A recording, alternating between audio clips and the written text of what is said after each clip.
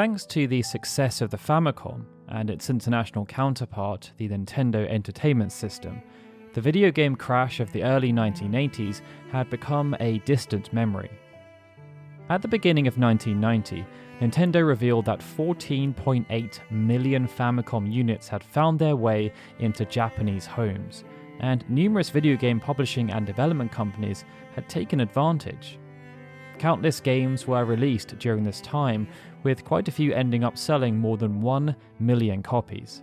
And the Dragon Quest franchise alone had managed to sell over 10 million units across its 4 entries on the system. Square had, unfortunately, arrived a bit late to the party, and their initial forays on the system had not delivered the kind of success they wanted or needed. But after the release of the original Final Fantasy, Square established a solid foundation through which they could build, and build upon that foundation they did. Final Fantasy II eclipsed the sales figures posted by the original game, and when it was released on the 27th of April 1990, Final Fantasy III became the best-selling and most profitable game the company had ever released. This opened up a lot of doors for Square, and with the successor to the Famicom looming on the horizon, it meant they had numerous decisions to make. Those decisions ended up having quite significant consequences, as Square made their first major misstep with the Final Fantasy franchise. But instead of holding the company back and allowing this mistake to derail what they were attempting to accomplish, swift thinking ensured a positive trajectory was maintained, and the result was Final Fantasy IV.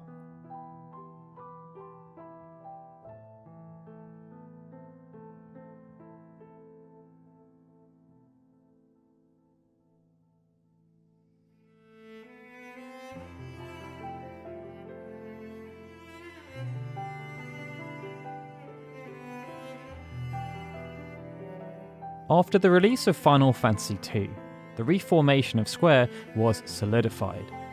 They were no longer a company that relied on a scattergun approach to development. Instead, their efforts and resources were assigned to projects with purpose. Their next suite of games served as exemplary examples of this approach. Makai Toshu Saga became the first game to ship over 1 million copies when it launched on the Game Boy in December of 1989. And less than 6 months later, that milestone was eclipsed following the release of Final Fantasy III. It proved that a calculated and methodical approach to development was prudent, and that Final Fantasy as a brand was one that resonated with the Japanese public. But despite everything looking very positive, there were still plenty of challenges that needed to be overcome, as the strength of Final Fantasy was still nowhere near that of Dragon Quest. And there was also the prospect of a new console generation looming on the horizon, and nobody quite knew what that would mean. If Square were to continue to prosper, solutions to these challenges needed to be identified, and this process was not as smooth as it may have appeared on first inspection. From the outset, Hironobu Sakaguchi knew that surpassing Dragon Quest, at least in the short term, would be near impossible. And this was for numerous reasons. For one, Akira Toriyama was working on Dragon Quest, and they were also able to leverage the readership of Weekly Shonen Jump to promote their games. As the Final Fantasy brand continued to grow, Sakaguchi became more and more aware of how much power print publications held, as they were incredible vessels for influencing A, what potential consumers were excited for, and B, what they were then convinced to buy. Whether they enjoyed the work or not, having a media presence was therefore very important, as was maintaining cordial relations with journalists.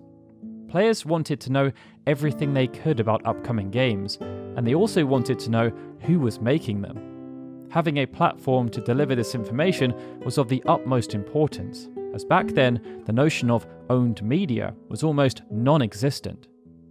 Dragon Quest had excelled, in part, by leveraging their connections with the media to take maximum advantage of this increased further.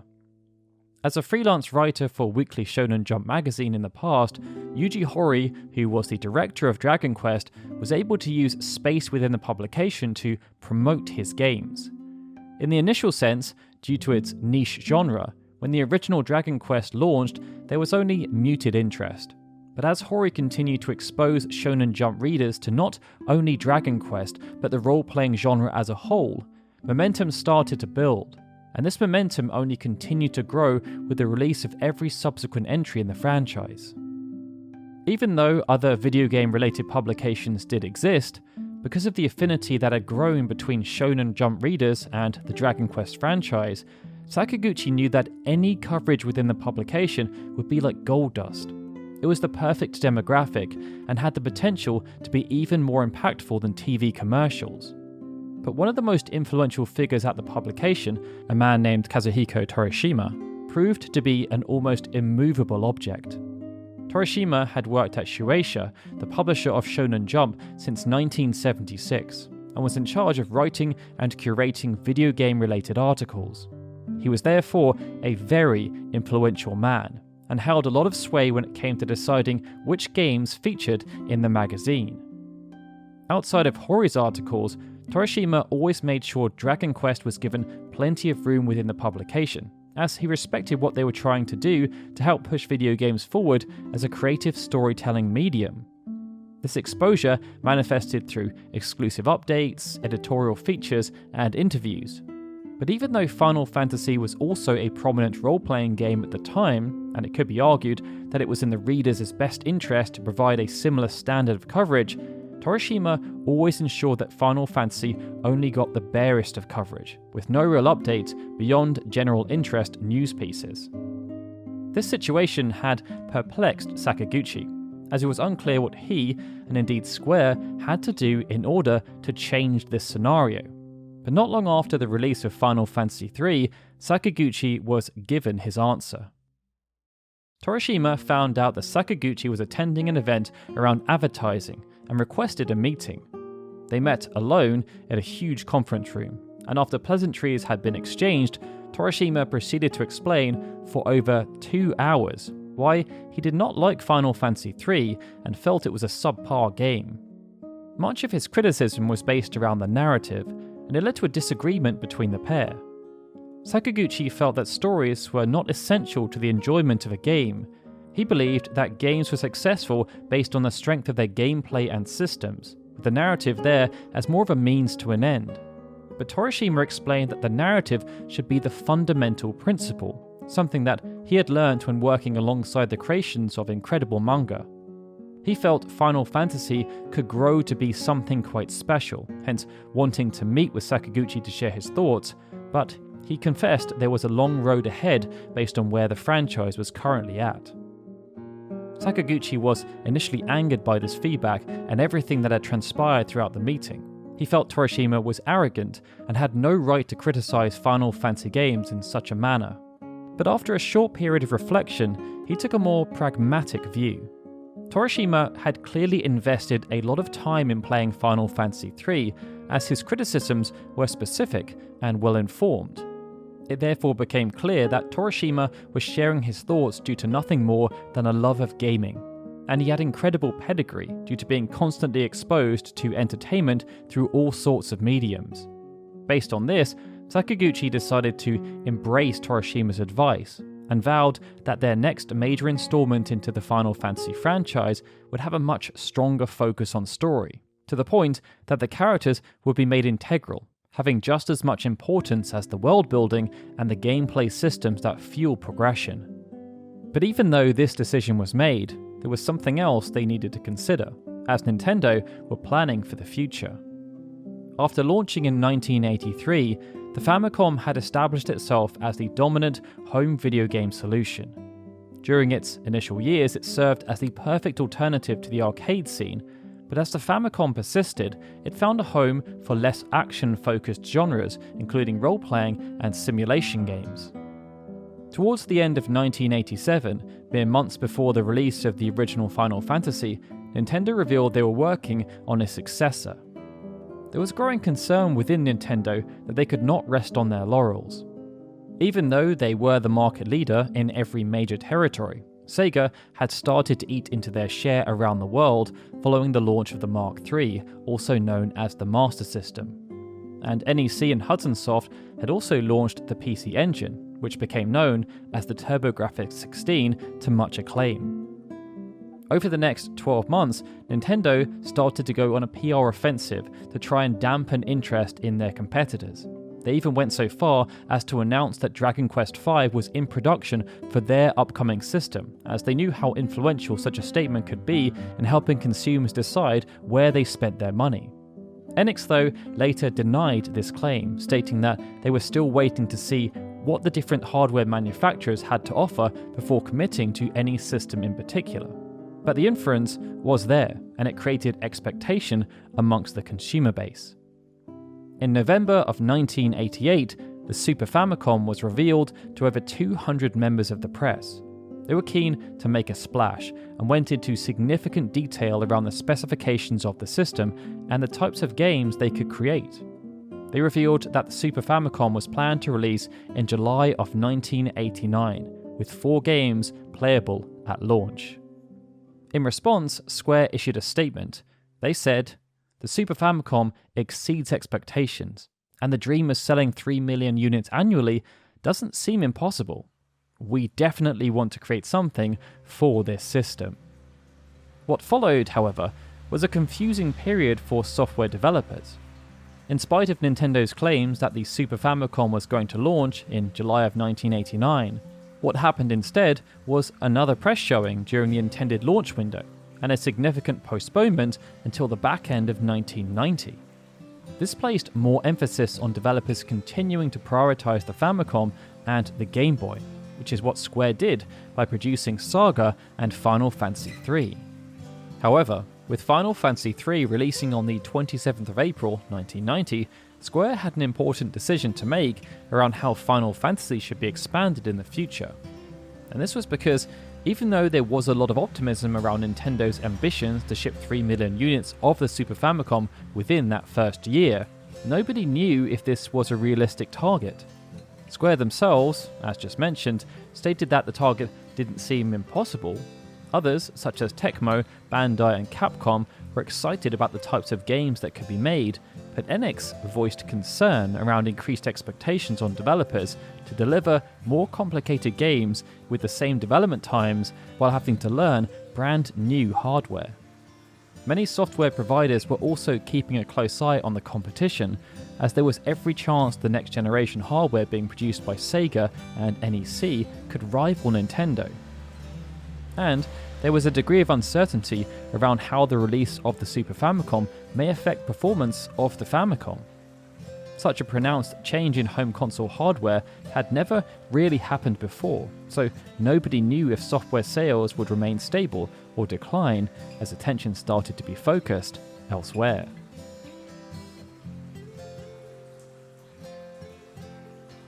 Initial conversations around the next generation of Final Fantasy software started happening between the Sales and Public Relations Department and the Production Department towards the back end of 1989, and this was many months before Final Fantasy III had even shipped. Due to the uncertainty existing in the market, there was a lot of indecision about what to do, and Square chose not to outwardly share any of their upcoming plans for some time, perhaps as they wanted to see which way the market was swaying. But with more and more thoughts moving towards the Super Famicom as its prospective release date got ever closer, Square decided to issue a statement, and it got many of their fans excited. In July of 1990, Family Computer Magazine published an appendix alongside their regular magazine. It included an extensive list of confirmed and speculated games being produced for the Super Famicom, and a small segment was dedicated to Square. As part of this, Yosuke Hirata, who was a member of the Sales and Public Relations Department, revealed that Square were working on an unnamed role-playing game for the Super Famicom, but it was not planned to release until the end of 1991. He noted that the reason for the long development time was because the team had been frustrated when working on the Famicom, as the system could not keep up with their imaginations, but that those restrictions would no longer exist when working on the Super Famicom, and they wanted to hold nothing back and wow expectant audiences, but this would take some time. In response, the editorial team at Family Computer Magazine speculated that this unnamed role-playing game had a high chance of being Final Fantasy IV, and noted that they had heard the story and gameplay systems were being developed simultaneously. For fans, it was a lot to take in. And this was before they knew what was happening behind the scenes was almost nowhere near what the editorial staff had speculated, nor did they know that Hirata had only spoken in half-truths. When the initial discussions were taking place towards the end of 1989 between senior stakeholders at Square from across the business, there were numerous things to consider. For example, the sales and PR departments proposed a few different scenarios relating to the future of the market based on their own research. And this related to the future of not just the Famicom, but also the proposed impact of the Super Famicom. They had to consider at least 4 different scenarios relating to the launch of the Super Famicom, with 2 being self-contained and 2 relating to the wider impact on the industry. Square was not ignorant to the significant decline in Famicom shipments in Japan. Between mid-1985 and mid-1986, the Famicom install base had doubled, as an additional 4 million units were shipped. But with each subsequent year, sales almost halved in size. By the start of 1990, this meant there were over 13 million Famicoms in the homes of consumers, which wasn't an insignificant number, but only one game released in 1989 that ended up shipping over 1 million copies. Part of this could have been down to specific franchises such as Super Mario Bros. And Dragon Quest being absent, but Square had to consider potential sales of their own software and how it might be affected by the launch of the Super Famicom. Famicom software sales, for example, could drop further, as consumers had their attentions diverted by the flashy new graphics of this new hardware. Or they could be maintained for a while, as Nintendo only expected to ship 3 million Super Famicom units within its first year on sale. There was also the possibility of the Super Famicom being a complete flop, either because consumers had gravitated towards competitor hardware or they just weren't interested in the software library. Or that the Super Famicom could be a smash hit, far exceeding expectations and granting riches to the publishers who chose to be early supporters. Beyond what the consumers might expect, Square also took into consideration the wants and needs of the actual developers themselves who were tasked with developing the software. Some were comfortable continuing to develop on the Famicom due to how much experience they had gained and the potential for quicker production times. But there were others who felt they had reached the limits of what the Famicom could do, and were excited about making bigger and better games on the next generation of hardware. Then, there was also the planned demographics they wanted to target. Final Fantasy 1 through 3 had been targeted at Japanese middle school kids aged between 12 and 15 years old. Even though there was the ambition to sell more with each subsequent release, the target demographic had not changed, and the developers were free to just make the games they wanted to make as long as they appealed to their target market. But as Square built and the sales and PR department became bigger and more influential, they proposed a different approach. To maximize sales, they suggested that the next generation of Final Fantasy games should continue to target Japanese middle schoolers, but also upper elementary children and young high schoolers. This then expanded the target demographic from 12 to 15-year-olds to 10 to 18-year-olds. When factoring in all of these elements, someone, somewhere, had a tough decision to make. Did they stick with the Famicom or abandon it to support the Super Famicom?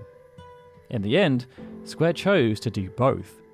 They worked on the assumption that Famicom software sales would remain consistent, with consumers also supporting the Super Famicom. And on this basis, they committed to developing 2 brand new mainline Final Fantasy games simultaneously: Final Fantasy IV for the Famicom and Final Fantasy V for the Super Famicom. To ensure this plan could be carried out in an effective manner, decisions were made that affected who worked on the project and the roles that were assumed. The 3 previous games had been directed by Sakaguchi. He was the person in charge of the project, responsible for motivating his team and ensuring the final product was up to the required standard. But even though this was the overarching role he was tasked with fulfilling, at least from the public's perspective, the reality differed. For example, Sakaguchi did not work on the original Final Fantasy throughout its entire development, and when he was working on the project, he spent a significant portion of his time working with and collaborating on projects with Nasir Jabeli, as he didn't really understand Japanese all that well, nor could he understand the concept of role-playing games. This meant Sakaguchi was still an active participant in development, even doing data entry. When working on Final Fantasy II and III, Sakaguchi did take a step back, but much of his time was spent on working with Kenji Terada on the narrative and how it manifested in-game, as opposed to being involved in all aspects. Due to there now being the ambition of having 2 games developed simultaneously, Sakaguchi no longer had the time to engage in such granular activities. He needed to be the captain of 2 ships concurrently, and the role of director became much more important for ensuring those ships stayed the course and didn't sink. This meant, even though there was a notion of still being involved with the scenario, it was with a light touch. Sakaguchi's primary function was instead to lay out the concept for what needed to be accomplished before delegating out tasks and directing people so that concept was delivered upon in the way that he wanted. This meant things had to change, because with the 3 previous games, there was a core spine that Sakaguchi could rely on to just get things done. And the strength of that spine afforded him the luxury of being able to focus on areas of personal interest. Individuals like Akitoshi Kawazu, Koichi Ishii, and Hiromichi Tanaka had been fundamental to the success of these games, and it could be argued that some were even more integral than Sakaguchi. But for various reasons, only a handful of individuals were retained to work on Final Fantasy IV and V, with many of that spine moving on to work on other projects. Kawazu had already stepped away after the release of Final Fantasy II, tasked with overseeing the development of the Saga franchise. But there were other notable absentees. Prior to the release of the original Final Fantasy, Hiromichi Tanaka had almost always worked on his own projects, as opposed to supporting Sakaguchi. After Tanaka finished up with Cleopatra no Mahu, he had shifted over to support on the original Final Fantasy, something that led him to collaborating with Sakaguchi for the first time since they had worked together on Death Trap, some 3 years prior. And he then stayed with the team, even taking the lead on Final Fantasy III, where he oversaw the majority of the game design. Ishii had been one of the main proponents of the Final Fantasy franchise, single-handedly coming up with many of the foundational concepts. He also worked on Final Fantasy I through III. The original plan was for Tanaka and Ishii to remain as a core part of the Final Fantasy team for Final Fantasy IV and V, but there ended up being some creative disagreements. Their vision for the future of Final Fantasy was different from Sakaguchi's, and this was perhaps because of the intense discussions Sakaguchi had had with Torishima about the importance of narrative. Final Fantasy IV started off as an action-orientated role-playing game, with less focus on narrative. There was a desire to build upon Final Fantasy III, transitioning to a style of game where separate battle scenes weren't necessary. The vision was for everything to be much more interactive, and to have the majority of actions happen in a dynamic field environment. Initial conversations were even held with Akira Toriyama, and the plan was to use some of his original characters in this new adventurous game. But numerous things happened behind the scenes, and Tanaka and Ishii ended up leaving the Final Fantasy production environment, tasked with transitioning the Final Fantasy IV prototype that they'd overseen into a brand new IP. This new project was given the initial codename of Chrono Trigger, and to ensure it matched their lofty ambitions, they were joined by another member of that core spine, Nasir Jebeli. Jebeli was a certifiable genius, able to conjure up things that seemed impossible, but he was also something of a liability due to his rogue nature. As Final Fantasy developed, this led to Sakaguchi implementing contingency plans, with Kiyoshi Yoshi and Ken Narita introduced as supplemental programmers. They were not as talented, but they were Japanese, and this made it easier for Sakaguchi to explain abstract concepts to them. The concept was that Jebeli was tasked with working on simpler elements, such as cutscenes and map traversal, with Yoshi and Narita responsible for programming the majority of the underlying mechanics relating to character progression and battles. With Chrono Trigger planned to have a strong action focus, Jebeli was a much more logical fit, as many of the proposed mechanics were more in line with the way he himself thought games should operate. Over time, this project ended up going through numerous revisions, and the elements involving Toriyama were stripped out and incorporated into another project that then inherited the Chrono Trigger name. As a consequence of this change, that original Final Fantasy IV prototype ended up being repurposed as his successor to Seiken Densetsu, and after what was an incredibly long development time, it finally released in 1993 as Seiken Densetsu 2, or Secret of Mana. Kazuko Shibuya was another member of the core team who ended up being reassigned. After joining Square in the mid-1980s, Shibuya had become invaluable. She provided graphical assets for many games, including King's Knight and Rad Racer. And across the first 3 Final Fantasy games, she had been one of the principal pixel artists, responsible for translating Amano's monsters into usable sprites. But beyond that, Shibuya had also helped to create specific scenes, such as the opening in the original game, worked on the user interface, and even provided blueprints for Amano to reference when creating the package designs. However, after the completion of Final Fantasy III, Shibuya was asked to help on Romancing Saga, as Kawazu was attempting to transition the Saga franchise from the Game Boy to the Super Famicom. Beyond that, Amano himself was retained as a freelancer to continue working on Final Fantasy, and Uematsu continued as a composer, but Kenji Terada, who had penned the scripts for the first 3 games, was not brought back. With so much change, it meant there were opportunities for some new blood to make their mark on the Final Fantasy franchise, and one of the individuals who benefited most was Takeshi Tokita. Tokita joined Square in 1985 as a part-time employee, having been impressed by the print advertising the company had produced for King's Knight. But like many other creatives who ended up at Square around this time, he stumbled into the company and had no grand aspirations to work in video games. Instead, Tokita had once held ambitions to become a manga artist, before changing focus to acting after being inspired by the anime boom. When attending Kanagawa Yokosuka High School, this saw Tokita join an acting troupe, and he then moved to Tokyo with a dream of becoming a theatre actor. However, the life of a thespian is never easy, and Tokita ended up seeking part-time work as a way of supporting his theatre ambitions. And since he had spent so long practicing drawing, he started applying for graphic design roles. Tokita ended up being hired by a video game company called Zap, and he worked on numerous games that were developed for PCs and the MSX. It was a fast-paced environment, with games being churned out in rapid fashion. But this environment enabled Tokita to learn the ropes and become self-sufficient, as the only other person working on games alongside him was a single programmer. It was during this time that Tokita met Manabu Yamana and Kan Naito, 2 genius programmers who ended up being hired by Chunsoft to work on Dragon Quest. Naito ended up serving as chief programmer on Dragon Quest 3 and 4 before leaving alongside Hiroyuki Takahashi to set up Climax Entertainment, where they created Shining Force.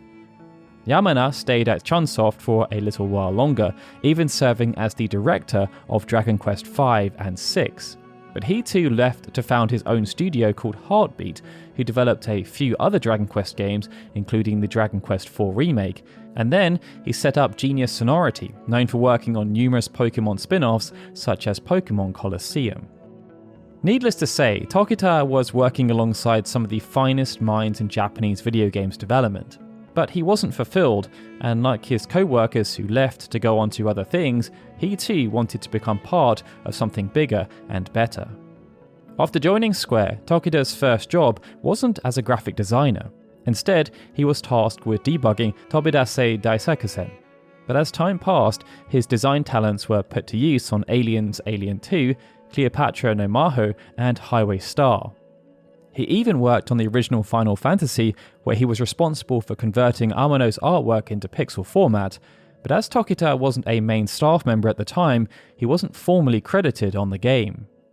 Tokita then fulfilled a similar role on Final Fantasy II, also working on Hanjaku Hero despite still being part-time, and he took on more responsibilities for Final Fantasy III, where he assisted in the creation of sound effects alongside Hiroyuki Ito. But perhaps Tokita's biggest contribution came when working on Makai Toshi Saga. After Final Fantasy II had been completed, Akitoshi Kawazu stepped away to forge his own path on the Game Boy. Saga was the result, with Kawazu taking full ownership of the scenario, the battle system, and general game design. But there was room for Ito and Tokita to assist, and this was where Tokita's strengths came into play. Having been used to working on numerous aspects of development, especially when working at Zap, Tokita supported on scenario development. but he also served as the character designer and worked on sprite graphics. He even assisted Uematsu and Masanori Hoshino on the creation of sound effects. With Saga going on to become the first game released by Square to ship over 1 million copies, it therefore placed a spotlight on this team and what they could do. Soon after, Tokita was hired as a full-time employee, but the increase in expectations was not insignificant. Tokita had been given plenty of responsibility on Saga, but now Sakaguchi placed him in charge of writing the scenario and serving as lead game designer. But that wasn't all. He was still expected to be working on graphics too. And due to the sheer volume of work, it led to Tokita working on his planning duties during the day and graphic design during the night. There were further promotions elsewhere in the team. Ken Narita took Jebeli's place as main programmer, with Kiyoshi Yoshi continuing to be supported by Katsuhisa Higuchi as programmers on the battle scene. Hiromi Nakada, who had been at Square since 1985, was promoted to main graphic designer, and Yasushi Matsumura was promoted to map designer, having been a debugger on Final Fantasy III. Kaitoru Adachi and Hiroyuki Ito, who alongside Tokita had been prominent parts of the Saga team, also received promotions to working on Final Fantasy. Each of these employees embodied the working spirit that existed in Japan at the time, with it not being uncommon for people to sleep in the office, sometimes on rows of desk chairs and sometimes using hammocks. And such commitment was necessary, as in the early days of development, Sakaguchi wanted all of the key staff to contribute to both Final Fantasy IV and V at the same time. The theory was that innovations and learnings could be passed between the two games, speeding up development and ensuring a high degree of synergy. But as development proceeded, cracks started to appear within this rather ambitious plan. After Tanaka, Ishii and Jebeli left the team, development on Final Fantasy IV restarted, with Final Fantasy V still underway. Provisional concepting and scenario planning was completed in May 1990, but development did not get into full swing until September, some 4 months later, and 2 months after Hirata had made a statement to the press around Square's ambitions for the Super Famicom. There was a belief that, with Final Fantasy III doing so well, and with other franchises now starting to become established, the pressure on Final Fantasy to succeed was reduced. Because of this, Sakaguchi felt like some time off was needed for the team to recharge. And after getting married himself in June and catching up on his backlog, Sakaguchi then proceeded to go travelling in July and took a further break in August. A few months after Sakaguchi returned and development had got into full swing, the media began speculating about what Square were up to. Towards the beginning of November, Famitsu published an article stating that despite Square's assertions that they were planning a big new role-playing game for the Super Famicom, they believed Final Fantasy IV was actually in development for the Famicom. Based on what they had heard, they understood that there were plans for the game to feature a revised job system and airships, and they even published a mock-up of what they thought the game could look like. Perhaps in response to this, Square then revealed what they were working on. On the 23rd of November 1990, Famitsu published 2 magazines on the same day. One was in the regular format, while the other was a special edition. Just inside the cover of the regular format magazine was an advert for the first Super FF, Final Fantasy V. And alongside a fantastic piece of concept art created by Amano, the reveal of Super FF was accompanied by a short passage that said something akin to the following. There exists something beyond creation. There exists something beyond imagination. Whirling flames, freezing icicles, flashing lightning. Everything is different. And now, we stand on the same field as our enemies. No more easy decisions will be allowed. This time, you yourself will take up the sword.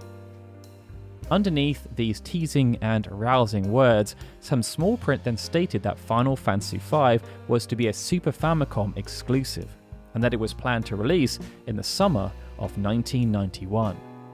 The special edition magazine then had a long featurette that contained the first details about Final Fantasy V, but it also addressed the elephant in the room, Final Fantasy IV. Instead of being announced as its own standalone game with significant fanfare, Final Fantasy IV was revealed within the article via a question asked by the author. Square confirmed that Final Fantasy IV was also in development and that it was planned to release on the Famicom. But based on the splash being made around Final Fantasy V as opposed to Final Fantasy IV, it became clear that the marketing department at Square wanted to get consumers excited about the future, not the past or the present. There was perhaps an expectation that the existing Famicom audience they'd built over the past 3.5 years would still be there, so less effort was required to engage and sell to them. What made this even stranger though was that the author also revealed that Final Fantasy IV was planned to release after Final Fantasy V. Square had committed to releasing the games out of sequence, and this too highlighted how much Final Fantasy V was being prioritized. In truth, after development had commenced in earnest, there became a realization that working on 2 Final Fantasy games concurrently was quite challenging.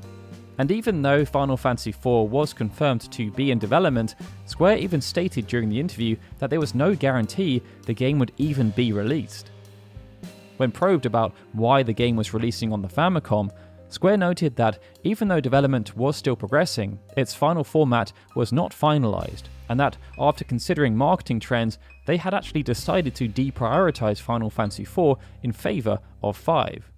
They also noted that this didn't just relate to Final Fantasy IV, it related to all future developments regarding the Famicom. They were now undecided. When Final Fantasy III had launched, there was already a notion of diminishing returns on the Famicom.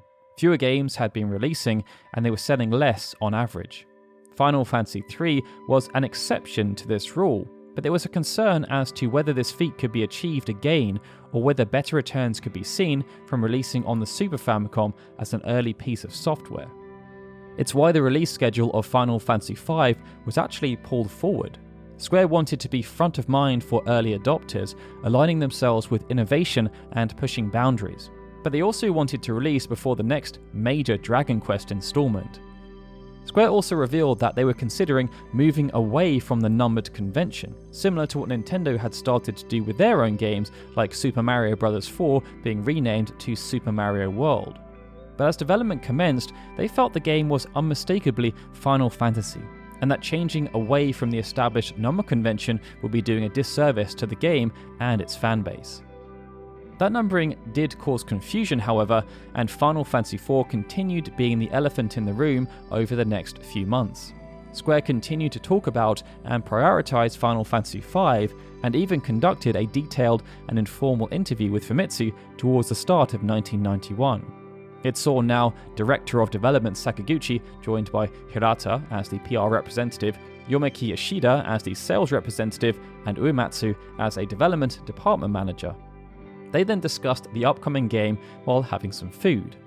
Final Fantasy IV was not mentioned once, but Sakaguchi did speak about their ambition to create a more thought-provoking narrative, and concept art was shown for a character named Cecil and one named Sid.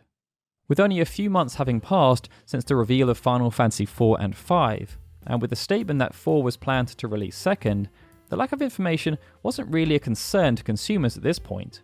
But behind the scenes, there were clear reasons for the silence, and those reasons were announced to the public at the start of February 1991, just weeks after that interview was published. Having developed 3 games for the Famicom already, the team were confident that they could make a 4th without the same level of effort being required. This meant they theoretically could work on 2 games concurrently, but the majority of their effort was geared towards learning about the Super Famicom and making bigger and better games for that system. In the first few months of development, the plan seemed to be working. By November 1990, vertical slices of both Final Fantasy IV and V had been produced, and between then and the end of the year, they were shown off to internal sales and public relations departments, but also the rest of the company. The idea was to gain feedback from a wider audience so that revisions could be made sooner rather than later. Or, if need be, the projects could be taken back to the drawing board. The feedback on both projects was actually positive. Both games had strong mechanics and storylines, but question marks started to be raised as to how they could actually release the games out of sequence without it having a negative impact on the brand. And unfortunately, those questions only started to gain traction after Final Fantasy IV had already been announced. The reality was that Final Fantasy V had been given the objective of surpassing Final Fantasy IV in every meaningful way. But with it planned to release afterwards, the fear was that when it did eventually go to market, Final Fantasy IV would look so poor by comparison that it had the potential to be quite damaging for the overall perception of the brand. In a statement prepared for the general public, this was exactly how Square explained their decision to ultimately cancel Final Fantasy IV and rebrand Final Fantasy V as Final Fantasy IV. They felt it was irresponsible for them to release a product that was clearly inferior to a previous work. But this wouldn't have been the only factor. Many other publishers had also shifted their focus towards the Super Famicom, with Nintendo leading the way in this regard. And although the Famicom did still see some games released after the Super Famicom had launched, they were far and few between. In fact, after the release of Final Fantasy III and Dr. Mario, only one game ever managed to sell more than 1 million copies, Kirby's Adventure, which actually launched in 1993.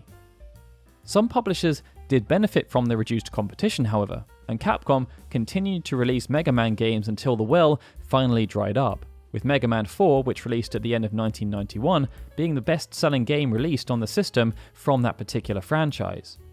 But it became clear that the market was moving on, and this meant the recommendation to cancel was also pushed by Square's sales team.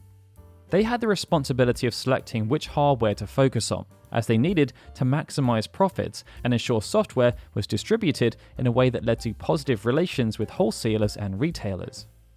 And they'd heard that the Super Famicom had the potential to rapidly surpass the install base of the Famicom, leading to much more profits for early adopters. As with limited games to buy, the attach rate had the potential to be much higher. In the aftermath of the decision, Square placed all their focus on the now rebranded Final Fantasy IV, and it was given a provisional release window of July to August 1991. But questions still remained about the cancelled game. Later in the year, when probed, it led to Sakaguchi stating that not much work was ever done on the project, and it barely made it out of the concepting phase. But many years later, the subject was revisited, and Sakaguchi shared that he had lied in those initial interviews to save face, and that the game was actually around 80% complete when the decision was taken to cancel. He admitted to lying in those earlier interviews because he was angry and embarrassed about the game's cancellation. This suggested it was sales and marketing who were the primary drivers behind the cancellation. They must not have wanted to release two mainline Final Fantasy games in the same calendar year. And with there being a desire to prioritize the Super Famicom version, this meant there was no choice except to release the Famicom version in 1992 or just cancel it and focus on the future. Even before the decision had been taken to cancel Final Fantasy IV and rebrand Final Fantasy V, internal focus was much more heavily weighted towards the latter project. Staff were required to work on both, but working with the Super Famicom was just so much more exciting and motivating, as they could push boundaries and investigate creating a new type of role-playing game. The other considerations were around competition.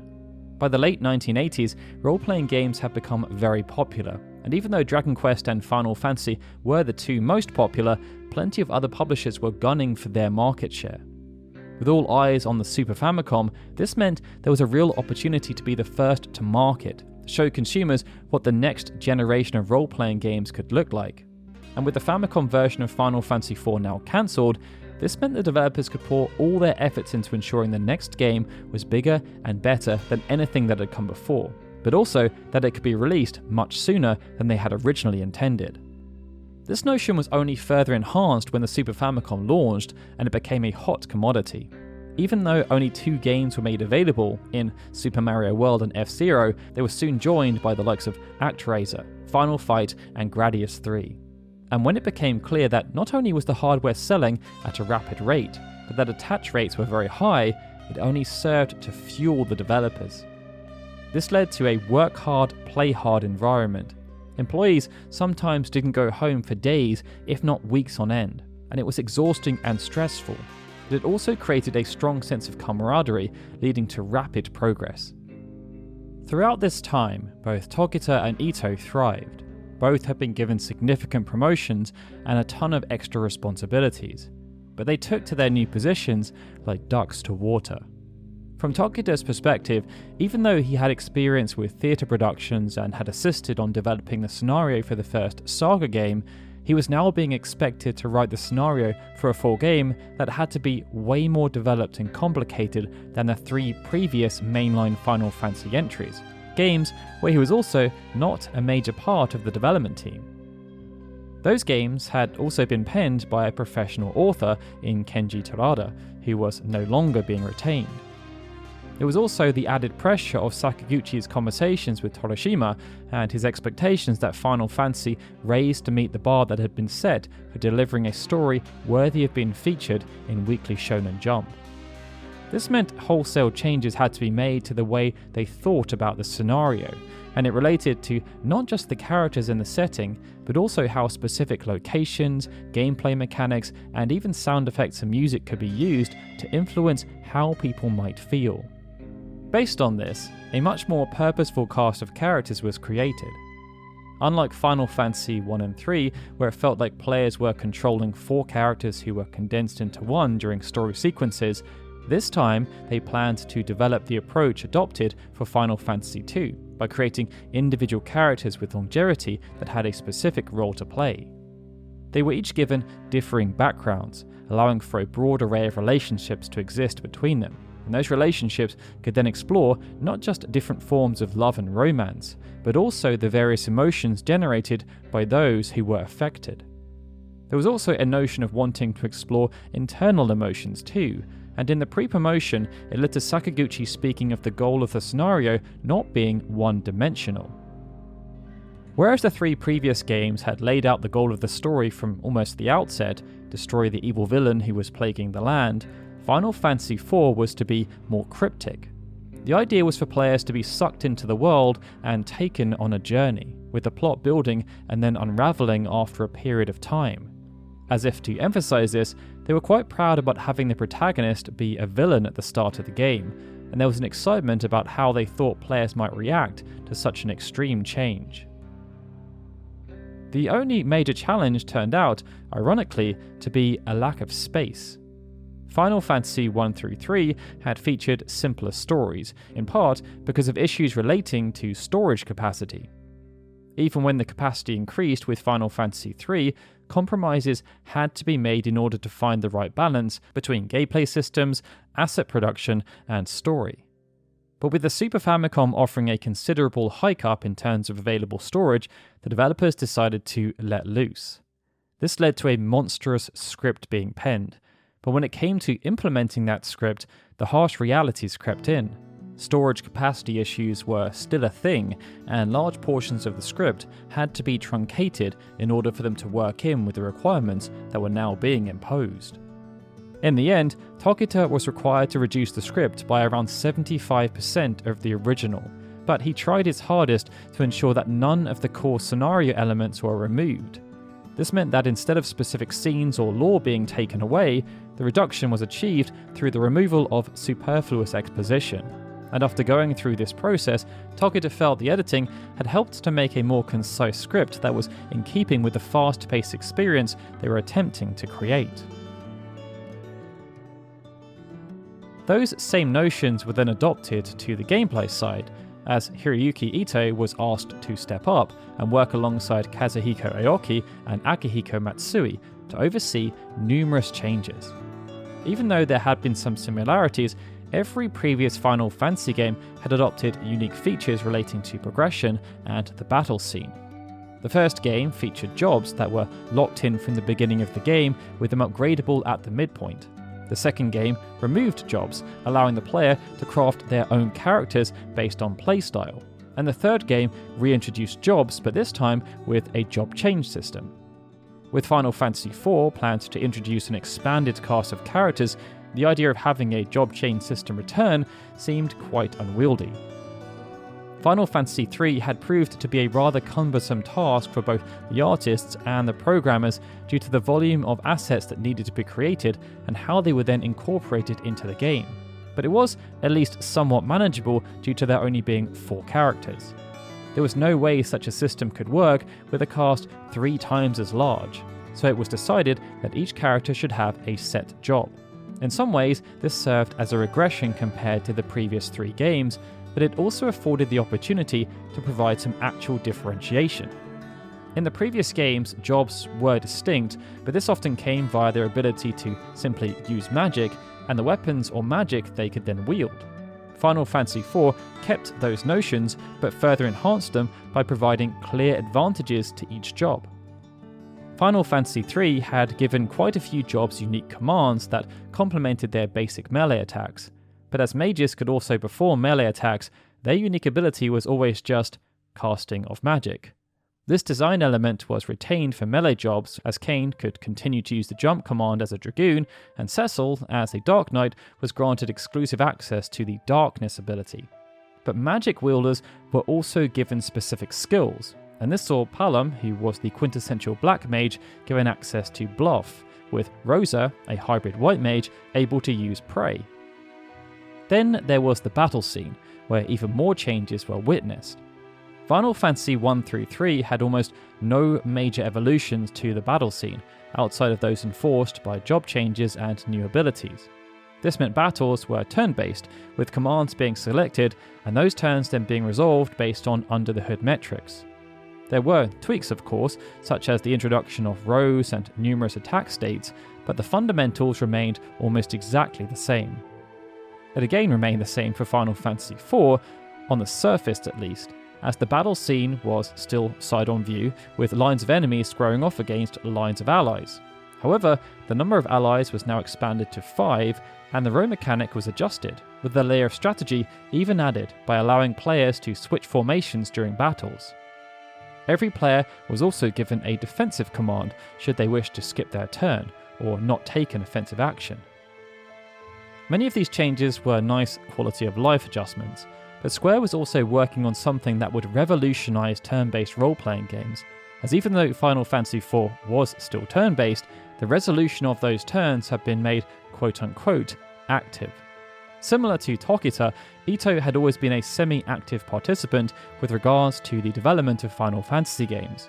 He had contributed to Final Fantasy 1 and 2 as a debugger before providing sound effects on Final Fantasy 3. During this time, he'd gained exposure to numerous aspects of game design, but he started to gain a curiosity about the battle scene. Ito had no inherent interest in role-playing games or tabletop games, but he was a keen study of sports, and having observed the classic turn-based systems that had been created, he felt there were clear similarities with American football. You had 2 opposing teams standing off against each other, with specific plays being formulated. Then, at the snap, everything played out in that moment based on the attributes of the players on the field, what actions they thought their opponents might choose, and what they themselves had intended to do. Ito felt the parallels were quite novel, but he had aspirations to take things even further. He believed, as did Tanaka, that the industry was moving forwards and favouring real-time combat. But unlike Tanaka, who was able to create a new IP to explore those sentiments, Ito was tasked with figuring out how to meld those aspirations without deviating too far away from the Final Fantasy DNA. This represented quite the challenge, as the last thing they wanted to do was ostracize and alienate their existing fanbase. As such, Ito came up with the notion of creating an action-like game, but with no actual action elements. To solve this, Ito took inspiration from another sport, motor racing, specifically Formula 1. Ito had watched as the sport went through an interesting transition, with cars moving from manual transmission to automatic. This, in theory, reduced the thrill of driving, as the driver had less control over the car and less interaction. They just had to shift the car into drive, and then the car essentially drove itself. But it didn't, as focus was just placed elsewhere. Ito thought that such a sensation could be replicated within the game, and he came up with the notion of active time. This worked by having characters take actions in supposed real time when it was their turn, as opposed to them all being selected at the same time and then resolved. But just as with automatic shifting, it just created the illusion of action. During initial interviews, Sakaguchi was excited about the potential of this new gameplay system, but he was also keen to downplay its significance, as without being able to actually show it in action, it had the potential to seem quite underwhelming when simply described. But there were also concerns around initial versions of what became known as the active time battle system, as it just didn't resonate with playtesters. When Final Fantasy III had launched, Square included pamphlets that allowed purchasers of the game to apply to be beta testers on future Final Fantasy games. It meant that those who were recruited to playtest Final Fantasy IV were part of the core fanbase who had purchased the previous game, and Ito had been given the objective of not antagonizing them with the adjustments. Having been conditioned for so long on standard turn-based combat, initial playtesters felt the active time battle system was too radical, and it meant Ito worked with Aoki and Matsui to try and perfect the system and present it in such a manner that those existing fans remained satisfied. These notions then continued as Final Fantasy IV went through a tough final stretch, as employees worked relentless hours in an effort to hit the ambitious targeted release window of July 1991.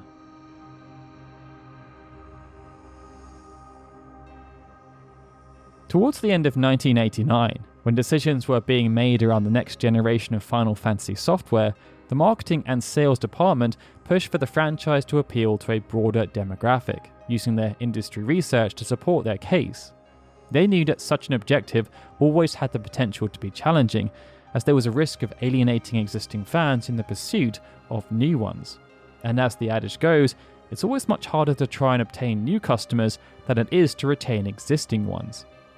But for the franchise to continue to grow and thrive, it was a necessary step to take, especially as the Super Famicom itself had the potential to attract a new audience. They therefore used their growing influence to push for a forward-thinking plan that initially enabled them to cater to both old and new audiences at the same time.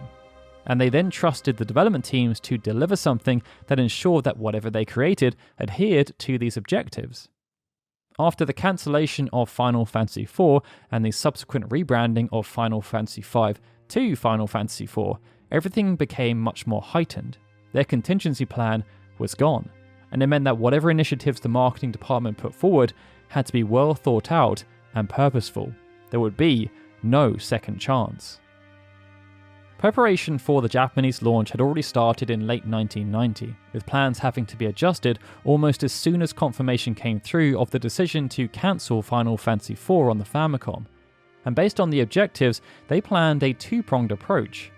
Prong 1 was 100% focused on existing fans, with Prong 2 having a primary focus on new fans, while having the secondary objective of also displaying subtle nods to existing fans to keep them happy.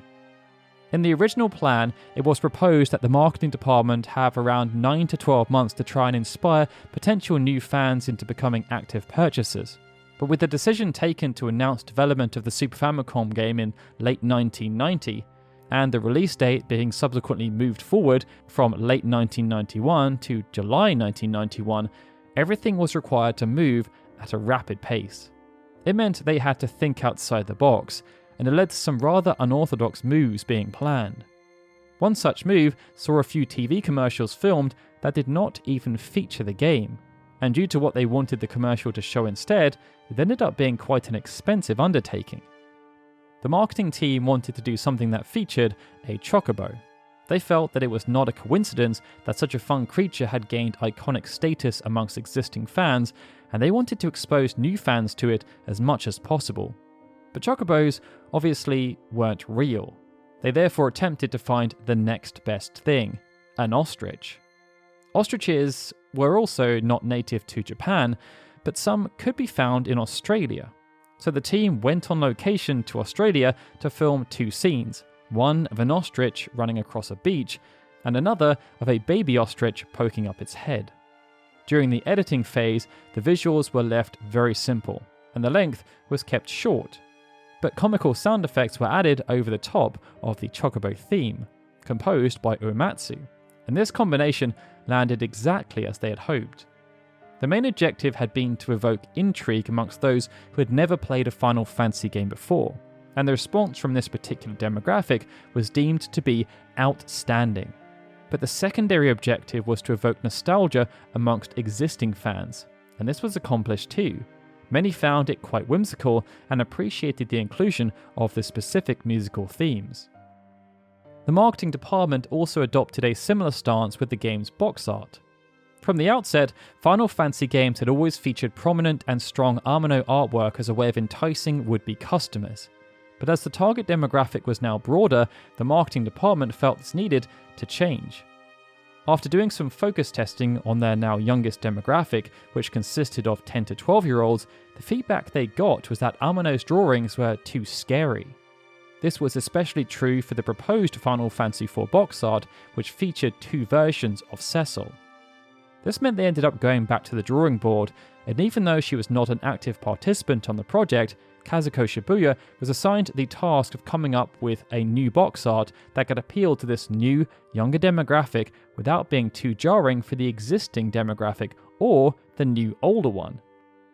Her response was to create chibi forms of some of the characters, while also aligning them with expectations set by Final Fantasy I and III. This saw Cecil, as a paladin, given a red colour palette so as to align with the warrior or fighter class from the original game, and he stood alongside Rosa and Edge, 2 new characters.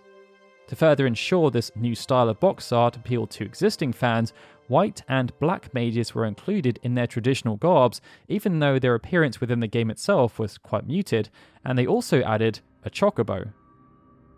Now, these were 2 examples of initiatives geared towards appealing to new demographics, but other forms of advertising had the opposite objective. In the past, Square had often produced ranges of merchandise to support the release of games, but sometimes they were not available at launch. Soundtracks in particular were notorious for taking a long time to release. For Final Fantasy IV, the marketing team decided to take a different approach. They knew that music had become a prominent aspect of the game, with the work done by Uematsu often commended by critics and fans alike. Many had resonated with his fantastic use of leitmotifs and quirky melodies, and meant there was a degree of expectation to see how the quality of Uematsu's compositional work was going to be enhanced by the new SSMP sound chip, which had been designed by Ken Kutaragi and produced by Sony.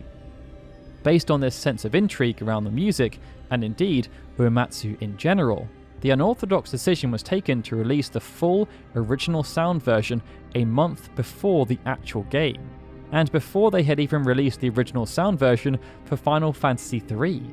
This decision itself would not have affected Uematsu much, as the game was largely completed by this point, including the compositional work, but he had been under immense pressure throughout 1990, and indeed since he had joined the company some 5 years prior. In the liner notes for the soundtrack, Uematsu alluded to these struggles. He joked about how he wished he lived in Hawaii and was able to use the amazing beaches and island life as a muse for his compositional work, but that was far removed from reality. Opening up, Uematsu spoke about having to work long and hard on pieces of music that ended up being scrapped or never used, having creative ruts when deadlines loomed, and having to read game critics disparaging his work. He also revealed that he'd been working non-stop for 14 months without a single day off, and that because creating music for the Super Famicom was so tough and demanding, he'd often brought a sleeping bag into the office so he could stay over and work whenever he had inspiration. Uematsu even made note of the fact he wrote the liner notes in the office at 1:30 in the morning.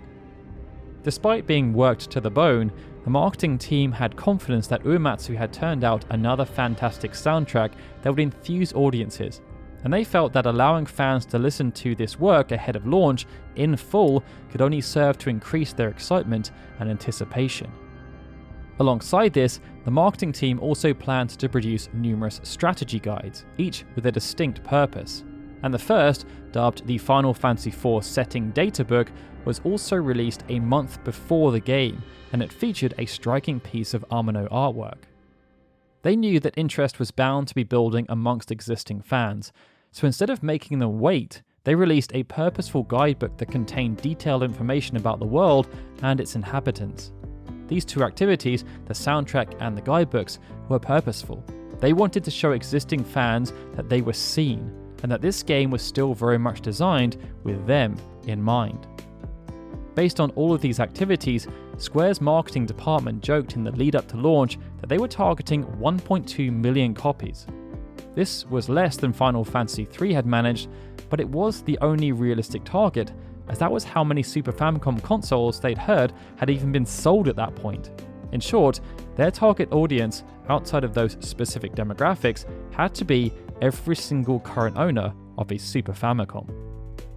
As everything built towards the planned release date of the 19th of July 1991, the stars seemed to be aligning. The release date itself had been picked for a specific reason. It was one day before schools broke up for the summer holidays. The marketing team understood that sales were always low during the holidays themselves, but they were also keen to avoid releasing earlier as they didn't want to clash with exam periods. They therefore chose the 19th of July as they hoped to maximize word of mouth. There was a belief that those who bought the software day one could then influence their friends who were bored and wanted something to do, and that if enough kids already owned the game before the summer holidays started, this could increase pressure on parents to ensure that their own children weren't left out. To ensure this release date was hit, the team put in a huge amount of effort.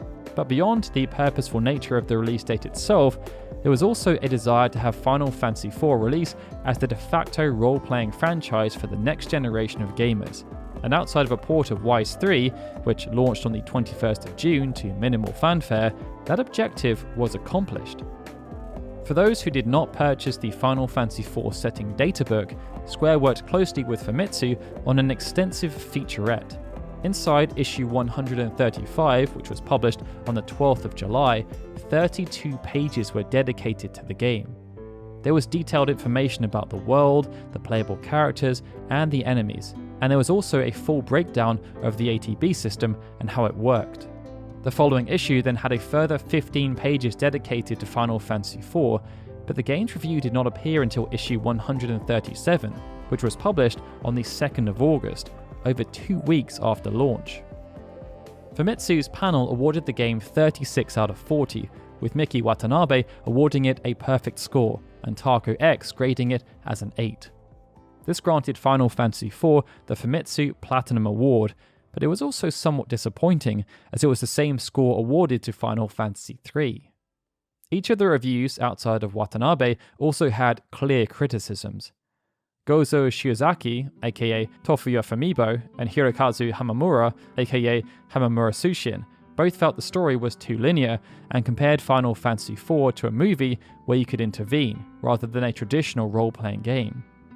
But they felt the level of finish relating to the graphics and presentation was by far the best in the series, with Shiozaki providing a commendation on the semi-real-time battle system.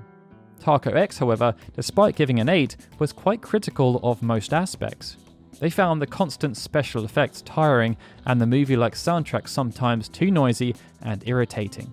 They also said that while the ATB system was interesting, it was too challenging to get to grips with, and accused the development team of trying to do too many new things all at the same time.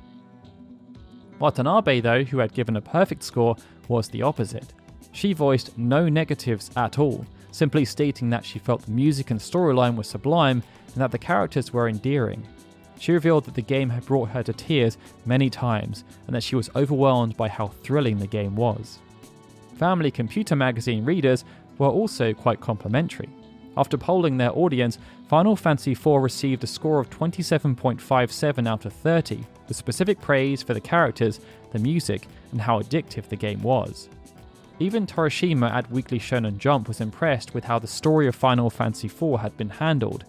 This still didn't see any major changes in terms of coverage in the immediate sense, but it did contribute to an overall softening of his stance. It became clear that Square had a potential hit on their hands, and with the Super Famicom doing very well, having now sold over 2 million units, that notion was amplified. During its first week on sale, this saw Final Fantasy IV sell over 100,000 copies, becoming one of the fastest selling games to release on the Super Famicom by that point. But whereas other games released that year saw similar or even better first week numbers, including the likes of Super R-Type and even The Legend of Zelda: A Link to the Past, Final Fantasy IV went on to sell much more than any of them. By the end of its run, this saw Final Fantasy IV sell 1.4 million copies, over 10 times those initial first week sales, and it ended up as only one of 2 games released in 1991 or before that sold over 1 million copies, with A Link to the Past being the other. Given the relative install base of the Super Famicom compared to the Famicom, such sales figures were deemed incredible, and it meant Final Fantasy IV had generated approximately 11.5 billion yen, or the equivalent of around $85 million at the time. This figure was also impressive given the short development time, as Final Fantasy IV had spent around the same, if not slightly less time in development than Final Fantasy III, but generated around the same amount of revenue despite being developed on a new, more advanced system that the team had to learn. But despite all of the praise from critics and fans and the fantastic sales and revenue figures, such a swift approach to development did not come without its problems. Soon after Final Fantasy IV shipped, it became apparent that the game had numerous game-breaking bugs. Unlike today, where those issues could be fixed via a simple patch, there was no way to correct the mistake outside of creating a brand new version of the game and replacing all of the unsold copies. Unbeknownst to the general public, this led to the development team hastily re-releasing Final Fantasy IV with a new version dubbed Revision A or version 1.1 soon appearing in stores. Almost as soon as Final Fantasy IV had shipped in Japan, Square started working on a release for North American audiences that would be a bit more tailored to the market. Despite Western role-playing games having served as the inspiration for Final Fantasy and Dragon Quest, and the original Final Fantasy having sold much better in North America than it did in Japan, there was an internal belief that North Americans would find it too difficult to jump from Final Fantasy 1 to 4, as they wouldn't have had exposure to the various mechanics that had been introduced in the preceding games. Based on this, Square felt the need to simplify the experience, so sought to make the game less confusing and less challenging, and this applied to almost every area. With almost no guidance, limitations relating to storage capacity, and with a fast turnaround time expected, Final Fantasy IV received a localized script that was rather simplified to say the least. This led to entire sub-stories being cut and other nuances being lost in translation. Religious wording and profanity were also removed due to regional censorship, and certain items and spells were renamed to make them more literal, such as Phoenix Downs being called Life. Gameplay mechanics were also toned down. In the initial sense, a significant number of spells, items, and abilities were removed. Items were also made much easier to obtain owing to cheaper prices in shops, and or in the case of Ethers, their appearance in shops as opposed to having to be found in the Japanese version. Beyond these issues, Square also had to contend with confusion they themselves had created around numbering conventions. Square had published numerous adverts in the preceding years talking about the upcoming releases of Final Fantasy II and III, but neither of those games ever released in North America, and it left something of a black hole. This led to a degree of trepidation, as they believed the market may get confused should Final Fantasy II and III be skipped in favour of Final Fantasy IV. After careful consideration, the North American division of Square decided to rebrand Final Fantasy IV as Final Fantasy II, so that they could at least try and maintain a degree of continuity. Final Fantasy II then appeared within the Gossip Galore section of issue 29 of Nintendo Power. They classified the game as coming soon with no specific release date, but said that based on what they'd seen, the game had the potential to set the standard for the future. Issue 30 of Nintendo Power then had a huge 14-page featurette on the game, where they classified it as not only a sequel, but also an adventure movie. Much effort was placed to highlight how easy and user-friendly the game was, and it featured original artwork as opposed to anything created by Amane or Shibuya. This led to some creative interpretations, especially relating to Teller, Palom, and Porom. In their review, which featured in the same issue, Final Fantasy II was given a 4.6 for graphics and sound, 4.5 for theme and fun, 4.2 for challenge, and a 3.8 for play control. This worked out at a 16.8 out of 20. EGM reviewed Final Fantasy II in issue 29, awarding it a 32 out of 40. Even Stephen Martin, two reviewers who actively confessed to disliking role-playing games, were generous, commenting about how strong the music was. Given these promising review scores, how well the original game had been received, how well the rebranded Final Fantasy Legend Game Boy games had been received, and how well the Super Nintendo was selling in North America, with approximately 6 million units sold in the first 6 months, there had been a reasonable degree of expectation ahead of the localized launch. But when Final Fantasy II did land on store shelves on the 23rd of November, performance was quite lackluster by comparison. Whereas the original Final Fantasy ended up selling around 700,000 copies, Final Fantasy IV only ended up selling around 300,000. And given the lower price point, this meant it only generated around $20 million. Due to all the changes that were enforced, the North American version of Final Fantasy IV ended up having some stark differences in comparison to the original Japanese version, and indeed the revised version that it was replaced by soon after launch. But it also led to an interesting first. After much of the groundwork was complete on the North American launch, it was handed over to the localization team to work their magic. But it also opened up a new possibility. With so many changes being made, Square wondered whether it would make sense to re-release this, more tailored version of Final Fantasy IV for Japanese audiences too. And they didn't just stop there. Using the modified North American version as a base, the developers chose to make even more changes, and again, these changes affected multiple aspects of the game. The Japanese script was simplified so that children could better understand the language being used, as well as the context of certain scenes, and the gameplay was further refined to make enemies even less challenging. Many monsters, items, and pieces of equipment that were based on English names were also changed, making them more attuned to the Japanese audience. This new iteration became known as Final Fantasy IV Easy Type, but the curious element here was that despite being based on the North American version, it actually ended up going to market earlier, launching on the 19th of October. Perhaps due to what it was and the close proximity to the original game, Easy Type only ended up selling 6,500 copies during its first week on sale. However, it did manage to eventually ship over 65,000 copies, and due to it going to market with a higher price point than the original game, it still generated around 600 million yen, the equivalent of around $4.5 million.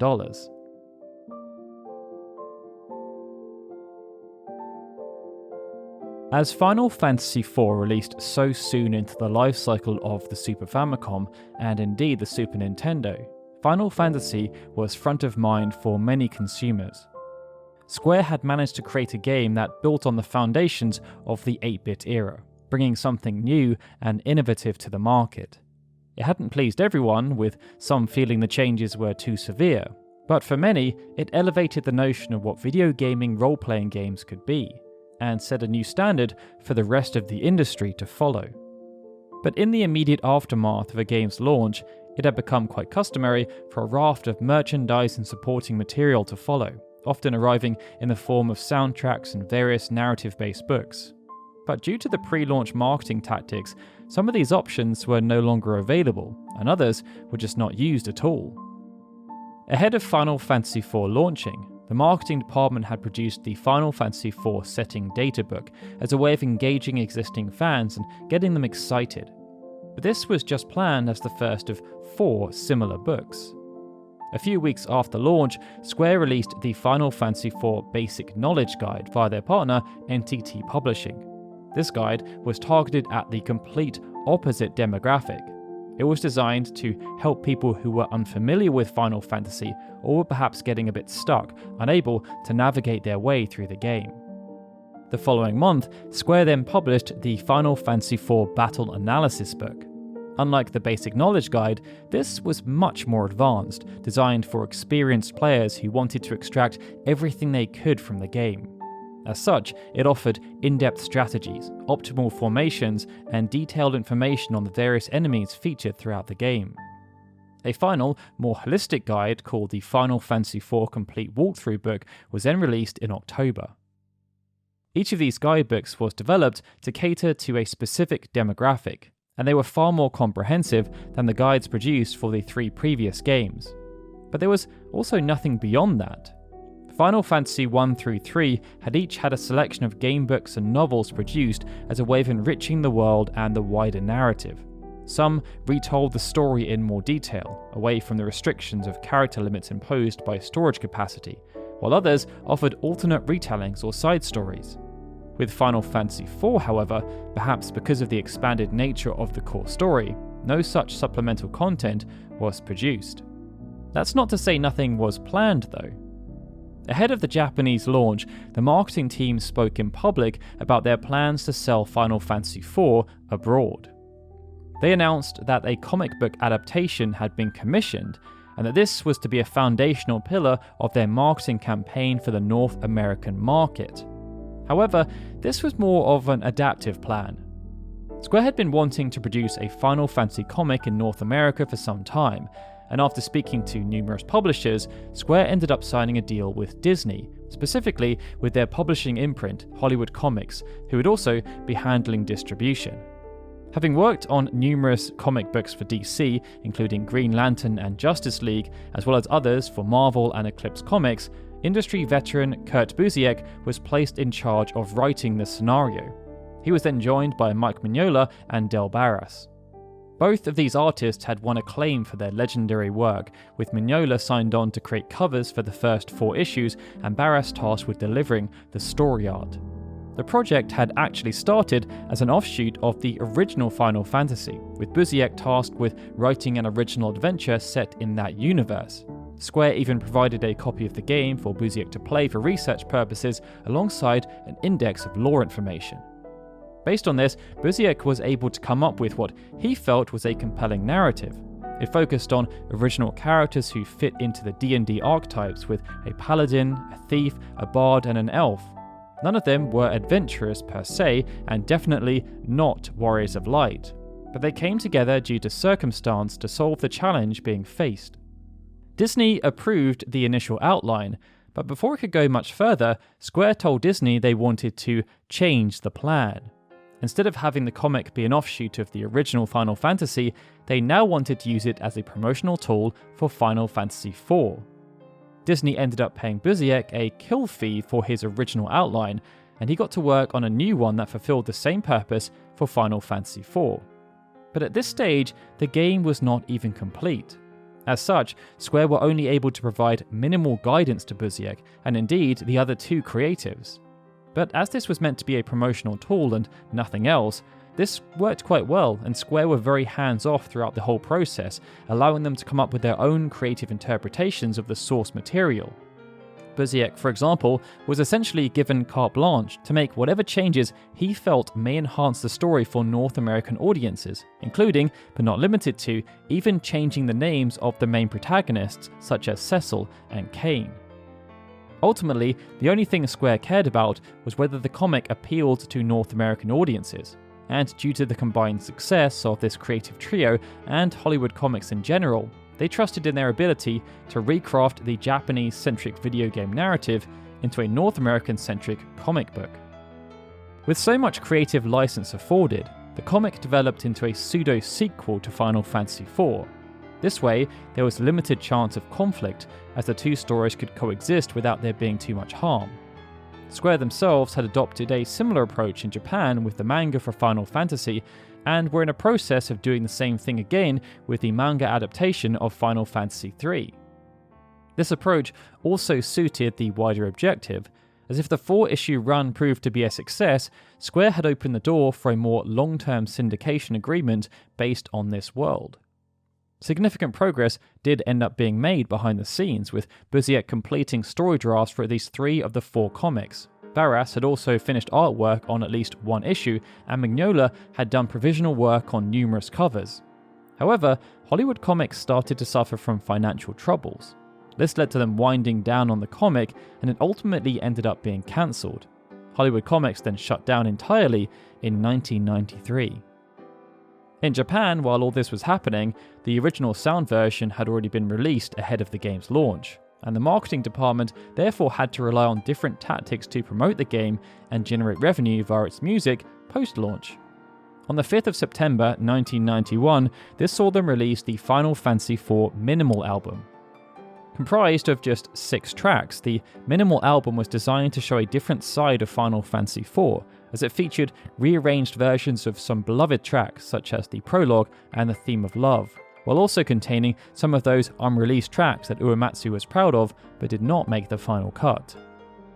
Uematsu himself worked on some of the rearrangements, but he was assisted by Ken Morimura and Hironori Do, who worked for a company called Snow Productions.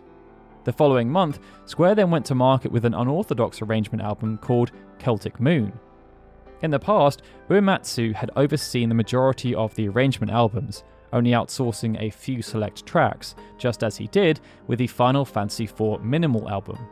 The only exception to this was the Symphonic Suite, and Celtic Moon followed a very similar approach, as it involved Uematsu handing over his compositions to another musician, except this time that musician was not Japanese.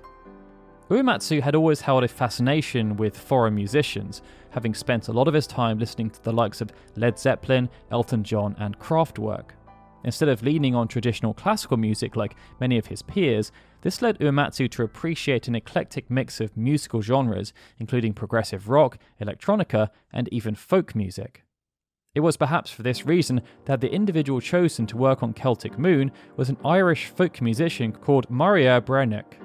Brearneach was an accomplished musician with exposure to a wide variety of traditional and folk instruments. She had obtained degrees from the University College Dublin before lecturing there and the Conservatory at the Technological University of Dublin. Brearneach then left to pursue other opportunities, producing an album called Meristem before being commissioned to work on Celtic Moon.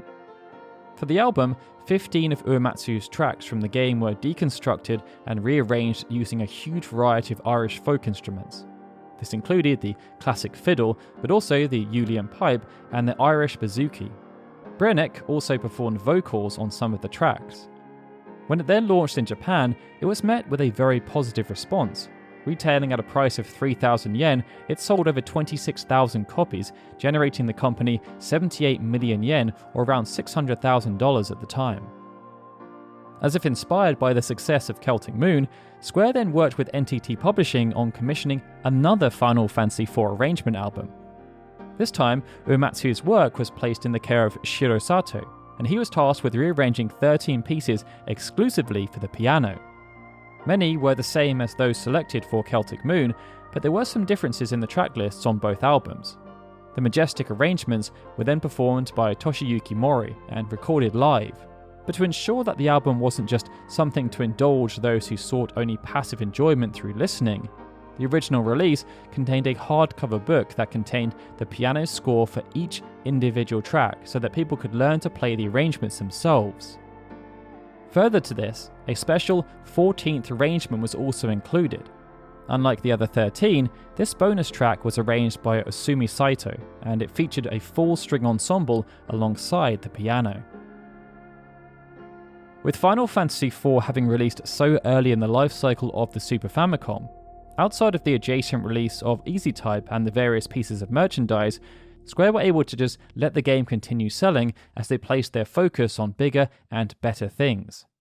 However, perhaps due to the experimental nature of the game, it was re-released on the PlayStation just 6 years after its initial release, and mere months after the seismic launch of Final Fantasy VII. Due to this close proximity, Final Fantasy IV on the PlayStation managed to sell 119,000 copies during its first week on sale, more than the original game had managed on the Super Famicom. And despite being a port of a 16-bit game, its lifetime sales reached 637,000. Part of this was down to curiosity for those who were new to the franchise, but there were also some pretty significant quality of life changes that brought back older fans. High-quality FMV sequences were created that took advantage of new technologies now available to the creative team, and these helped to bring the 2D character models to life. Beyond this, a quick save feature called Memo Save was introduced, as was the dash ability which had debuted in Final Fantasy V. Perhaps the most notable change, however, did not accompany the Japanese release of the PlayStation port, as this time around Square conducted a thorough review of the original localization. Wanting to right the wrongs of the original North American release of Final Fantasy IV, the PlayStation version received an entirely rewritten English script, and many of the issues were resolved, allowing players to enjoy the story in a format that was much closer to what the original writers had intended. They did, however, choose to leave in some discrepancies that had received cult status, such as the classic line, "You spoony bard." When the port then arrived in Europe on the 27th of February 2002, it also represented the first time Final Fantasy IV was made available in that specific region. Around the same time as the localization process was underway, Square were forced to start exploring new initiatives for revenue generation. The Spirits Within had, unfortunately, ended up costing a lot more than expected, and this placed an extreme amount of pressure on the wider business. The obvious choice was to create further ports for handheld devices, as that particular market was continuing to prosper. But Square now had a very strained relationship with Nintendo, the handheld market leader, and so they were forced to align with Bandai to produce games for the WonderSwan Color. The first games released as part of this arrangement were 16-bit remakes of Final Fantasy I and II, but as Final Fantasy III was suffering from numerous technical difficulties, it was skipped in favour of a port of Final Fantasy IV that enhanced some features but diminished others. For example, the developers were forced to remove the FMV sequences that were added to the PlayStation version. The resolution was also decreased, and the audio was downsampled to accommodate for the WonderSwan Color's lesser sound chip. But in spite of this, graphical fidelity was improved. Towns, backgrounds, and dungeons all saw enhanced visuals, and all new character sprites were created. The game also had its balancing tweaked again, with the difficulty further adjusted to make it a happy medium between the taxing original and what was seen with easy type. Soon after, Nintendo were able to mend ties with Square, who by then had become Square Enix, and the WonderSwan Color version was used as a base for Final Fantasy IV Advance. It saw the developers focus their efforts solely on enhancing and building upon the previous iteration, and meant there ended up being significant differences between the two versions. Graphics were further improved with more color variants added, fresh character portraits were created, and the audio quality was bolstered. Time was also spent on further improving the English translation, and support for German, Italian, French, and Spanish was added for the European release. In terms of gameplay, there were again numerous quality of life adjustments. Final Fantasy IV had introduced the ATB system, but it wasn't until Final Fantasy V that there was a visual representation of what was happening behind the scenes. This visual change was then retconned into Final Fantasy IV Advance to make it feel more like the modern games. Things didn't stop there though, as this new version also received bonus content. An in-game bestiary was added, as well as a music player and 2 bonus dungeons, the Cave of Trials and the Lunar Ruins. These then granted access to even more powerful weapons and armour. Perhaps the most curious aspect, however, was that Final Fantasy IV Advance continued the trend of linear evolution. Ever since the original Japanese release, every subsequent version was not just a mere port of what had come before. Significant changes were introduced with every single iteration, and it meant clear preferences began to form amongst the fanbase in terms of their favourite version of the game. That notion only became more pronounced with what happened next, as Square Enix decided to create a brand new version of Final Fantasy IV while still continuing to iterate on what already existed. And this only became muddied after a sequel was given the green light. Almost 2 years after Final Fantasy IV Advance was brought to market, Square Enix released a full 3D remake of Final Fantasy IV, developed by the same team who had developed the successful Final Fantasy III remake. Ahead of the Western release of the 3 remake, Tomoya Asano had already confirmed that they would be looking to explore additional remakes, similar to what they had just produced. And there was intrigue around this statement, as Square Enix had only just released Final Fantasy IV Advance. This new version of Final Fantasy IV was aligned with the 20th anniversary of the franchise, but instead of taking advantage of the many tweaks and changes made over the year to the 2D iterations, the development team decided to take a fresh approach. And this meant that significant enhancements were made to not just the graphics, but also the scenario and its wider gameplay mechanics. Having played a prominent role in the development of the original game, Takashi Tokita returned as director while also serving as executive producer. And without the same storage capacity restrictions existing, he sought to restore large segments of the story that ended up being truncated down for the original Super Famicom version, but only where it made sense to do so. This meant there was much more room to explore the backstory of Cecil and Kain, as well as how Golbez succumbed to Zemus. Hiroyuki Ito also returned as a supervisor, and he oversaw tweaks that were made to modernize the ATB system, as well as numerous other changes designed to make the game more balanced and fun.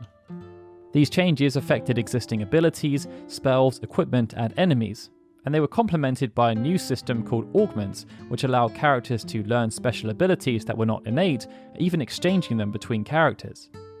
The art team chose to adopt a similar graphical style to what had been seen in the Final Fantasy III remake, but presentation was enhanced in other areas with new FMV sequences and even voice acting. And to make use of the Nintendo DS's unique functionality, a whole host of minigames were added that connected to a brand new eidolon called Wit. With all these new elements in place, Final Fantasy IV on the Nintendo DS ended up being a faithful and expansive take on the 16-bit classic. Praise was offered for how the narrative had evolved, and there was a general feeling that through more modern advances such as the inclusion of voice acting, its impact was elevated. However, many of the other quality of life changes and additional content ended up being cut from this version, making the differences between the 2D and 3D versions quite pronounced. Despite this, upon launch, Final Fantasy IV Remake fared better with critics than the advanced port that had released 2 years prior. But despite very strong first week sales, with over 308,000 copies sold, its residual sales were poor, and the Final Fantasy IV Remake ended up selling less than the PlayStation 1 port. It was still classified as a success, however, as when international sales were factored in, the game did manage to sell over 1 million copies in its lifetime. During the production of the Final Fantasy IV Remake, senior figures at Square Enix began to explore whether supplemental content could be created for mobile devices. This idea was born from part of Yuichi Wada's business growth plan, as they believed polymorphic content could be used to engage the fanbase and then profit from their enthusiasm and wider intrigue. In this particular example, there was a belief that to truly take advantage of the broader interest in Final Fantasy IV brought about by the remake, that another game should be created for those who craved more content relating to that specific world. Having been one of the architects of that world, Tokita was intrigued. When working on the remake and exploring all the material that was left on the cutting room floor, he realised how attached he was to the main characters of the game. So, when he was approached about expanding their stories to explore what happened after the conclusion of the original game, Tokita felt it was the right time to not just see how the characters had grown, but also introduce new characters and build upon the lore he had helped to craft so many years before. As development happened concurrently with work on the remake, Tokita split his time between the two projects, acting as scenario and game designer on what became known as the After Years, with Toshio Akiyama serving as director and Ichiro Tezuka working as the scenario writer. Due to how much time had passed between the original Super Famicom release and the After Years, Tokita decided it wouldn't make much sense to have Cecil return as the main protagonist. Instead, he oversaw the creation of Theodore, the son of Cecil and Rosa, as he believed that many of the people who played the original game were now likely to be parents themselves, and would therefore appreciate seeing the story and characters mirroring how their own lives had changed over time. But Tokita also wanted there to be a high degree of familiarity, so despite not having worked on the original game in any significant capacity, Kazuko Shibuya was assigned as the game's pixel artist, and the ATB system was retained as opposed to creating a more action-orientated experience like before Crisis. Tokita was also conscious about the ongoing debate about delivering comprehensive stories on mobile devices. In the end, he decided to have the After Years operate in a similar manner to comics, with each major protagonist having their own issue, and them each being downloadable as separate paid episodes. The initial part of the After Years then ended up releasing only a few months after the Final Fantasy IV Remake. The introductory episode was free to play, acting as a gateway for future content, and after this, new episodes were released every 3 to 4 weeks for approximately 300 yen, the equivalent of a few dollars or pounds. 5 months after launch, Square Enix revealed that their hunch had been correct. Over 1 million individual episodes had been purchased by fans, and due to the game's success, a localized port was created for Nintendo's WiiWare service that featured enhanced graphics and story tweaks. But even though the After Years did manage to sell 4.5 million episodes by the end of 2010, there was significant criticism for how disjointed the experience ended up feeling due to its episodic nature and constant recycling of assets. Not long after the story of the After Years concluded, Square Enix sought to re-release Final Fantasy IV again, this time on iMode phones. It used Final Fantasy IV Advance as a base, but quite a few assets were brought forward from the After Years, with new graphics even being created for anything that couldn't be repurposed. This meant there ended up being quite a few visual differences, but changes were introduced elsewhere too. For example, it featured a brand new EX dungeon. This replaced the Lunar Ruins and featured new storylines for each character. 2 years later, Square Enix then sought to port Final Fantasy IV to the PlayStation Portable, but they decided to take a different approach from the one they'd used for Final Fantasy III, which saw the 3D remake ported over. There had been a growing demand for a package that contained Final Fantasy IV and the After Years, but as there was no 3D version of the After Years available, the developers instead chose to enhance the 2D versions of both games, while elements of the 3D remake were incorporated where it made sense to do so.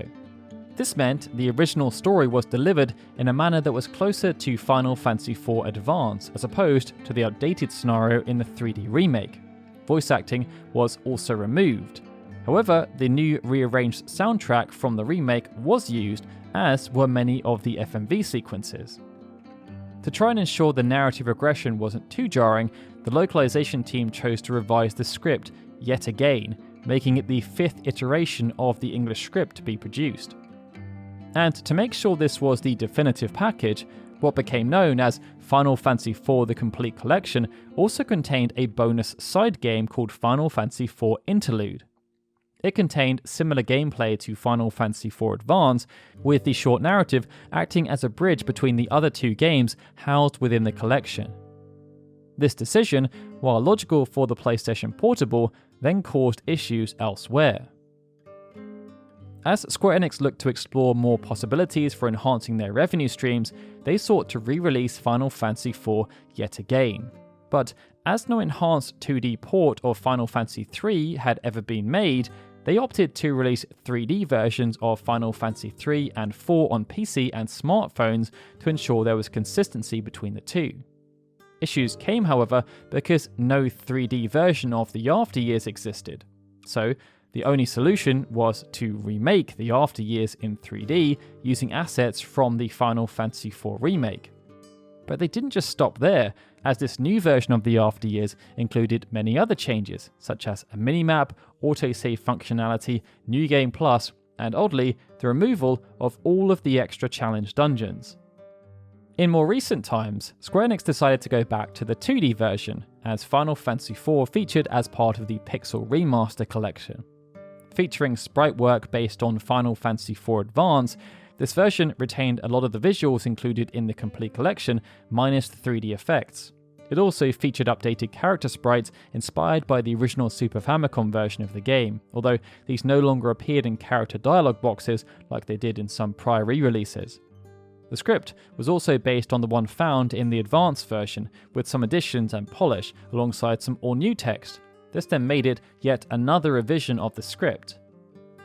From a gameplay perspective, the Pixel Remaster drew from the numerous 2D re-releases, but also the 3D remake. This meant many things were rebalanced, with items, equipment, enemies, and signature character abilities all being touched up. Numerous bugs and glitches found across the many 2D versions were also fixed. Despite so many ports being produced, however, Final Fantasy IV has seldom shone as one of the best-selling entries from the 8-bit or 16-bit era.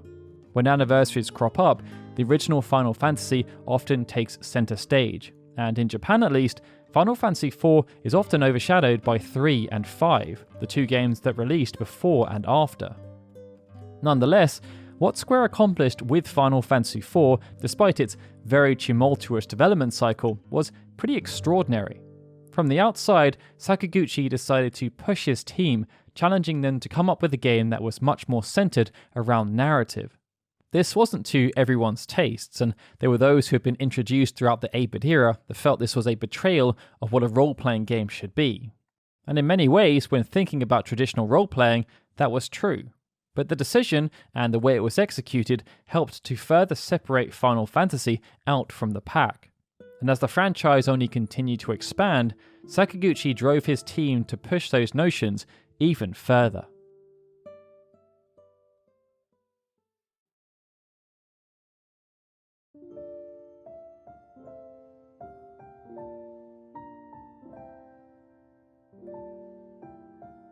As the 1980s came and went, thanks to hardware produced by Nintendo, Sega, and other manufacturers, video gaming started to become a big business all around the world. And as the 16-bit era was ushered in, that sentiment became even more pronounced. By 1992, 56 million Famicom consoles had been shipped worldwide, with 17 million of those being sold in Japan. But whereas the Famicom had only shipped 440,000 units during its first 6 months on sale in 1983, the Super Famicom shipped 660,000 in just over a month.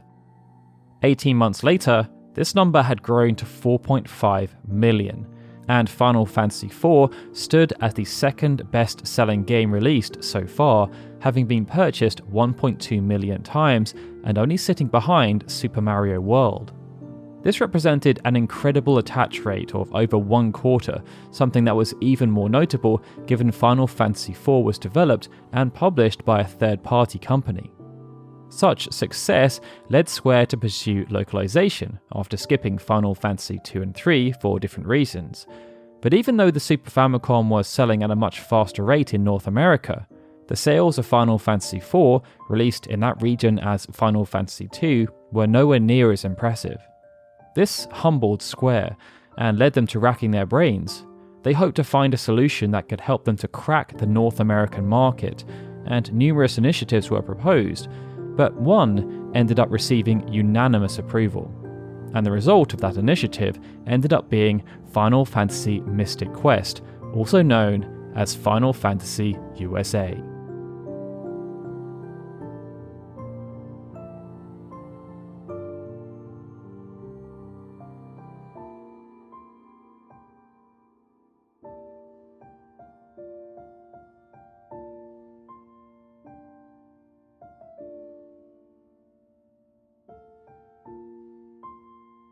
After the success of the original Final Fantasy, which ended up selling more copies in North America than Japan, Square were desperate to release further Final Fantasy games in that region. Significant progress had been made on localizing Final Fantasy II, with a complete English script even drafted.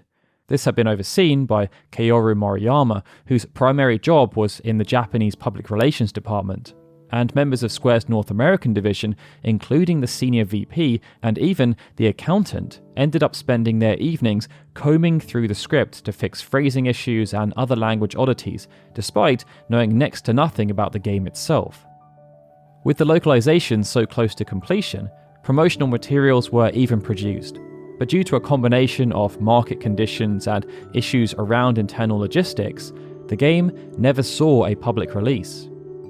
Final Fantasy III then suffered a similar fate, but Square were adamant that this trend could not continue. It's why the localization of Final Fantasy IV received such significant focus and attention. But when it then released, and didn't perform in line with expectations, Square started to become quite concerned. Based on the growth the franchise had undergone in Japan, Square had anticipated similar growth stateside. And given that the original Final Fantasy had outsold its Japanese counterpart, selling over 700,000 copies, they had anticipated Final Fantasy IV selling over 1 million. When it then ended up only selling around 300,000 copies, there was an incredible sense of disappointment and underwhelm. But instead of attributing this to market conditions, changes in publishing strategy, or their own marketing tactics, the blame was placed firmly on the audience themselves. Final Fantasy IV had undergone significant adjustments to make it more catered to the North American market. There were concerns that, due to numerous issues arising that prevented the release of Final Fantasy II and III in that region, the transition would be too extreme for those who had played the original game. With Final Fantasy IV selling so poorly, there was a belief that they just hadn't done a good enough job to help North Americans with the transition. Despite their best efforts, they believed the game was still too confusing for them to understand and too difficult to navigate. This assumption, and the sales themselves, led to a lot of trepidation in Japan, and the subject of improving sales in North America relating to Final Fantasy became a prominent topic at board meetings.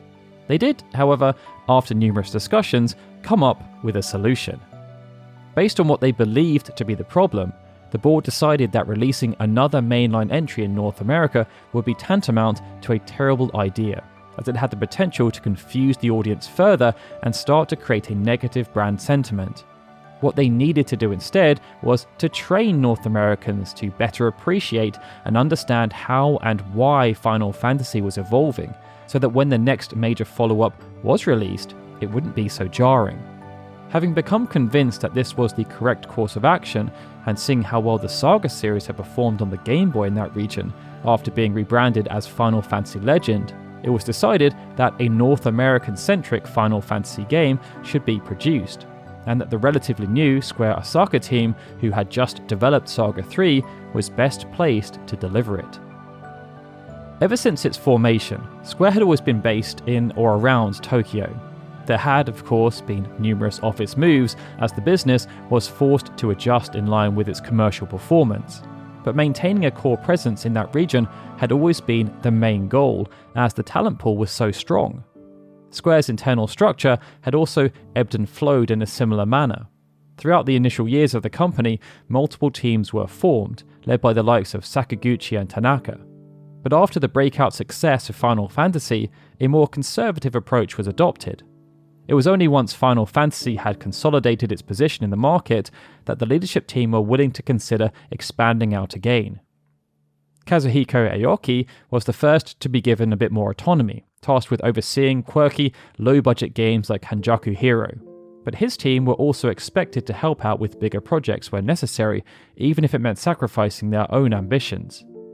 Akitoshi Kawazu was the next to break away from the core Final Fantasy spine, tasked with forging his own path on the Game Boy.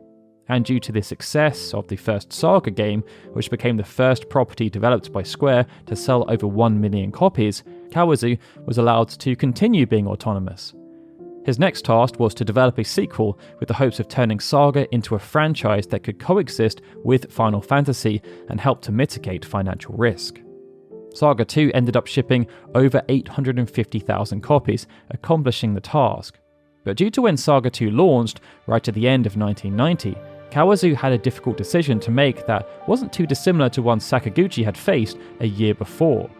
He could continue to support the Game Boy by producing another Saga game for that audience, or he could aim bigger, working with Nintendo to transition the Saga franchise to becoming a much grander and complex game on the 16-bit Super Famicom. Similar to Sakaguchi, Kawazu decided to do both. Saga 3 was planned to release on the Game Boy, and Romancing Saga was planned to release on the Super Famicom. But the approach Kawazu took to ensure his vision panned out as expected couldn't have been more different from what Sakaguchi did.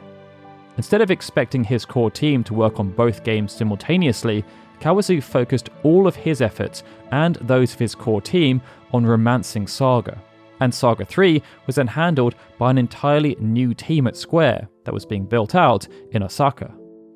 Square Osaka was formed in February of 1990, while Saga 2 was still knee-deep in development, but it had been in the making for some time. Towards the end of 1984, 3 video game companies who had similar mindsets believed that by adopting the spirit of cooperation and friendly competition, they could each grow faster in what was becoming a hyper-competitive space. These 3 were Hummingbird Soft, Thinking Rabbit, and Crystal Soft, and together they formed the Trinity Software Group. Other developers took note, and throughout the first half of 1985, Falcom, BPS, System Sarcom, and Booth Tech all joined the Trinity Group. With such a significant increase in membership, the Trinity Software Group was renamed, becoming the Super Software Team, or SST for short. And membership continued to grow, with Game Arts, Cosmos, DBSoft, and Square also accepted. Due to there now being a massive pool of resources, the companies helped each other out on a consistent basis. And the easiest way to show the support was by producing ports for systems that were previously out of reach. Thexter, for example, had been released on the PC-88 by Game Arts, and they commissioned Square to work on a port for the Sharp X1, while Square also assisted Falcom by porting Dragon Slayer to the PC-88 and MSX. The bulk of the SST's activities were around games developed for personal computers, but by mid-1986, the Famicom had started to gain real traction. It saw a similar initiative launched called the Disk Original Group, so that smaller companies could band together and compete with the likes of Konami, Namco, and Capcom. But unlike the SST, which was more of a collective with shared responsibilities and no defined leader, the Disk Original Group saw Square placed in charge of sales and distribution, and anyone else who joined was responsible for development only. Because of this, some members of the SST chose not to take part as they wanted complete autonomy, but 6 members did choose to sign up, and one of them was Crystalsoft. Sword of Kalen was the only game that Square collaborated on with Crystalsoft, but after the dissolution of the Disk Original Group, the two companies remained close. Chihiro Fujioka, for example, stayed in regular contact with the president of Square, and when it became known that Square was interested in opening up an Osaka development division, Fujioka jumped at the chance. Not long after, Fujioka showed his commitment by convincing Koji Ide and Ryuji Sasai to leave Crystalsoft as well, and they were then joined by other Osaka-based developers such as Yuki Yasada and Takeo Fuji, who worked at Nihon Busan, and some others who also left Konami and Taito. Each had developed different areas of specialism relating to game design, programming, graphics, and music production, and it meant that the team had a solid structure even from the outset. But there was also an expectation that team members adapted to their new environment, and this meant some individuals ended up taking on additional responsibilities due to decisions that were being taken elsewhere. As Square Osaka was a new team, none of them had ever shipped a title under the Square banner before, and although some of the individuals who formed the team had worked together on projects at their previous studios, Square Osaka had never worked on anything before as a collective unit. This meant the formation of the team was somewhat unorthodox. Quite often when companies expand, it's customary to have a few senior stakeholders form the leadership team to ensure the company values are upheld and work is delivered in a consistent manner. But that didn't happen here, and this was evidenced with what happened on Saga 3. Kawazu had acted as the brains behind the first 2 games, serving as director, scenario writer, and lead game designer. His DNA was all over the Saga series. But due to the importance of romancing Saga to Kawazu, Square, and Nintendo, he felt it was necessary to dedicate all of his focus on that project to ensure it would deliver. This placed an incredible amount of pressure on Square Osaka. Despite the recency of their formation, they were expected to produce the 3rd game in a franchise that had sold almost 2 million copies, and the person who had led the charge and had also been a big part of the success of the first 2 Final Fantasy games was not going to help them in any kind of active capacity. They were also given the knowledge that Saga 3 was to be the last game in that particular arc of the franchise, a swan song on the Game Boy. Such a scenario must have been incredibly daunting, but the team was determined to step up to the plate and show the rest of the company what they could do, as this was what many of them had already been doing for years. When working at Crystalsoft, Fujioka served as one of the in-house composers. He was often credited as the sole composer, but the reality of his job was much different. Working with an array of composers, Fujioka was responsible for coordinating their efforts and porting their music onto the desired systems, doing arrangements where required, and only composing music if not enough pieces had been delivered. Fujioka was also tasked with hiring composers, often through word of mouth. This made him the natural fit to take on the role of producer on Saga 3. Koji Ide, on the other hand, had started out as a graphic designer, but after working on numerous projects, Ide transitioned to general game design, and as he was one of the more senior designers to join Square Osaka, he was installed as director of the game. They tried their best to mirror the wider concepts introduced within the first 2 games, while also figuring out ways to make Saga 3 stand out on its own by injecting their own personalities. This led to some major changes in general game design, as they wanted to bring Saga more in line with regular role-playing games, as opposed to aligning with Kawazu's vision for what role-playing games should be. and Ide even introduced Lovecraftian themes, having been collecting lore materials during his days at Crystalsoft. Upon launch, however, Famitsu gave Saga 3 a 29 out of 40. This was the lowest score given to any of the 3 Saga games, but it was still commendable. There was a feeling that Saga 3 didn't feel like a Saga game, and while many people enjoyed the change, others also felt it was a betrayal. Nonetheless, Saga 3 ended up selling over 650,000 units in Japan. This was, again, lower than the previous 2 games, but at that time, it still placed Saga 3 as the 8th best-selling game released on the Game Boy in Japan, and considering who was developing the game and the restrictions they faced, it was pretty astounding that this result was accomplished. Him and the leadership team back in Tokyo were impressed, and as all the other major development teams were busy on existing projects that catered towards pleasing their Japanese audience, the Osaka team were the perfect candidate for attempting to create something that had never been done before, making a role-playing game that catered to a North American demographic.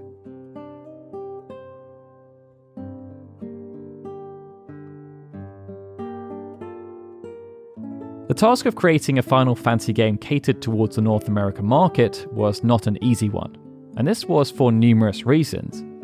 Based on what had been released and how the market had responded, Square had no real clue what resonated with the market.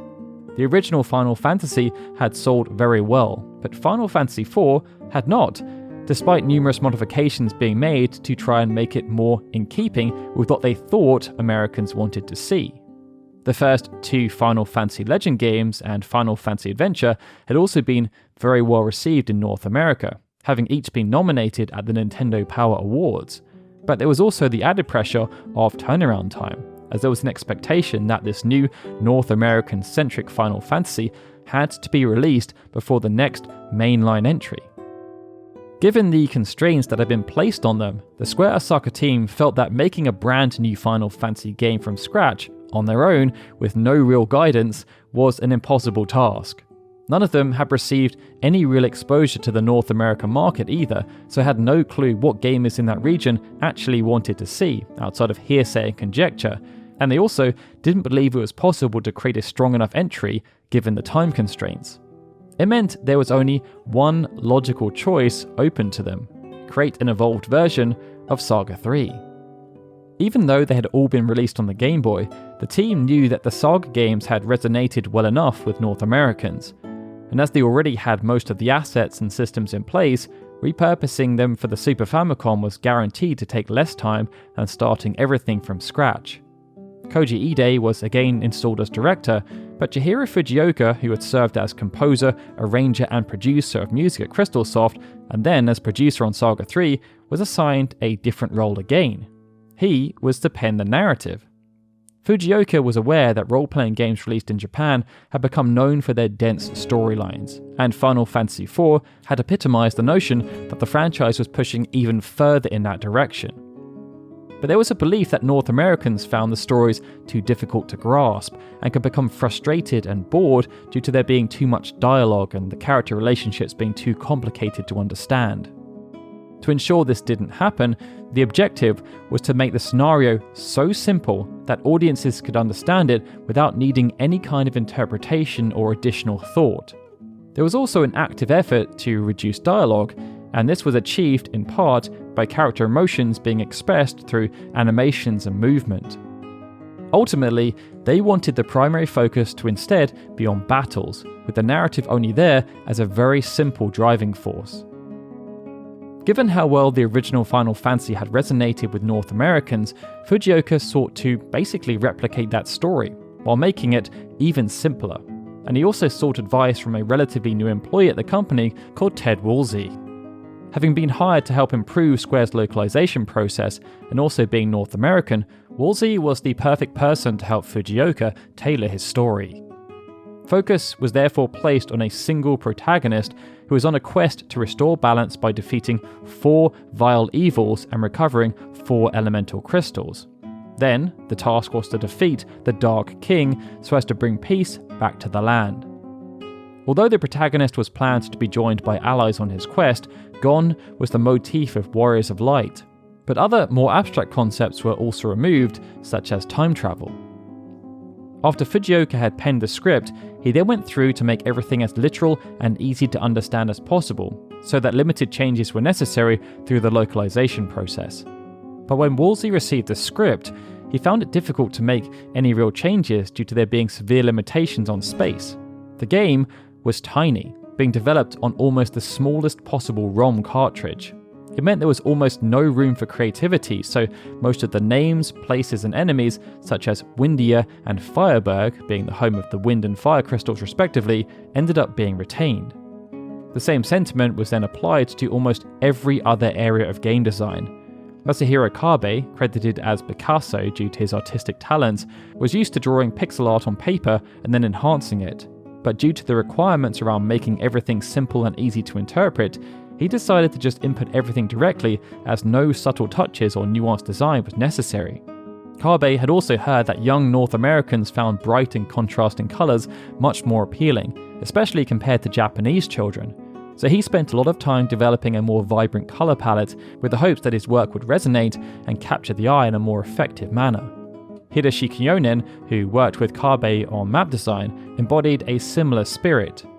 Typical maps had a certain amount of intrigue and rewarded players for exploring without visual cues, but they believed North American players may get bored with this approach, so sought to make everything much more interactive and engaging. Maps themselves were made much more vibrant, and this then translated into the field itself, with traversal and progression designed to be much less passive.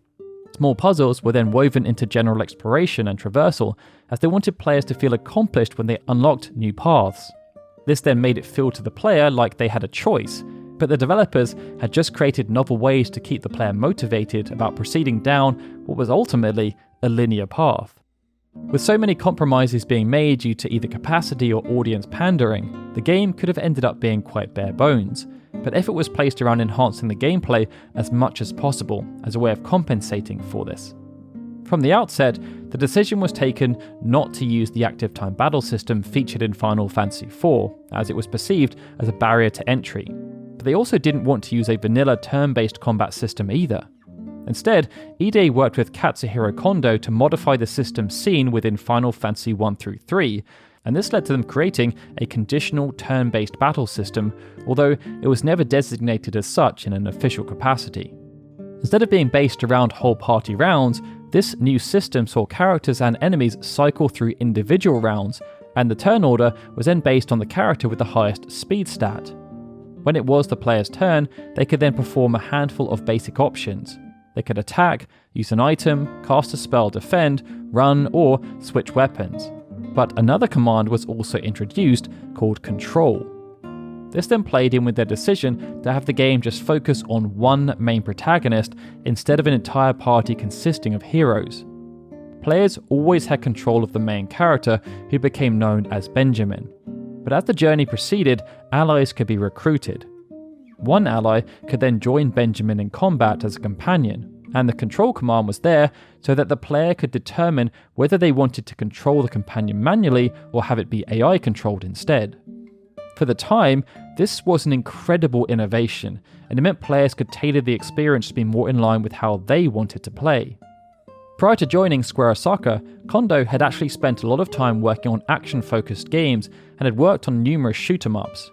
He had never worked on a role-playing game before, but due to the target demographic, Kondo felt that he could port over many gameplay elements from action-focused games that often wouldn't have had a place within the genre, especially in Japan. One of them was the notion of what happens when the party suffers defeat. In previous Final Fantasy games, and indeed the genre at large, when the party suffered a defeat, irrespective of where they were or what they were facing, they suffered a game over. And when this happened, the only solution was to revert back to the most recent save. Kondo felt that North Americans would take this as a huge point of frustration, and that it could lead to players just getting fed up and not returning. Learning from action-focused games, he instead explored how they could implement some kind of checkpoint system that didn't punish players in such a severe manner. It meant, should players suffer a game over, they were given the option of restarting from the beginning of the encounter, as perhaps their strategy was just bad, and with a few tweaks they could adjust and succeed without being punished for not saving recently enough. Further modifications were also made to soften difficulty. and wider points of frustration, such as removing the perilous random battles. Many role-playing games had incorporated random battles in the manner of a separate battle scene to introduce jeopardy. But also, as a way of circumventing hardware restrictions, this game, however, innovated by having potential encounters visible on the field. And this meant players had more control over how and when they fought enemies. Implementation was then handled by Kondo and another programmer called Kazuhiko Yoshioka. Yoshioka joined Square Osaka to work on this project, but was known to Ide and Fujioka due to their time working at Crystalsoft. He worked alongside Kondo to ensure everything worked as intended, but they also spent a lot of time on balancing. Despite all of the adjustments, they had to make sure North Americans found the game as appealing as possible, but they also wanted to make sure nobody was discouraged by the challenge offered by the game, and Kondo even revealed after development had wrapped that he felt he learned a lot about the youth of America and their interests after working on the game. With everything taking shape and being adapted specifically for the North American audience, the only remaining piece of the puzzle was the soundtrack. Ever since the earlier days of Square, Nobuo Uematsu had been ever present as their in-house composer. He had written music for their PC-88 games and the majority of their releases on the Famicom that came before Final Fantasy. After Final Fantasy, he served as the solo composer on the next 3 games, but also Hanjaku Hero, Square's Tom Sawyer, the first Saga, and even Rad Racer 2. But with the number of projects increasing, even though Uematsu worked ridiculous hours and never took time off, everything just started to become too much, especially as the games themselves were requiring more individual pieces of music. The first sign of this strain came with Saga 2, as Kenji Ito served as co-composer. And as Uematsu was busy with Final Fantasy IV, Ito took over Seiken Densetsu, the first time Uematsu had not worked on the soundtrack of a Square-developed game. With Saga 3 being developed by Square Osaka, it again made no sense for Uematsu to be involved, especially as Fujioka had been hired. But Fujioka didn't end up working on the soundtrack due to his role as producer, and it meant the composer, who was also hired from Crystalsoft, was Ryuji Sasai. Prior to joining Square, Sasai had worked on countless soundtracks with some of the most notable relating to the Zack franchise. He was therefore very qualified, and countless tracks were written for the game. Due to the quality of Sasai's work, he was then asked to perform the same role again, but this time he was joined by another composer, except it wasn't Uematsu.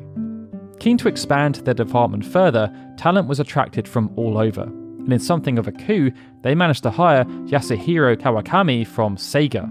Kawakami had worked on numerous arcade games for Sega in the late 1980s, most notably Shinobi and Tetris. He ended up forming a strong relationship with Sasai, and as this was to be the first Final Fantasy game where Uematsu did not feature as a composer, they sought to push boundaries and produce a soundtrack that was unlike anything ever seen in relation to the franchise. As the pair had also never worked on a soundtrack together before, or indeed worked at the same company, there was an initial feeling out process where they both wrote sample tracks for various elements of the game. Fujioka then decided which of the tracks was better suited to the vibe, similar to what he had done at Crystalsoft, and it ended up that Sasai wrote more of the harder tracks and Kawakami wrote more of the softer tracks. In the end, they found the two styles complemented each other in a way that wouldn't have been possible had only one of them worked on the soundtrack in isolation. But outside of trying to complement their individual styles, they also had to work with the storage capacity restrictions. Similar to the scenario writers, due to the small ROM cartridge used, only a small amount of tracks could be produced, and they had to ensure that track length was also kept to a minimum. One instance where this almost became an issue related to 2 of the game's final tracks called Last Castle and Battle 3. Sasai got a bit carried away when working on Last Castle as he was inspired by the scenario and the graphics. But this then meant there wasn't much space left for Battle 3, so he had to make do and work within the constraints.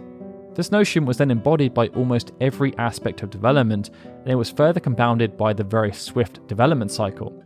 Initial planning started towards the beginning of 1992, not long after Saga 3 was shipped, but development was completed by July 1992. The game only took 6 months to make. Due to the insane turnaround time and there being no break between the 2 games, once development had wrapped, almost the entire team was given a few months off while the game was being localized and prepared for the North American launch.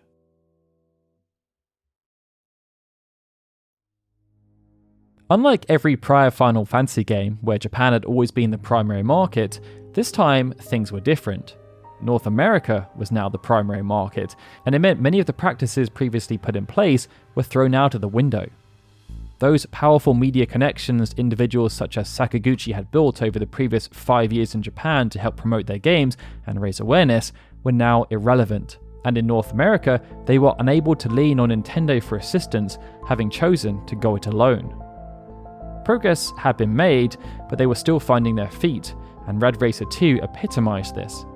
Similar to this new Final Fantasy, Rad Racer 2 was developed primarily for North American audiences, as Square wanted to try and capitalize on the huge sales and impact of the first game, but its sales were poor by comparison, and it was never even ported back to Japan or released in Europe. To ensure the same mistakes weren't made again, the North American branch of Square used their limited media to try and secure coverage, while hoping that bigger initiatives helped to raise broader awareness. The Consumer Electronics Show was established in 1967 as a central place where technological innovations from across the globe could be highlighted to the media and, by proxy, consumers. Square had first attended CES in 1986. Along with members of the SST, they sought to learn more about the video games industry and forge relationships with their like-minded North American counterparts. Their attendance in that particular year led to the eventual hiring of Nasir Jabeli, as they connected via the founder of Broderbund, Doug Carlston, but Square continued to attend in the years that followed. In 1992, CES had grown to encompass video games in a pretty big way, and many publishers used the Summer Showcase as a platform to announce their upcoming lineups to North American audiences. Sega used this CES to announce the Sega CD attachment for the Mega Drive, and the likes of Mario Paint and Sonic 2 were also announced, alongside peripherals such as the Super Scope and the Menacer. Nintendo, especially, were keen to make their presence felt, as they sought to try and regain market share they had lost to Sega in the 16-bit console war. They hired out almost 2 acres of floor space, but over 70 other video game publishers and developers were present at the event. One of them was Square, and it was here that they revealed Final Fantasy Mystic Quest. The expectation was that announcing their game at such a prestigious event was a surefire way to gain media attention, but the resultant coverage ended up being very sparse, due to it essentially being drowned out. In subsequent months, Nintendo Power did not mention Mystic Quest at all. GamePro did, but they waited until their July edition, and even then, the editor didn't highlight Mystic Quest by name. They simply said a 4 meg Final Fantasy action RPG entry was to be released in October. With there being no strong coverage from the traditional media, North American fans of Square's games were largely in the dark about the upcoming software lineup. But to ensure excitement started to build, Square used one of their burgeoning owned media platforms to inform their audience about Mystic Quest and get them excited about what was billed as a game being made specifically catered to their unique interests. As a way of engaging and informing their audience, the North American branch of Square established a direct-to-mail newsletter called the Ogopogo Examiner. It was written by Ted Woolsey, and the first issue, published in the spring of 1992, featured information about Final Fantasy II, Final Fantasy Adventure, and the first 2 Final Fantasy Legend games, as well as news that Square was developing a brand new game for the Super Nintendo CD-ROM system. The second newsletter, which was sent out in the fall of 1992, then had a massive focus on Mystic Quest. Woolsey started off the segment by stating that he had been receiving a high volume of calls from their fans asking if there were any games releasing towards the end of the year. They clearly missed the CES announcement and the subsequent coverage in the media. Based on this, the Ogopogo Examiner was used to deliver an elevator pitch as to why Mystic Quest was the perfect game for North Americans. Time was spent talking about the story, but there was also space dedicated to leaning into the notion that North Americans found role-playing games too complicated, and that Mystic Quest was designed to be the most user-friendly game in the franchise, while also being very colourful and easy to pick up and play with regards to both the story and the gameplay. It played into every single assumption that had been made, and print advertising featured a similar messaging, with mentions of easy-to-read icons and it being a game anyone could dip into. And as a way of trying to sweeten the deal and emphasize their target audience, Square also decided to reduce the price point to $39.99, as a way of signifying to parents that this was a kids game as opposed to one designed for teenagers. Mystic Quest ended up launching in North America on the 5th of October 1992, just under a year after Final Fantasy IV had been released as Final Fantasy II. But despite Square's best efforts, there was limited fanfare. Coverage was found in the November issue of Nintendo Power, as it was featured with a 4-page spread in the Counselor's Corner alongside a review, and it was also featured in EGM. The same messaging was again clear, with Nintendo Power trying to suggest Mystic Quest was the perfect entry-level role-playing game.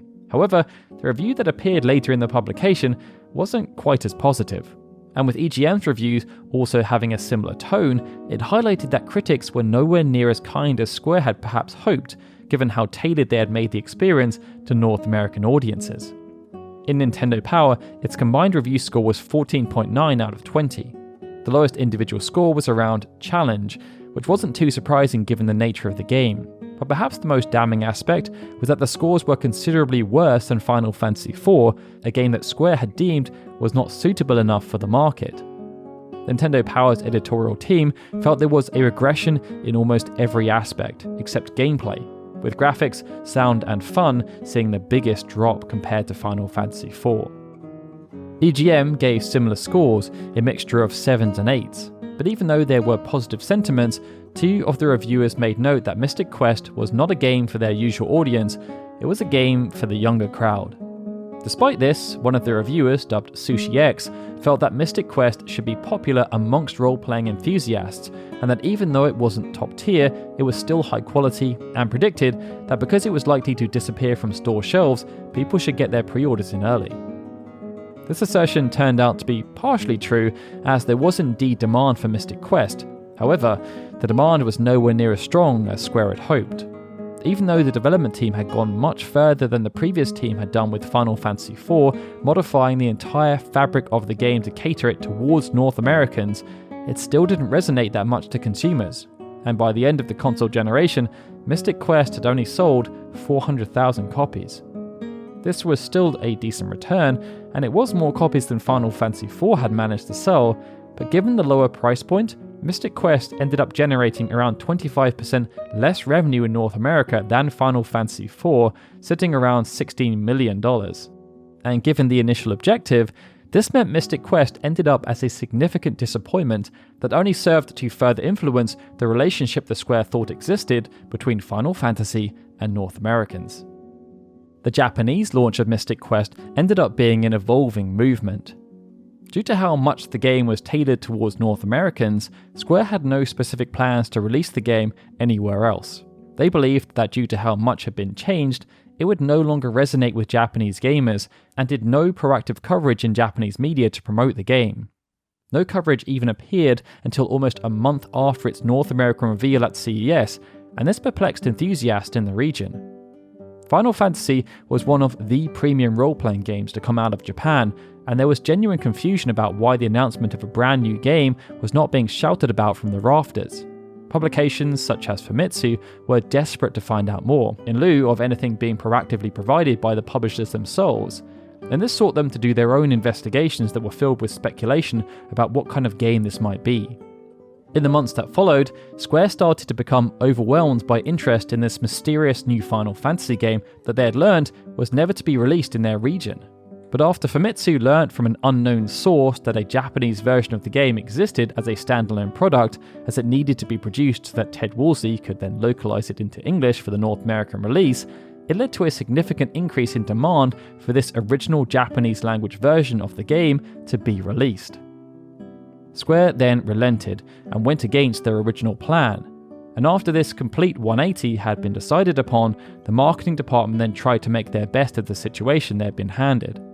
What became known as Final Fantasy USA Mystic Quest then appeared at Famicom Space World 93 alongside Romancing Saga 2. An original manga was produced and published in Family Computer magazine as a way of trying to engage fans and get them excited about the prospect of playing as Benjamin, who was now renamed as Zash. What then happened upon launch ended up being quite ironic. Despite heavily campaigning from Famitsu for Square to release Mystic Quest in Japan, their review editors were not complimentary. Hirokazu Hamamura awarded Mystic Quest a 7, stating that while the graphics and sound were reminiscent of Square's previous games, the story felt forced and the gameplay was so underwhelming it felt like it was simply filling time due to a lack of engagement. They noted that the game could only be recommended to those who were looking to experience the world of role-playing for the first time. Rolling Uchizawa and Miki Watanabe both awarded Mystic Quest a 6. They noted that although the game felt like a role-playing game, there was almost no freedom and no strategy. Uchizawa even stated that the game was so simple that players could probably clear it just by mashing random buttons, while Watanabe, who had been blown away by Final Fantasy IV, stated the name Final Fantasy felt tacked on to try and sell copies because without the name, there was nothing about the game that got anywhere near close to resembling previous Final Fantasy games. But that wasn't even the worst appraisal. Georgi Nakaji awarded Mystic Quest a 4, stating the game looked so bad it belonged on the Famicom, and that the gameplay felt immature, lacking the typical quality and surprise that Final Fantasy had become known for. This meant Mystic Quest was awarded a 23 out of 40, by far the worst score ever received by a Final Fantasy game, and by a considerable margin.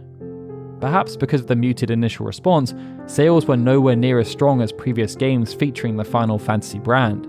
Only 40,000 copies were shipped during its launch week, with sales capping out at 123,000 copies in its initial run. Towards the end of the console generation, this figure had increased to around 300,000, but this was nowhere near what even the original Final Fantasy had accomplished on the Famicom, and the game was considered a complete disappointment. In Europe, Final Fantasy was still a mysterious entity. By late 1993, 5 mainline Final Fantasy games had been released in Japan, and many of the offshoot Mon and Saga games had been rebranded as such in North America.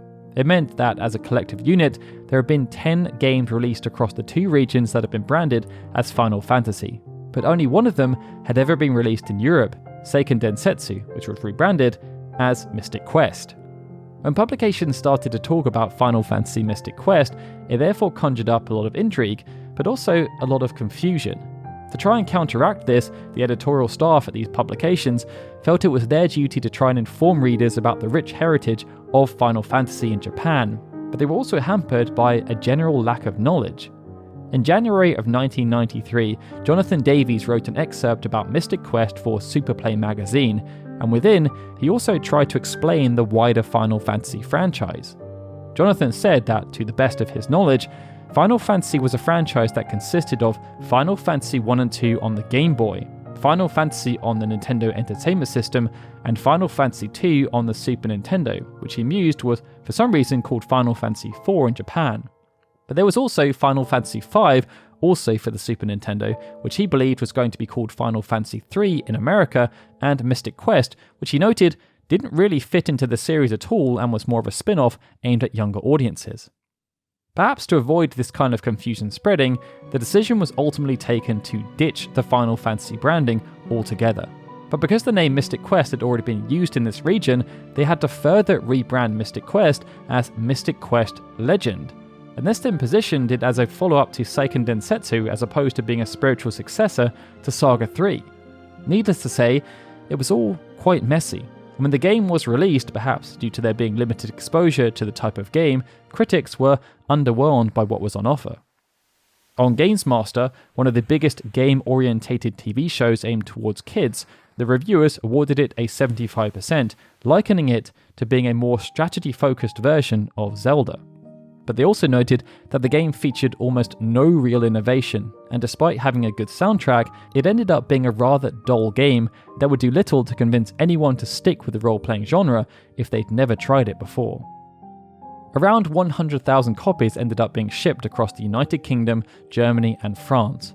But despite this being the first Final Fantasy game to be released in 3 different continents, Mystic Quest failed to break 1 million copies and generated the least revenue of any game associated with the franchise up until that point.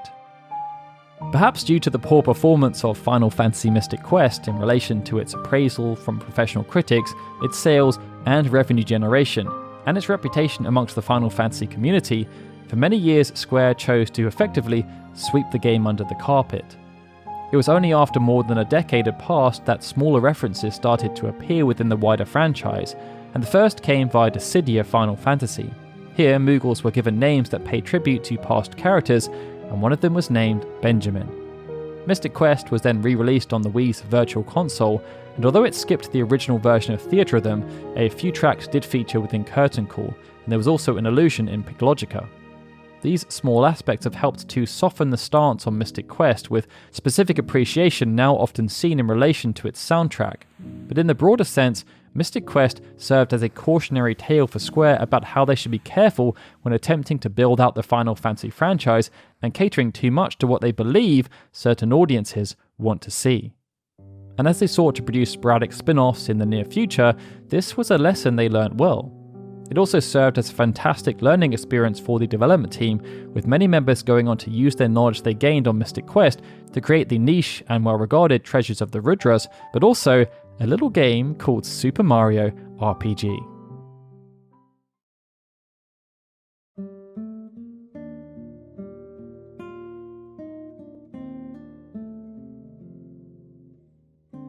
As the Super Famicom had started to become the system of choice for many households in Japan, Final Fantasy IV was one of the early standout video games available for the system. Its tumultuous development cycle had ultimately not impacted the quality of the final product, and with strong review scores and even stronger sales, there was a real sense that their decision to make a more story-driven game had worked. These aspects emboldened the team and further cemented Final Fantasy as not just one of the premium role-playing franchises to come out of Japan, but one of the premium video gaming franchises. This placed more pressure on Square, as the ever-curious gaming public were desperate for more information about what they were planning next. But there was also added pressure, because the hugely anticipated Dragon Quest V was still very much under wraps, and everyone was keen to find out how that franchise was going to transition into the 16-bit era. But as a company, and as a team, those at Square felt they were more than up to the task of matching expectations. After taking some time off to rest and recuperate, the core development staff then returned. They went back to the drawing board, hoping to make a new role-playing game that could surpass what Final Fantasy IV had accomplished. But they were also desperate to continue closing the gap on their biggest rival. This ambition led to a heated battle that then concluded at the end of 1992, as the fifth entries of both powerhouse franchises went head-to-head. But after the dust had settled, Final Fantasy V was still standing tall.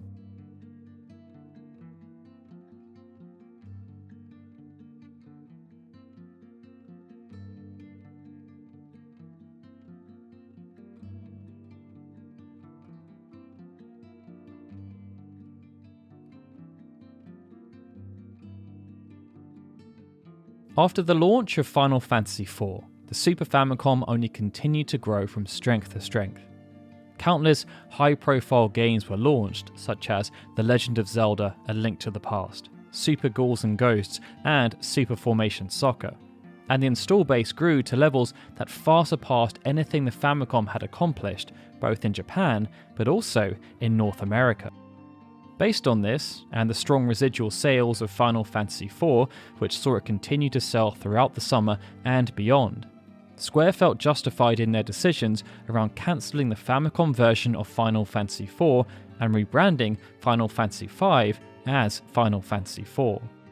Ultimately, Final Fantasy was now one of the premium IPs associated with Japanese video gaming, but to ensure a solid growth trajectory for the company, there was a realization that they couldn't just rely on one major IP. Even though performance of Final Fantasy was on an upward trend, the difficulty of continuing that trend was not to be underestimated. Sakaguchi and his team were under incredible pressure to ensure they continued meeting the expectations of their fans. And although there was a high degree of faith that this could be accomplished, should they fail, an incredible burden would befall the rest of the company. It just so happened, however, that Square had already been developing a second property that had been performing on par with Final Fantasy in terms of sales. It's just that the revenue was less due to the games being sold on the Game Boy and therefore retailing at a lower price point. The first two Saga games had been a huge hit in Japan, with the initial game serving as the first property produced by Square to sell over 1 million copies.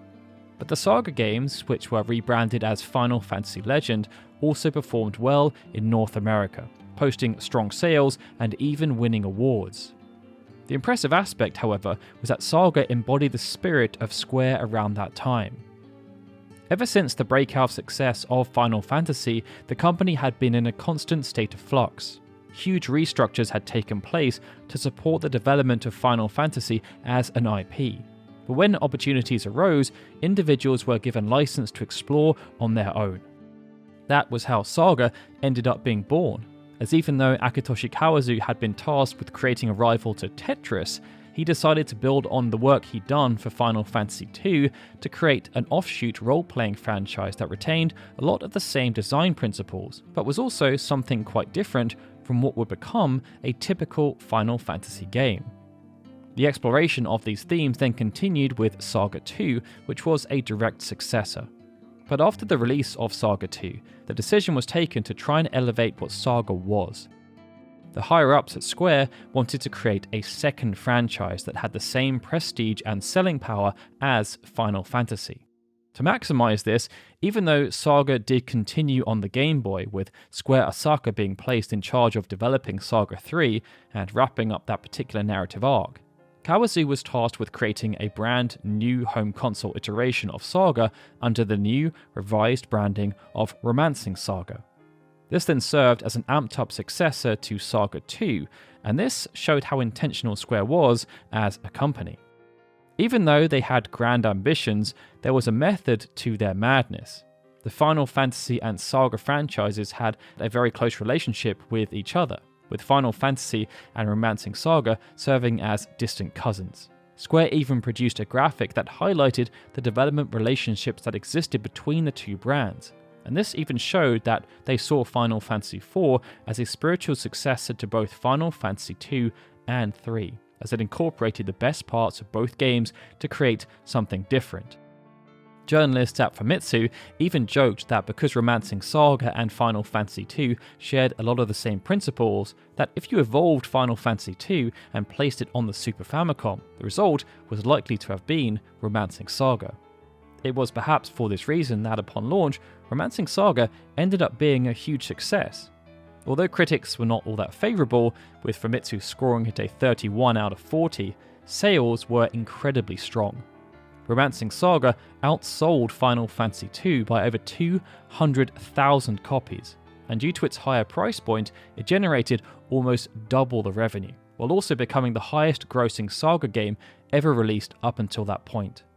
It was also the fastest selling Super Famicom game on record, outside of Super Mario World, selling almost 3 times more than Final Fantasy IV did in its first week on sale. Square had their second major IP, and the beauty of this was that even though it existed in the same space as Final Fantasy, it catered to a different need, as while both games did feature turn-based combat, one had linear progression and storytelling, while the other was almost a complete polar opposite. The success of Romancing Saga showed that Square, as a company, had a lot to offer the role-playing genre, but the big 2 franchises were still Final Fantasy and Dragon Quest, and after the release of Final Fantasy IV, the soft rivalry that existed only became even more apparent. Due to how much interest there was around each of the franchises, starting with issue 136 of Famitsu magazine, the decision was taken by the editorial team to produce purposeful weekly updates on both franchises. Such a decision had never been taken before, as Famitsu preferred to provide very varied coverage, but they just couldn't ignore how much further there was. Fans were just desperate to learn more. The premise was quite simple. Each of the columns was designed to give consumers the feeling that they were indirectly connected with both Square and Enix. Fans were able to write in to ask questions, and where possible, the editorial staff then tried to get answers to those questions from members of the development teams. The publishers also had the opportunity to fill the columns with additional lore details relating to recently released games or upcoming games, and there were also times where fans took over completely to talk about their hopes and dreams for how they wanted Final Fantasy and Dragon Quest to develop.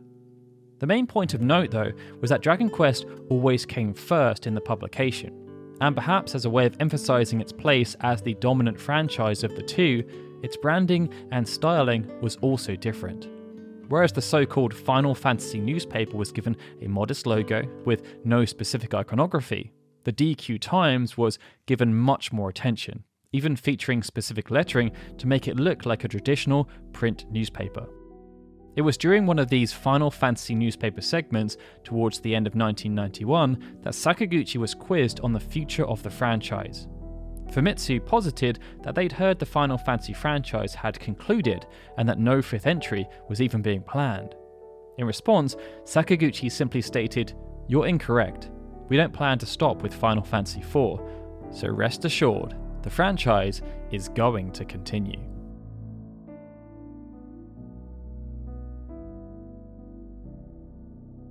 With everything that happened throughout the development of Final Fantasy IV, including the cancellation of the Famicom version, the adaptation of the Super Famicom, and the tight turnaround times, by the time the game had shipped, the entire team was exhausted. Staying true to their initial mantra when developing the first Final Fantasy, they had left nothing on the table. Final Fantasy IV had combined elements from Final Fantasy II, III, and the cancelled Famicom iteration of Final Fantasy IV to create something that was wholly unique in the franchise. They had pushed themselves to the absolute limit of their creativity, passion, and sheer capacity to work. But when the game launched, the dedication of their craft was clear as day. As a thank you for their efforts, the entire development team was given 3 months off to try and rest and recuperate.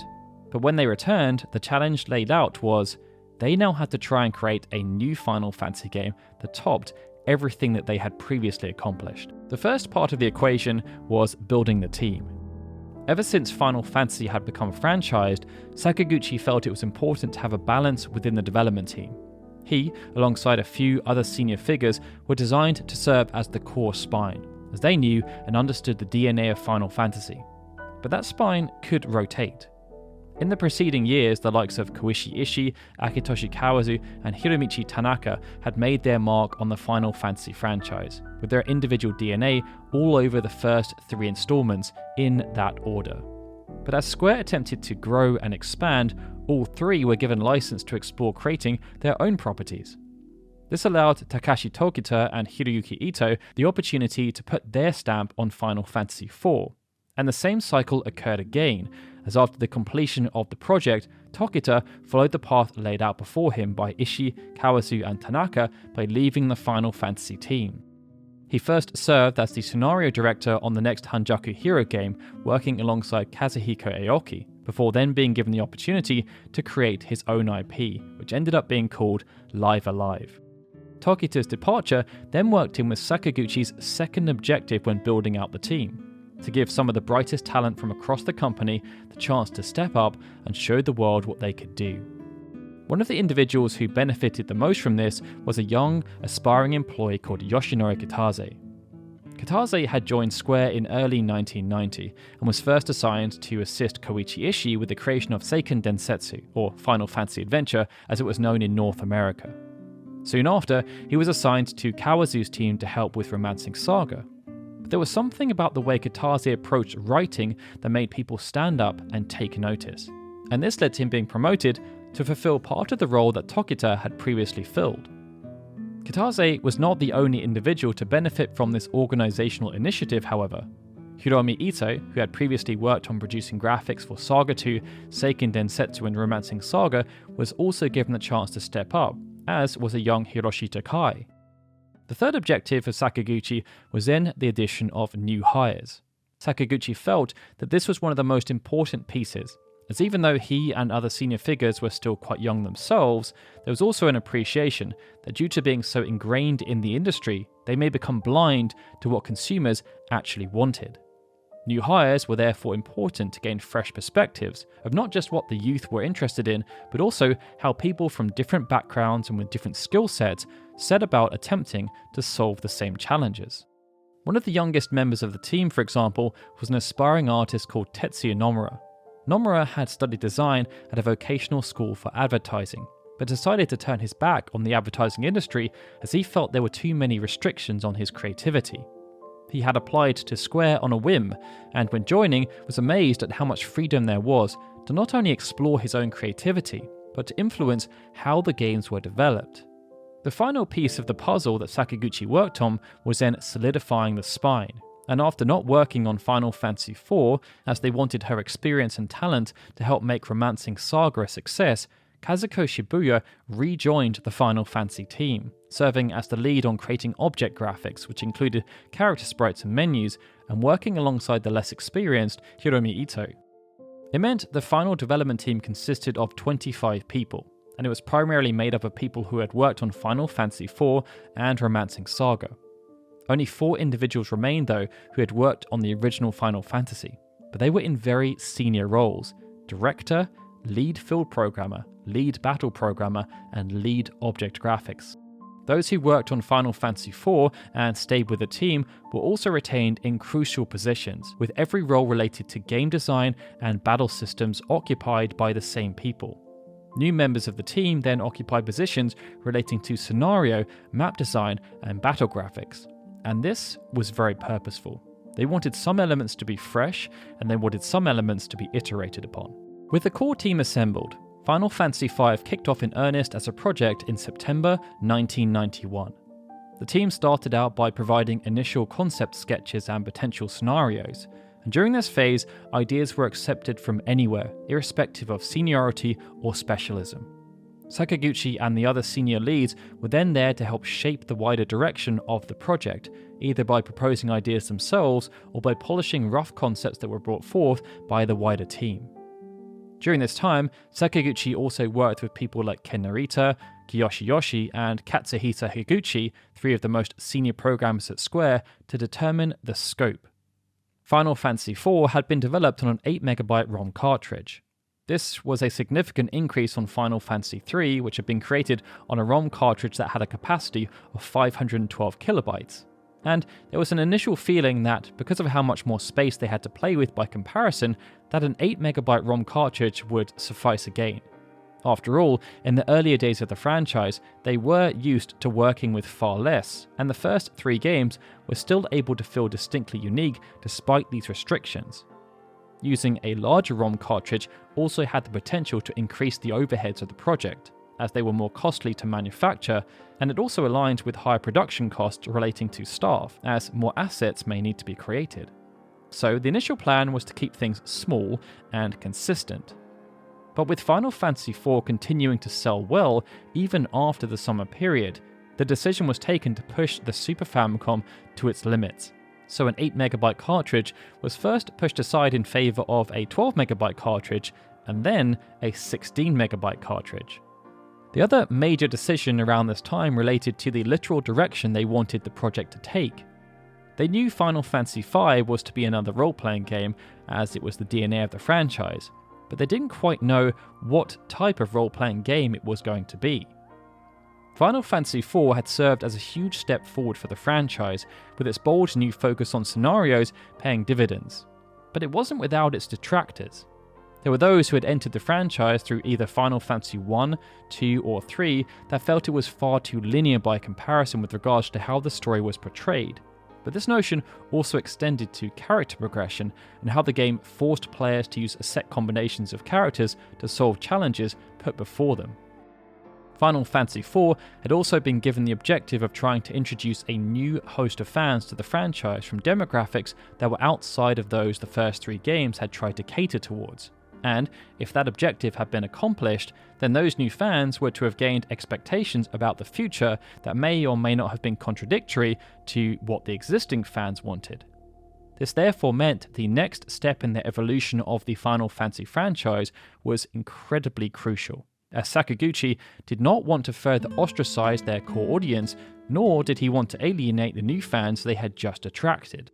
Ultimately, Sakaguchi knew that when working on a series of this nature, there was always going to be pressure when it came to putting out a new installment.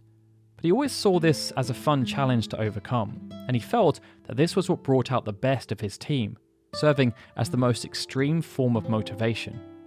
How they solved the challenge was never set in stone, but there was just one stipulation. Whatever they went to market with had to build upon the previous work, keeping it interesting and engaging for the audiences they had already attracted by pushing beyond what they had previously accomplished. Balancing that freshness with inheriting the past work was a really tricky thing to do though, but they had done it 3 times before and felt they had a good approach this time around too. The decision was therefore taken to create a new game that neither served as a complete summation of everything Final Fantasy had been up until that point, nor a direct non-canonical successor to Final Fantasy IV that just iterated and improved. Instead, the team decided to create something that combined elements from Final Fantasy III and IV to create something of a best of both worlds product, so as to create a new type of Final Fantasy that blended numerous successful elements together while innovating in other areas. In the most basic of senses, this notion applied to almost every aspect of the game's structure and design, from the scenario to the party and how they were set up, character progression, visuals, music, and of course the battle system. Perhaps the most important decision, however, which affected almost every other aspect of the game, was that the notion of a huge non-fixed party that was a prevalent feature of Final Fantasy IV was removed in favour of returning to a traditional party of 4. By the end of 1991, most of the detailed specifications had been narrowed down and finalised. A 150-page document had been produced that outlined the story and an initial version of the script. And from that point forward, the development team was then split into 2 defined groups. One that was going to handle the battle system and other general systems related to character development and progression, and one that handled almost everything else. When working on Final Fantasy IV, Hiroyuki Ito worked with Akihiko Matsui and Kazuhiko Yoki to produce a dynamic and engaging twist on the traditional turn-based combat system. They dubbed it the Active Time Battle System, and after numerous revisions throughout the development process, what they ended up going to market with stunned audiences, in a good way. Even though Aoki left the Final Fantasy team to then work with Tokita on the new Hanjaku Hero, Ito and Matsui were retained, and so too were Yoshi and Higuchi, who had worked as programmers on the under-the-hood implementation of the battle systems associated with the 2 previous games. Working in line with the wider initiative associated with Final Fantasy V, they therefore approached the battle system design with the objective of building upon what they had already created, while at the same time introducing a whole host of new innovations to keep things fresh. In the most basic of senses, this meant the ATB system was to be retained, and the job system from Final Fantasy III was to return. But just because the same concepts were being brought back, it didn't mean they were to function in the same way. The ATB system, for example, was enhanced by the inclusion of the ATB bar. In Final Fantasy IV, even though the notion of active time was present and the ATB gauge was very much functioning, there was no visual indication as to how long the player had to wait for their character's turn to arrive. The ATB bar was designed to solve that challenge, but its introduction then allowed them to have a bit more fun with other aspects of design, and this then played into the revised job system. Final Fantasy III revolutionized the notion of jobs via a system that was designed by Hiromichi Tanaka and then supplemented by Sakaguchi. It proposed that characters could change jobs as the journey continued, with no characters being locked into whatever they chose at the beginning of the game. But as neither Ito or Matsui had worked on its creation, they approached the job system with a fresh pair of eyes. The initial array of jobs was quite traditional, as they were almost all associated with the original Final Fantasy. But there was a major exception, and this highlighted just how expansive the new job system was to be, as alongside the white and black mages, another coloured mage was introduced called the Blue Mage. During the initial planning stages, someone on the team thought, wouldn't it be cool to have the playable characters somehow be able to use enemy attacks in battle? That then became the premise for the Blue Mage, as they were granted a unique affinity with the many monsters that were encountered as part of the overriding quest to save the world from destruction. This allowed them to learn skills or magic from enemies and claim the technique as their own through the use of a passive ability called learning. For example, let's say that one of the characters was rocking the Blue Mage job when fighting against a Chimera. If that enemy used Aqua Breath and the player was hit by the attack, then they could learn it for use in later battles, like the Sandworm boss, which could be killed in one hit with that particular move. To ensure the job was just as useful as any other though, Blue Mage skills covered a broad spectrum of abilities, and this was down to its designation as a utility class. From an offensive perspective, not only did the Blue Mage gain access to powerful spells for rarer elements like Aqua Breath and Aero, but it also gave players access to classic attacks like 1,000 Needles and Goblin Punch. From the opposite side, Blue Mages were then able to use powerful defensive spells such as Mighty Guard, which provided Protect, Shell and Float, as well as White Wind, which healed the party by the same amount of HP that the caster currently had. The introduction of the ATB bar also placed emphasis on creating jobs that could showcase its capabilities, and this led to the creation of another mage class called the Time Mage. As development continued, over 20 unique jobs ended up being created. And what was impressive about this particular milestone was that unlike previous games where there was often a notion of upgrade jobs such as the Ninja in the original Final Fantasy, which was essentially an enhanced thief, or the Devout in Final Fantasy III, which was just an enhanced white mage, in Final Fantasy V, every job had its own individual mechanics and function. Not all jobs made the cut, however. The Diver, for example, was a job that was going to use a harpoon as a weapon and was planned to enhance abilities for any characters using the job when fighting in or around water. An earlier iteration of the Beastmaster also ended up being absorbed into the Berserker job. But the array they ended up with was still very expansive, and due to the addition of a whole host of unique skills and passive abilities, the memory allocation was pushed to its absolute limit. Due to there being so many jobs, another core design principle proposed by Ito and Matsui related to ease of use. When they reflected on the job system from Final Fantasy III, there was a sense that it was too restrictive and confusing. They therefore wanted to make Final Fantasy V similar at its core, but much simpler and easy to use. To work towards that objective, the decision was taken to have character attributes remain the same, irrespective of the job being used. And on top of this, they made it so that job abilities were adjustable, and through the new mastery system could also be combined. This then made it possible for characters to work outside of the confines of the system to create hybrid jobs, and unlock the potential for players to craft hundreds of different command combinations. Working back around to the notion of the Blue Mage and how meticulously it was constructed, the same care and attention was then placed on every single job. The developers wanted to make sure that nobody ever felt penalised for the jobs they liked. They never wanted to make people feel like they had to change jobs in order to succeed.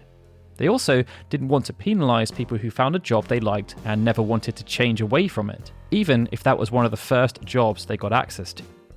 Huge amounts of work was therefore done around balancing to make sure the game was possible to beat with every single conceivable party combination. They even tested the game to ensure it could be beaten without ever even changing jobs. And to further this principle, outside of there being no hidden or advanced jobs, the jobs that were made accessible to the player were made available quite early on in the game. None were locked away until the final stages. The idea behind this was that they knew players would want to start building their protagonists almost as soon as the game started, nurturing them as they played through the game and supplementing their skill sets. This then served as a loose allusion to Final Fantasy II, where characters developed based on utilization. But even though all of this was incredibly exciting, there were countless innovations beyond the job system and the ATB system. New status effects were introduced, such as aging and zombie, that were designed to challenge players in ways they just previously weren't.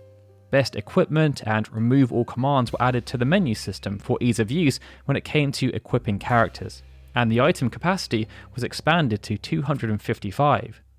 A brand new shortcut mechanic was even added that was selectable from the options menu.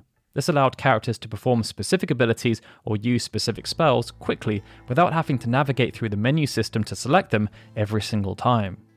The multiplayer feature introduced in Final Fantasy IV was also carried over, but it was now given much more purpose due to the fixed nature of the party. This meant players could delegate control of specific characters throughout the entire game, adding to the immersion and turning Final Fantasy into a more shared experience. Each of these elements pushed the system design to heights that anyone who played Final Fantasy IV would never have thought possible. But this was a testament to the work of the team. and perhaps their crowning glory in this regard didn't relate to the party or jobs, but the enemies that the player encountered as they fought their way through the story. In the first 4 games, enemies were given abilities and simplistic attack patterns.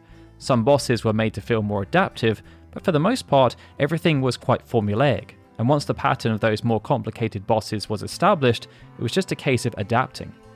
To work in with everything else, Ito felt that Final Fantasy V needed to feel more advanced, and came up with a precursor to what later became known as the Gambit system.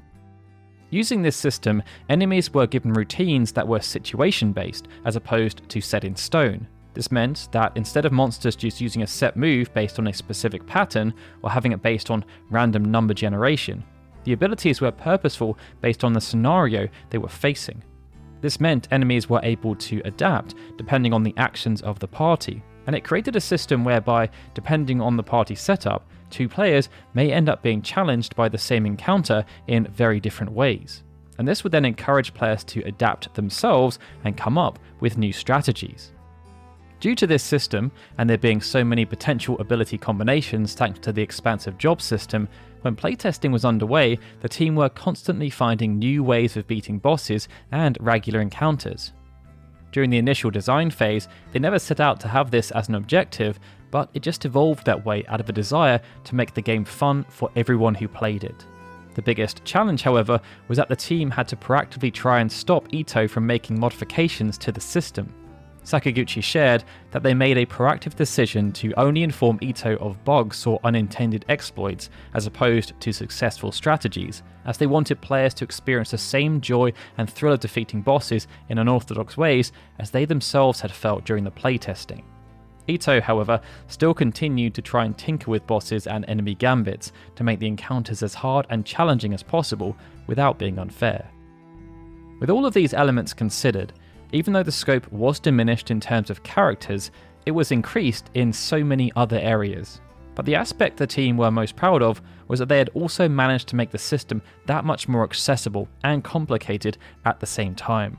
This meant Final Fantasy V was able to appeal to casual fans and hardcore fans in equal measure, perhaps more so than any prior game. And beyond that, the system was just easy to have fun with. While Ito and Matsui toiled away on developing all of the battle and gameplay systems, the rest of the team attempted to make sure that all of the other elements were of the same high standard. And perhaps the most important aspect was the narrative. With so much praise given to the strength of Final Fantasy IV's scenario, Sakaguchi knew that they should continue down the same path while amplifying certain aspects and course-correcting others. The large party had been created as a way of trying to resolve the issues of the first 3 games. It exposed players to plenty of unique characters, each with their own backstories and motivations. And with so much happening in the world, having party members rotate added an element of agency. The downside was that the experience felt much more linear, with players given limited control over how the story developed and how they could tackle the gameplay challenges they were faced with. The resolution was therefore to shrink everything back down to a party of 4, but retain the protagonists being given specific names, backstories, and individual narrative arcs. The element of choice and non-linearity then came via the job system, but the team was also conscious about making the story less linear too, and more impactful. Despite coming from a non-gaming background, Kitase was obsessed with movies. He had studied storytelling techniques and was very particular about how scenes should be delivered. After being hired by Square, this keen attention to detail was evidenced via scenes he was given on Seiken Densetsu, and Sakaguchi and other senior members took note. Final Fantasy V represented a real opportunity for Kitase to step up, and he worked alongside Sakaguchi and a new hire called Ikuya Dobishi to build out the scenario and introduce elements of comedy to balance out the quite serious themes. For his part, Sakaguchi had always been more attached to the scenario than any other aspect of development.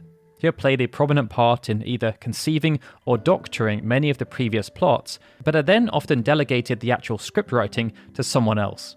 For Final Fantasy III, that someone else was Kenji Terada, with Tokita then taking up the mantle on Final Fantasy IV. This time around, however, there was a notion that, due to how much the scenario had to be evolved, it was too much work for one person to take on. So, even though he was still serving as the overall director, Sakaguchi and Kitase penned the script together, with Kitase then producing many of the in-game scenes that happened in the field that were referred to as events. Dobeshi then complemented the work done by Sakaguchi and Kitase, as he was responsible for the more subtle storytelling that related to the world map and dungeons. Other staff members were still able to put forth their own ideas for event sequences, however. Hiroyuki Ito, for example, even proposed a fun narrative development that related to forcing the player to choose between picking a chicken knife or a brave blade, as this then tied directly in with the battle system. The characters themselves were also designed to be contrasting and surprising. This meant that while Bart and Lena were quintessential characters who represented the polarizing exuberance of youth and responsibility, Galuf was there as a mysterious older hand, and Faris was something of an enigma. Her identity was made purposefully ambiguous from the start of the game, as after being inspired by the manga Princess Knight, Sakaguchi decided to create a homage, with Faris disguising herself and acting as a man despite being Lena's long-lost sister. Faris' reveal was not the only reveal Sakaguchi and Kitase plotted, however. Both Final Fantasy II and IV had introduced the notion of sacrifice amongst the playable cast, as with the characters all being named and there being so many of them, they felt it could add some emotional brevity. But with Final Fantasy V only featuring 4 playable party members, introducing the same idea was a lot more complicated. The solution was therefore to introduce a 5th party member who served as a near direct replacement for the character who was no longer to be supporting the party. And this then meant they could have all the emotional weight without there being any kind of gameplay penalization. By the end of the process, despite the reduced cast, Final Fantasy V ended up with over 4 times as many event sequences compared to Final Fantasy IV. Sakaguchi, Kitase, and Dobeshi had outdone themselves, making use of all the available storage. But some harsh decisions still needed to be made along the way. Similar to Final Fantasy IV, where the story ended up being far too dense, a culling process, of course, had to happen. It was nowhere near as severe, but ancillary scenes and dialogue that didn't move the plot forward or add any pertinent backstory were removed. That being said, one of the major things they wanted to keep was optional sequences. To address the criticism around linearity, Sakaguchi was keen to introduce numerous event scenes that were not mandatory. They were designed to reward players for exploring and undertaking short side quests, but they were not crucial to understanding the story or the wider lore. The quest designed by Ito around selecting the blade was the perfect example, but it was via this particular initiative that the famed mimic Gogo was introduced alongside the innovative strategy for defeating it, while another was more narrative focused and revolved around Faris finding her old friend Sildra. These aspects highlighted how much the development of Final Fantasy V became a team effort, with people pitching in from all across the team. But perhaps the area that felt this the most was aspects relating to presentation. Final Fantasy IV was very much seen as a transitional game by the development team. Although new assets were created, much of the focus was placed around utilising the new options available, such as expanded colour palettes and the Mode 7 capabilities. It was for this reason that some of the same sprites that were introduced within the Famicom era were brought back, such as Paladin Cecil essentially being a recoloured version of the Knight from Final Fantasy III. Many of the NPCs, such as black mages and soldiers, were also just palette swaps and were given near identical animations. Final Fantasy V was meant to represent how much the creative team had evolved, and no expense was spared. Part of the reason that Kazuko Shibuya was brought back onto the team was due to her incredible talent with pixel art, and her ability to create assets with incredible efficiency, while also being of a high standard. In the past, she had focused on all aspects of pixel design, from creating party members, monster sprites, and even the UI. But due to the sheer scale of Final Fantasy V, she was classified as creating object graphics, and Hiromi Ito was assigned to assist her. Part of the challenge was that even though the party was much smaller in size, due to the volume of jobs available and the necessity for each job to have a unique sprite for every character, over 100 unique sprites had to be created for the final version. And with each character also having unique movement patterns and actions, thousands of party-specific assets had to be made. To put this into perspective, even though Final Fantasy III introduced the job change system, only 282 sprites needed to be created for the entire party. Due to the ballooning party size, this number then jumped to over 900 for Final Fantasy IV, but Final Fantasy V ended up featuring over 3,000 party-specific sprites, which was more than 10 times the amount required for Final Fantasy III. It was a colossal undertaking, and it pushed Shibuya and Ito to the limit of what they could do, both artistically, but also in terms of what they could actually deliver within the specified time frame. To assist with other aspects of asset creation, 2 other teams were therefore formulated, one to focus on field graphics, which contained Tetsuya Takahashi and Hideo Minaba, and another to focus on battle graphics, which contained the most junior artists, including the likes of Tetsuya Nomura and Hiroshi Takai. Both of these areas were given real focus, with the world map, dungeons and towns now given much more purposeful and ornate designs. And as if to showcase how much this particular aspect of the visuals was being amped up, the opening sequence had a lavish castle that featured tons of intricacies. The battle scene was also enhanced to feature dynamic elements, and even though Yoshitaka Amano returned to create concepts for all the major monsters featured in the game, the team of 5 artists who were responsible for translating his work to pixel format were also given license to come up with their own ghoulish and ghastly creations. Alongside the visual presentation elements, audio was also given the same enhanced treatment. By this point, Noboru Uematsu had been solidified as one of the preeminent talents in Japan when it came to video game compositions, with Square able to put on sell-out concerts dedicated to his work, and original sound versions selling tens of thousands of copies upon release.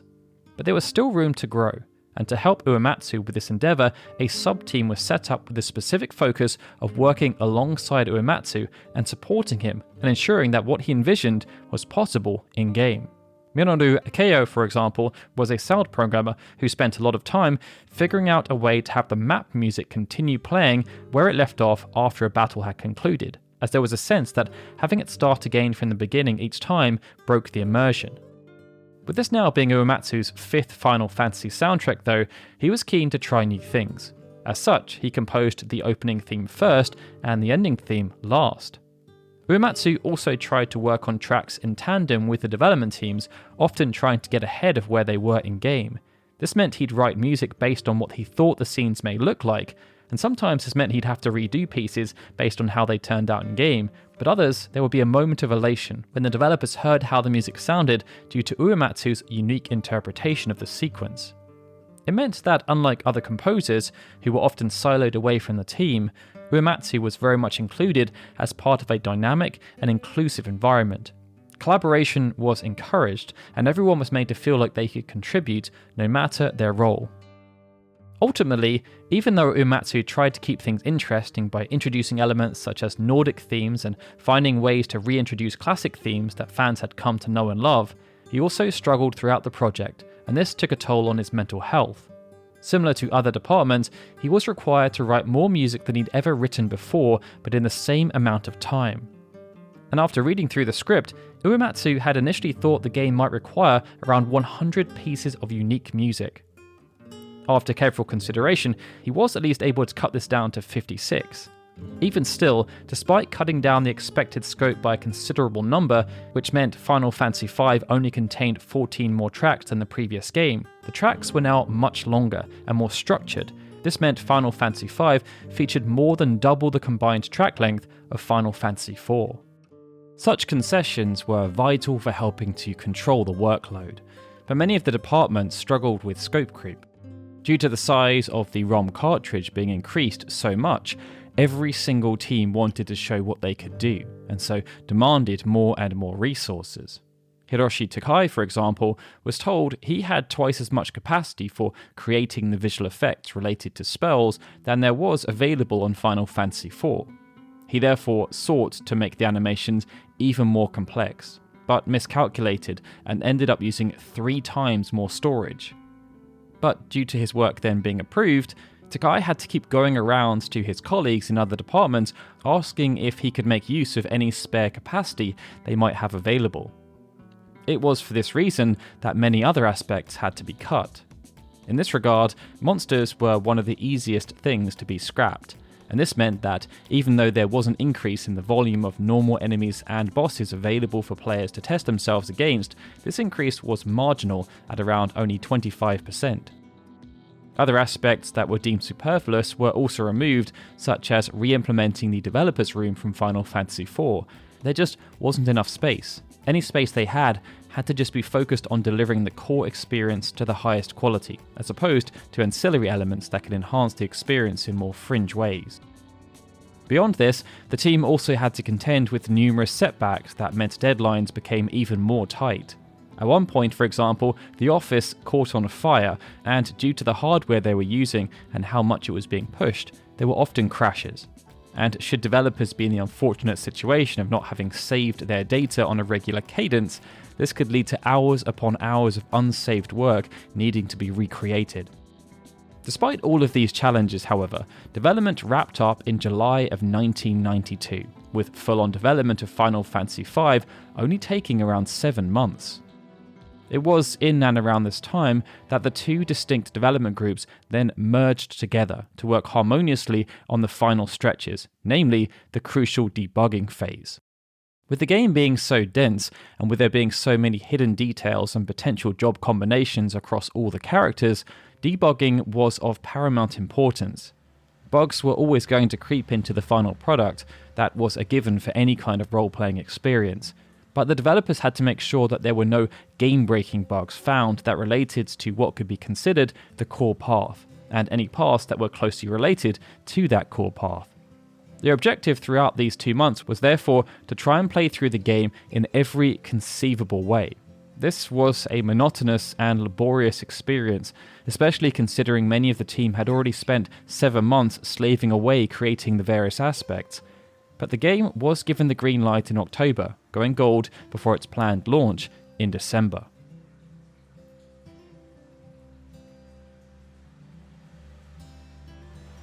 Final Fantasy IV had gone through a rather tumultuous pre-launch marketing cycle due to cancellations and the wider focus on trying to appeal to a new audience.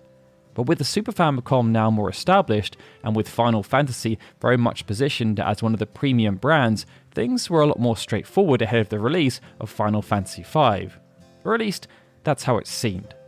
Whereas NX had hit the Famicom hard, releasing 4 Dragon Quest games in quick succession, when it came to the Super Famicom, they wanted to take their time and release a product that was befitting of the name and prestige of the brand. This approach meant Final Fantasy IV launched without serious competition. But this time around, both Dragon Quest V and Final Fantasy V were planned to go head-to-head. And as Square had already shown their hand, there were serious question marks around how the market-leading Japanese-developed role-playing franchise, Dragon Quest, was going to look in the 16-bit era, and whether it would further cement its position as the top dog. Despite loose mentions and allusions that they were working on a follow-up to Final Fantasy IV, it actually took some time before Square were ready to lift the lid and reveal the next iteration on the franchise. The long-awaited reveal happened on the 7th of August 1992 in issue 190 of Famitsu magazine. And what was curious about this particular reveal date was that development on the game was already completed before the game was announced. It was never confirmed, but it felt like they were attempting to compensate for what had happened with the whole debacle surrounding the cancelled Famicom version of Final Fantasy IV and the subsequent rebranding of Final Fantasy V to Final Fantasy IV. They just wanted to mitigate all risk and ensure there was a limited period between the time of announcement and launch so as to maximise and then capitalise on hype. Not too long after, on the 27th of August, Final Fantasy V then appeared at Famicom Space World 1992, where it went head-to-head with Dragon Quest V. From this point onwards, the two games were in direct competition with each other, but even though Square were seemingly at a disadvantage, with Dragon Quest the most established franchise, Dragon Quest V the most anticipated game, and NX having already started the marketing cycle in earnest for that game. Throughout September, it became apparent that Final Fantasy was the game winning the hype war, not Dragon Quest. After Famicom Space World, attendees were surveyed, and one of the questions on the survey related to their most anticipated game based on what they had played. Final Fantasy V ended up receiving 955 votes, which placed it firmly in the number 1 spot. But perhaps most importantly, this was 80% more votes than Dragon Quest V. This survey then began to be reflected within Famitsu's infamous Most Wanted poll. Within the same issue, Final Fantasy V had supplanted Dragon Quest V to take the top spot, and to further emphasize how impressive this was, the top 5 games were all role-playing titles, with Landstalker, Shin Megami Tensei, and Mother 2, the other highly anticipated upcoming games in that genre. The margin between Final Fantasy V and Dragon Quest V only continued to widen from this point, despite Dragon Quest V launching in just 3 months. And this was a scenario that was beyond the wildest dreams of anyone at Square. Keen to continue the momentum, they revealed tons of information via Famitsu, including a huge deep dive into the countless jobs that were to be featured. Issue 200 of Famitsu included some of the heavy hitters, with subsequent issues running through the additional jobs. This approach was quite different from the approach taken with the previous game, as it was very much geared around pleasing existing fans and getting them excited, as opposed to trying to capture new audiences. And this ended up being a very purposeful marketing approach. Despite their huge objective of expanding their demographics, it wasn't until Final Fantasy V was well into production that they found out that Final Fantasy IV hadn't actually attracted as many new fans as they thought. Surveys showed that their core demographics were still middle school and high school students. They had failed to attract elementary school students and adults in any kind of significant way.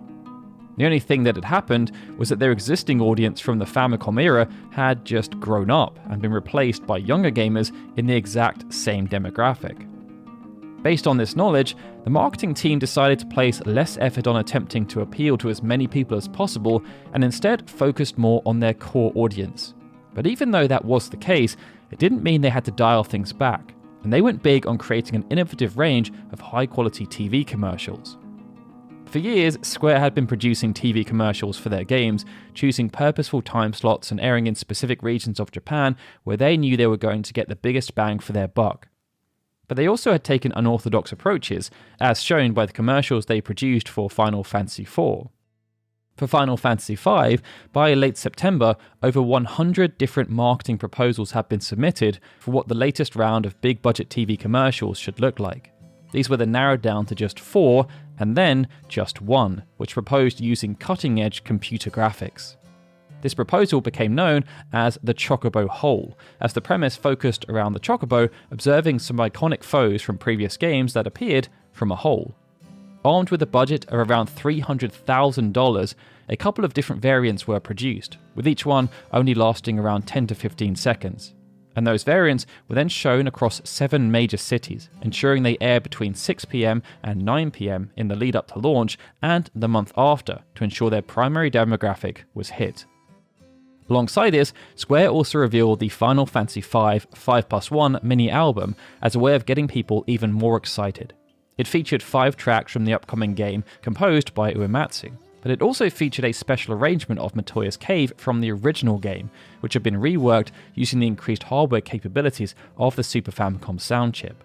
But with so much anticipation building ahead of launch, the elephant in the room was still Dragon Quest V. Launching on the 27th of September, everyone was keen to see how the first Dragon Quest game in years was going to perform. But with reportedly hundreds of thousands of pre-orders, and many more thousands queuing outside of game stores on the day of release, it was no surprise to hear that it sold almost 600,000 copies by the end of its first day on sale, and just shy of another 600,000 were then sold in the following week. With publications and word of mouth in supporting the hype and confirming that the game had delivered on expectation, the further was justified and the sales continued. But by December, there was a craving for more, and Final Fantasy V arrived at just the right time to take advantage. When the game launched on the 6th of December, it wasn't quite able to match Dragon Quest V, but almost 300,000 copies were sold on launch day. Compared to previous Final Fantasies, this was a monumental figure, and it was almost 3 times more than Final Fantasy IV had accomplished in its first 3 days on sale. And whereas Final Fantasy IV grew to sell 250,000 copies in its second week, Final Fantasy V grew to sell almost 500,000. This momentum then carried on, and by the end of 1992, despite only being on sale for a few weeks, Final Fantasy V had managed to sell more than its predecessor in its entirety. and became the first game in the franchise, and for Square as a company, to sell over 2 million copies. But despite the huge commercial success, which was amplified by Final Fantasy V retailing at a higher price point than its predecessor, critics were not quite as easily pleased. In Famitsu, Final Fantasy V scored 34 out of 40, which was worse than the previous game, and their comments were varied. Minoru Noda and Rolling Uchizawa both scored the game as an 8, as they felt the new job system was a marvel due to how complex it was, despite being so accessible, with the protagonist and storyline making everything feel like an interactive movie. Isabella Nagano, who awarded the game a 9, also felt that Final Fantasy V had a compelling story, and that they maximised the hardware. However, despite also giving the game a 9, Adotsu Suzuki summed up the wider sentiment. They stated that even though the game was made much more accessible, it was too similar to Final Fantasy IV and lacked freshness. Fans, however, did not agree. After collating votes submitted by readers of Family Computer magazine, Final Fantasy V was awarded a 27.91, which was 0.34 higher than its predecessor. They felt the game was more original, had better characters, was easier to play, and felt more engaging. However, they did feel as though the music had taken a step back in quality and that there was less replay value. It was perhaps because of this high praise and wider performance that Square then started to explore how the game could be localized and released for Western audiences. But this was where they faced a dilemma of their own making. After the disappointing Western launch of Final Fantasy IV, the general consensus at Square was that it had failed to appeal to North Americans because everything was just too complicated for them to understand. Despite there being a prospering market for role-playing games amongst PC enthusiasts, they felt the same awareness of the genre didn't exist among those playing on home consoles, despite sales of the original Final Fantasy and the Final Fantasy branded spin-offs releasing on handheld consoles suggesting something to the contrary. To try and lay more solid foundations ahead of subsequent releases, Square therefore decided to greenlight Final Fantasy Mystic Quest. It was to be tailored specifically to the North American market and made much simpler. But this decision, when combined with all previous decisions, then created something of a quandary. The reality was that Final Fantasy was now suffering from a severe identity crisis in North America. They had so many different formats of games featuring the Final Fantasy name that it was difficult for consumers to figure out what they were getting into if they purchased a game that featured the branding. The original game must have felt like something of a distant cousin to Final Fantasy IV, and it was much the same for Final Fantasy Adventure and Final Fantasy Legend, which were so different they had grown to become independent franchises in Japan. Mystic Quest then muddied the waters even more, as it was similar to Final Fantasy Legend but featured different sub-branding, was on a different console, and was targeted by marketing at a different audience. Despite this, initial plans were drafted for a straight localization of Final Fantasy V, and it was planned to be called Final Fantasy III, so as to keep continuity with the previous release. Even though Square had turned around the North American localization of Final Fantasy IV in just a few months, with Mystic Quest launching around the same time in North America as Final Fantasy V did in Japan, this time though, there was a feeling that it might be best to wait and see how both were received before making any kind of solid commitment. The poor performance of Mystic Quest then dampened enthusiasm and compounded what Final Fantasy V represented to that market. Even though it was, in many ways, more accessible and easier to play, there was also a sense that Final Fantasy V was way more complicated than the previous game and Mystic Quest, especially as neither Final Fantasy II or III had ever been localized. So there was no kind of familiarity with any kind of job change system or character evolution in that region.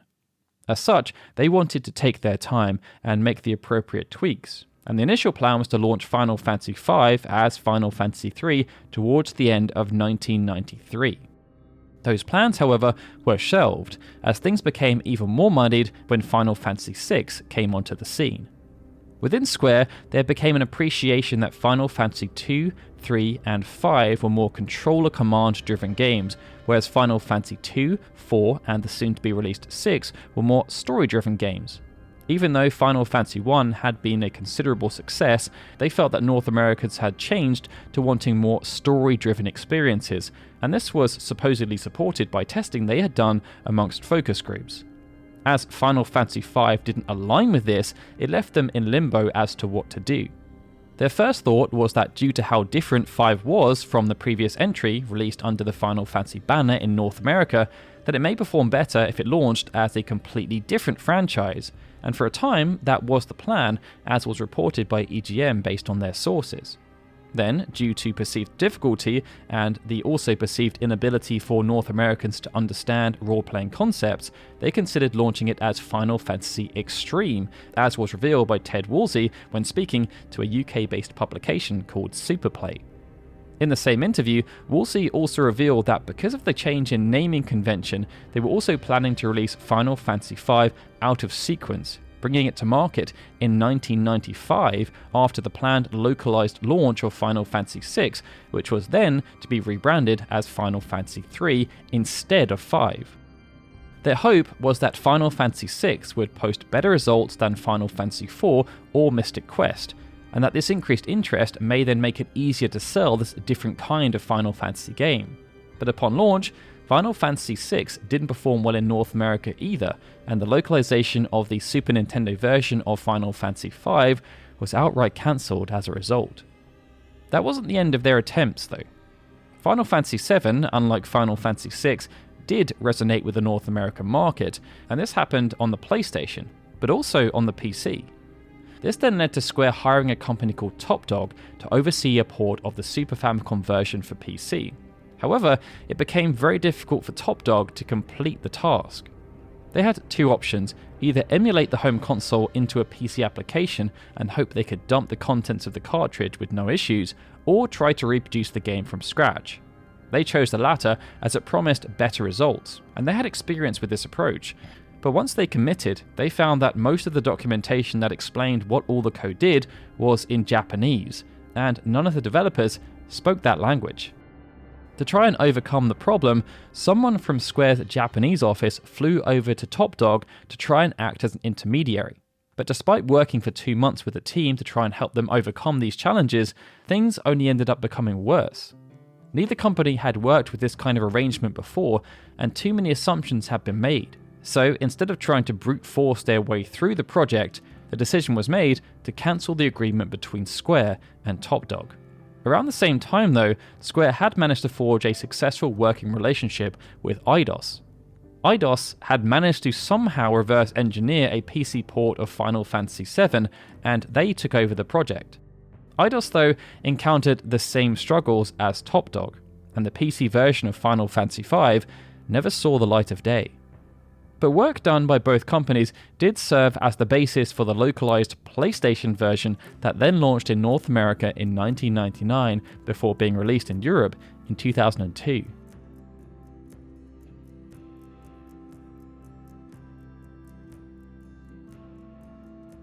Even though Final Fantasy V struggled to see an overseas release for many years, that did not diminish its impact around the world. It just may not have been apparent to fans at the time. Not long after its release in Japan, for example, the Final Fantasy V soundtrack was released and went on to sell over 135,000 copies, by far the best performance of any kind of music-related merchandise Square had ever released. The strategy guide was also so successful that it ended up as the 6th best-selling book in Japan in 1993. And as if to show how much the gap between the franchises had narrowed, the Dragon Quest V strategy guide appeared in the position above. But that wasn't the end of Square's aspirations to market this product, and they introduced a plethora of new merchandising initiatives as a way of trying to satisfy their very expectant audiences.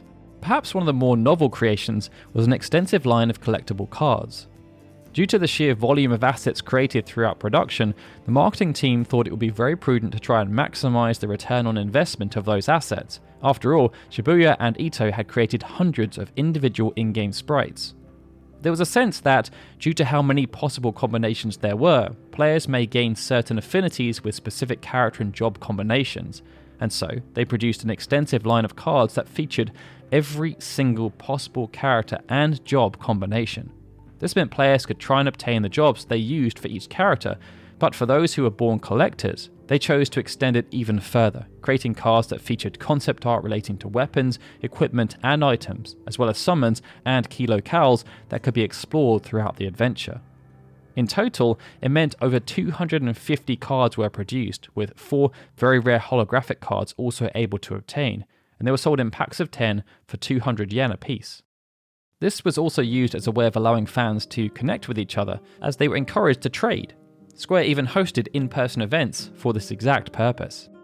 The Final Fantasy V original sound version was released the day after the game on the 7th of December, and it was a huge success.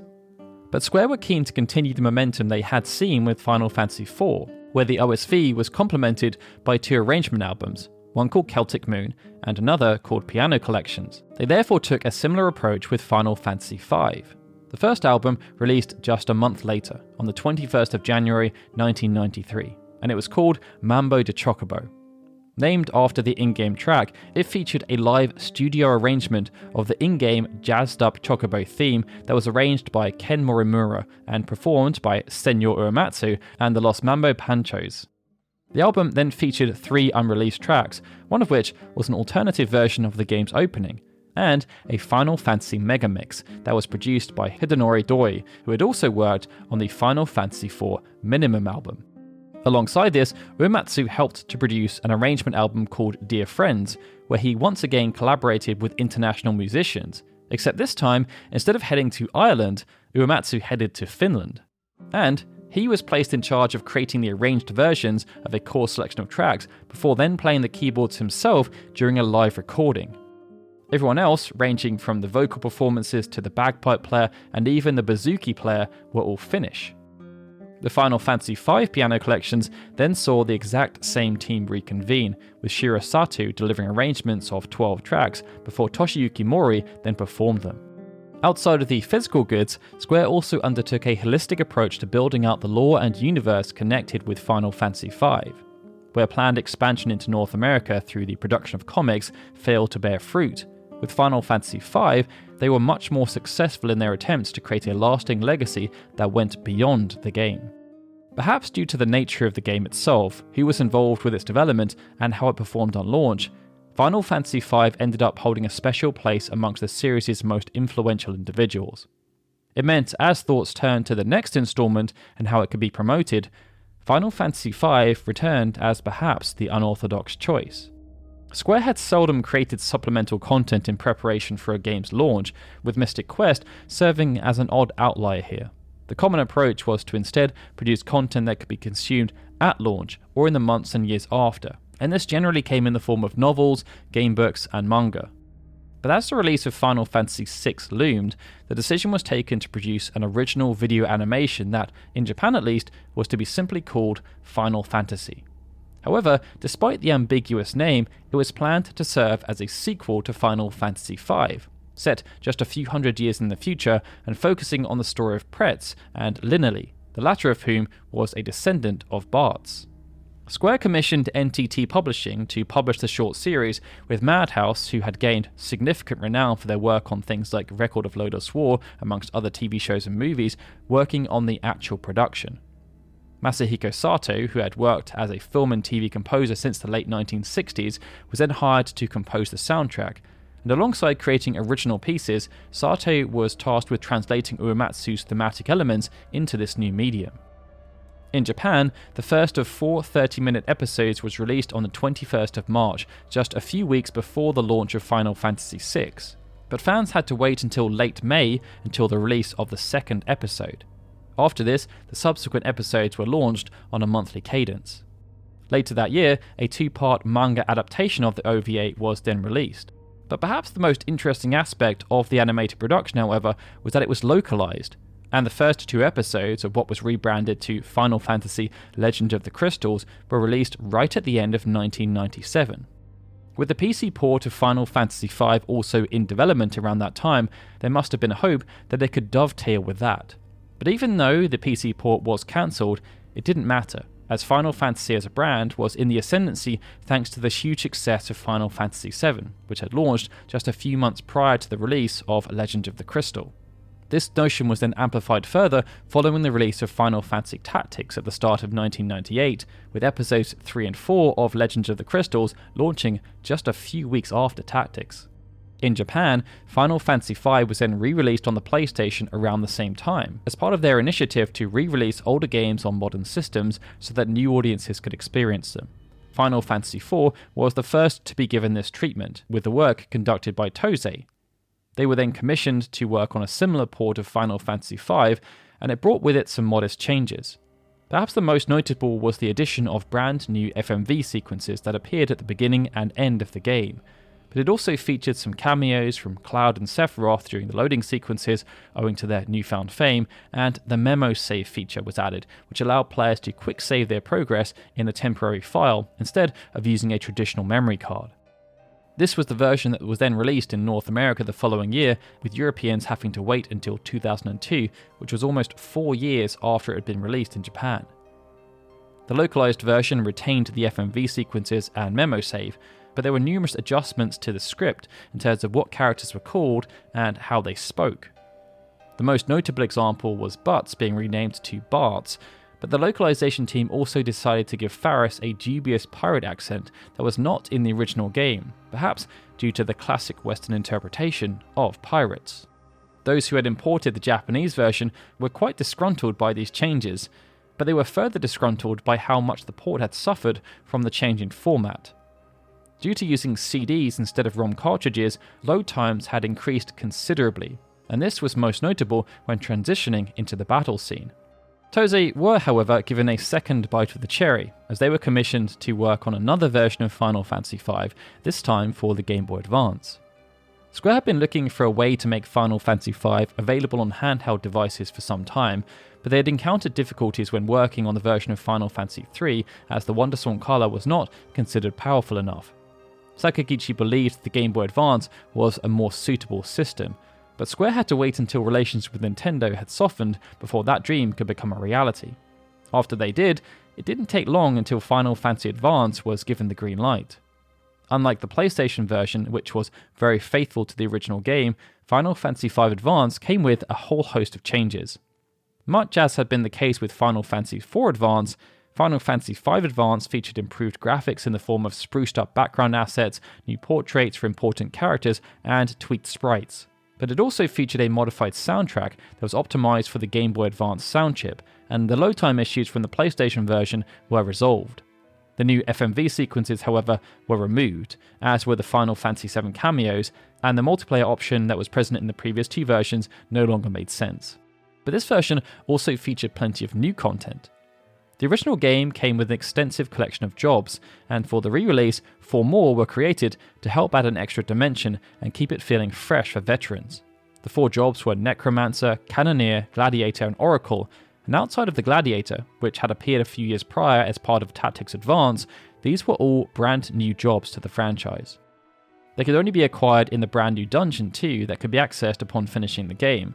This was called the Sealed Temple, and it was an underwater dungeon found south of the Phantom Village that could only be entered after obtaining the tablets and the 12 legendary weapons. It was also a very lengthy dungeon, and it featured devilish superbosses such as the Archaeodemon, Omega Mark II, and Neo Shinryu. But should progress be made, 4 crystal shards could be found. Each one could then be used to access one of the new jobs. But the Necromancer job had an extra step, as Inuo also needed to be defeated, and that was no easy task. Outside of this, Final Fantasy V Advance also added a bestiary, challenging players to try and defeat every enemy in the game, as well as a music player and quick save functionality.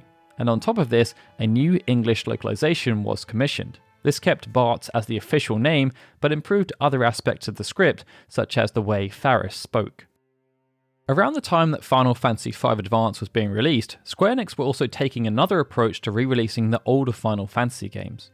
Due to there being so many false starts in releasing Final Fantasy III on first the WonderSwan color and then the Game Boy Advance, they decided to instead just create a full-on 3D remake for the Nintendo DS. Upon launch, this new version of Final Fantasy III proved that there was demand for a 3D remake of an older Final Fantasy.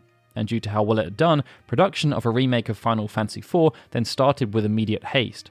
Fans then assumed that Final Fantasy V was to be the next game to receive such treatment, but when key figures at Square Enix and Matrix Software reconvened, they had a rather different idea.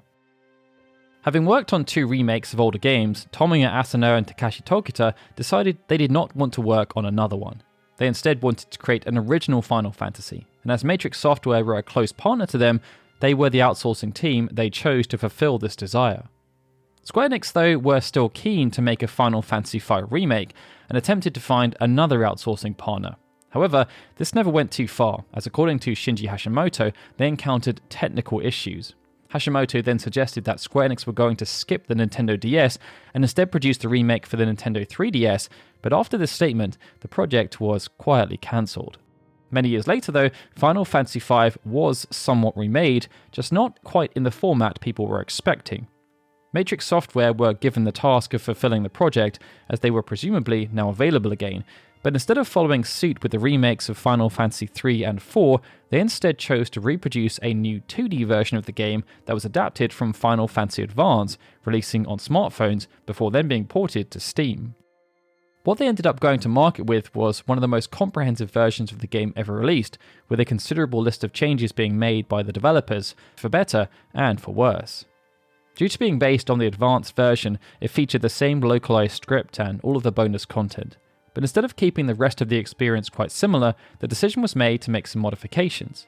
This meant that instead of adopting the crisp 2D visuals seen in the PlayStation portable versions of Final Fantasy 1, 2, and 4, Square Enix chose to instead mimic the visuals seen in Final Fantasy Dimensions. This saw new sprites designed by Shibuya, but the change in graphical style ended up being somewhat controversial.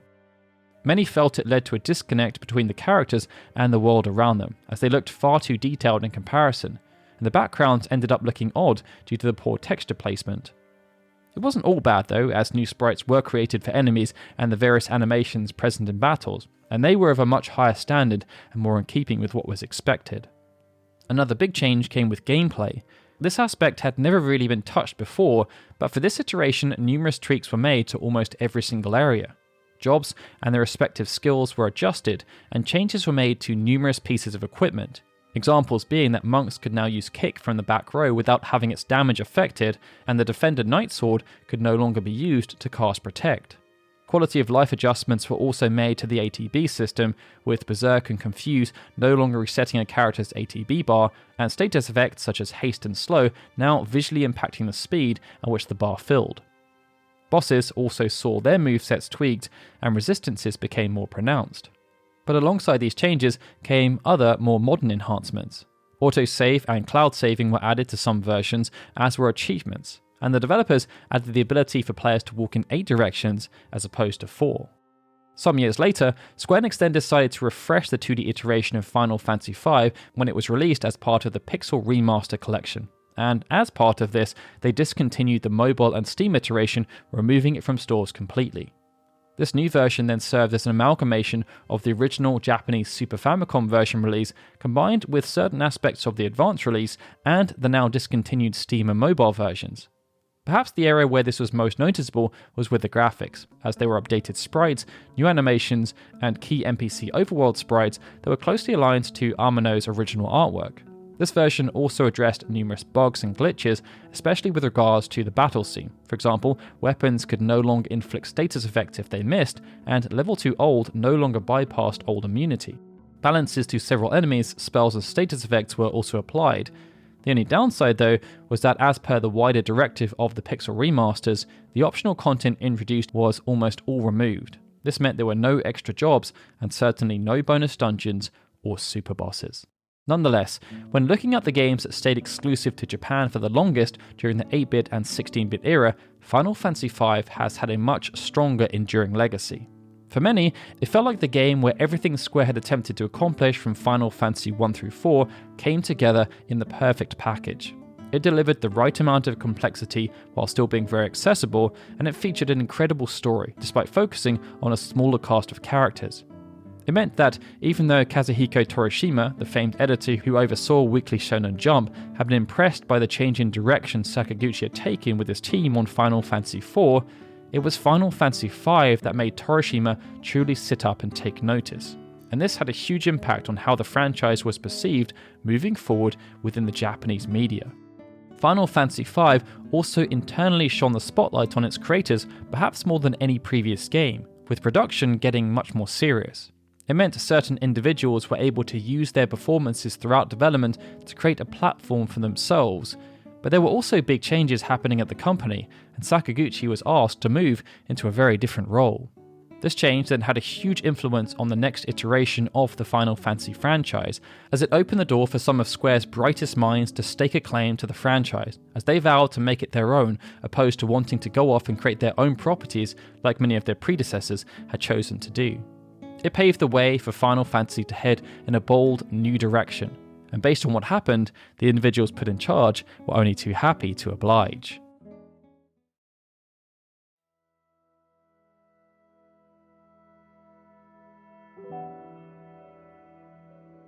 As 1992 drew to a close, senior figures at Square were incredibly satisfied. Hironobu Sakaguchi and his team had done it again. Final Fantasy V had been a huge success, with almost every metric, both critical and commercial, surpassing what had been achieved by Final Fantasy IV. And not only that, they had been able to close the gap on Dragon Quest in a meaningful way. Final Fantasy was no longer playing catch-up, they were now a legitimate rival and contemporary.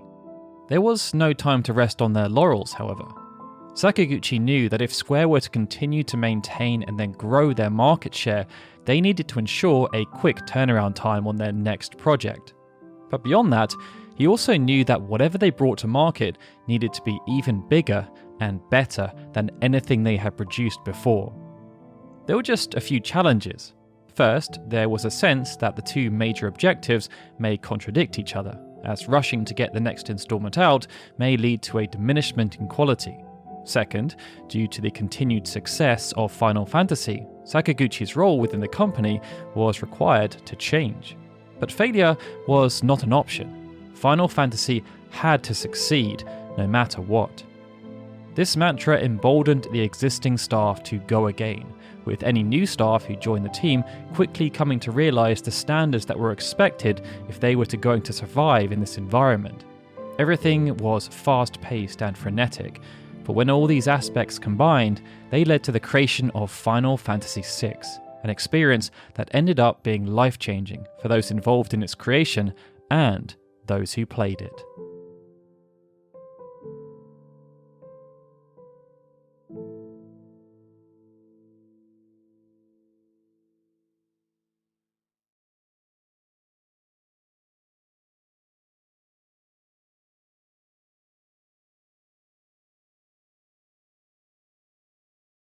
By the end of 1992, Final Fantasy V sat as the fourth best-selling game released so far on the Super Famicom. It was only behind Super Mario World, Dragon Quest V, and Super Mario Kart, and had managed to supplant another stalwart in Street Fighter II. Such performance showed the power of the Final Fantasy brand, but it also highlighted the extreme competition they faced. Super Mario World and Super Mario Kart were first-party titles that had no close contemporaries on the platform. Indeed, Sonic the Hedgehog had emerged as Mario's main competitor, but that particular rivalry was born from hardware manufacturers themselves wanting to duke it out, and in Japan at least, it wasn't even really a rivalry at all. Street Fighter II was in a similar situation, serving as a trailblazer for the burgeoning fighting scene on consoles. Fatal Fury launched soon after, but its impact was minimal by comparison, only selling 50,000 copies in its first week on sale. It meant the Dragon Quest and Final Fantasy franchises existed in a unique situation, as they both resided in the exact same genre, and they were both capable of selling millions of copies. This meant there was a very realistic possibility that one brand was able to steal market share from the other, and from the outside, it looked as though this was already starting to happen. Dragon Quest had been the undoubted king of role-playing games during the Famicom era. Even though other franchises were popular on personal computers, such as Ultima and Wizardry, the brilliance of Yuji Horii and Koichi Nakamura helped to define the genre to a new audience, and other creators such as Hironobu Sakaguchi, Koji Okada, Kotaro Hayashida, Masayoshi Hashimoto, and Keisuke Terasaki were all playing catch-up and attempting to forge their own path. Out of this collection, however, Final Fantasy was the only entry to see the same kind of growth as Dragon Quest. and the decision by Yuji Horii to spend so long developing Dragon Quest V had only strengthened the position of Final Fantasy.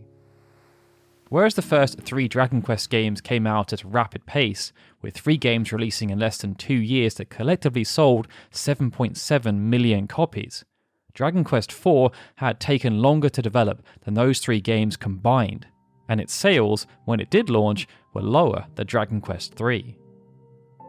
Dragon Quest V then took even longer to develop, and by the middle of 1993, its sales had only just passed those of Dragon Quest II. Despite there still being huge intrigue around the franchise, it became clear to Horii that something wasn't working, and that something was the speed at which they worked in comparison to the team at Square. Horii even noted in an interview alongside Sakaguchi that he couldn't believe how Square managed to pump out Final Fantasy games so quickly without there being any kind of drop in quality.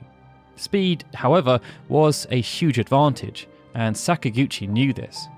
They needed to ensure they kept the focus and attention of consumers on their franchise, not their competitors, and he created the internal goal of ensuring a brand new Final Fantasy game released every single year, no matter the cost. It seemed far-fetched given how complicated development was becoming, but Sakaguchi believed they could achieve this goal with the right balance, and the results were there, clear as day. Final Fantasy III launched right after Dragon Quest IV, and Final Fantasy V launched right after Dragon Quest V. Square had therefore managed to release an entire entry that Dragon Quest had no answer for, despite also cancelling another iteration entirely, and by mid-1993, the collective sales of Final Fantasy IV and V had surpassed what Enix had achieved with their first iteration on the Super Famicom. Not only that, but whereas Dragon Quest V saw its sales shrink in comparison to its predecessor, Final Fantasy V saw its sales grow. This created a very tense atmosphere between the two companies, but Kazuhiko Torishima, the influential media mogul who had lectured Sakaguchi after the release of Final Fantasy III and had a pre-existing close relationship with Horii, served as something of a mediator. He encouraged Sakaguchi and Horii to meet, and they developed a cordial relationship. But neither Sakaguchi or Horii was ever willing to talk too much about what they had in the pipeline, lest it give the other a competitive advantage. Indeed, the pair confessed to religiously playing each other's new releases to see what innovations were present, as neither wanted to be accused of plagiarism or being a cheap imitation. And if there was something that they felt was too derivative, the two tour de forces would then go back to their teams and demand that they modify that particular aspect, whether it be related to a specific character, a plot device, or even a gameplay system, as they wanted to ensure there could be no accusations, but also because they wanted their game to be superior. The external rivalry between Dragon Quest and Final Fantasy created some healthy competition, helping to push the genre to new heights, but Square was also keen to create internal competition too, as they sought to turn their company from its humble beginnings as a small publisher of games on personal computers into a publishing juggernaut that could rival some of the biggest players that were based in Japan. Pre-Final Fantasy, Square had created 4 separate development divisions that worked on independent projects, but after the success of Final Fantasy, most of those divisions were dissolved, and primary focus was placed around ensuring Final Fantasy II surpassed its predecessor. After this objective was accomplished, Square started to branch out again, with Saga finding its footing and Mana following soon after. The success of Romancing Saga then cemented that this was the correct approach, but as the company grew, so too did their approach to development. For the longest time, even when teams were separate, there was a strong notion of shared learning and resource management.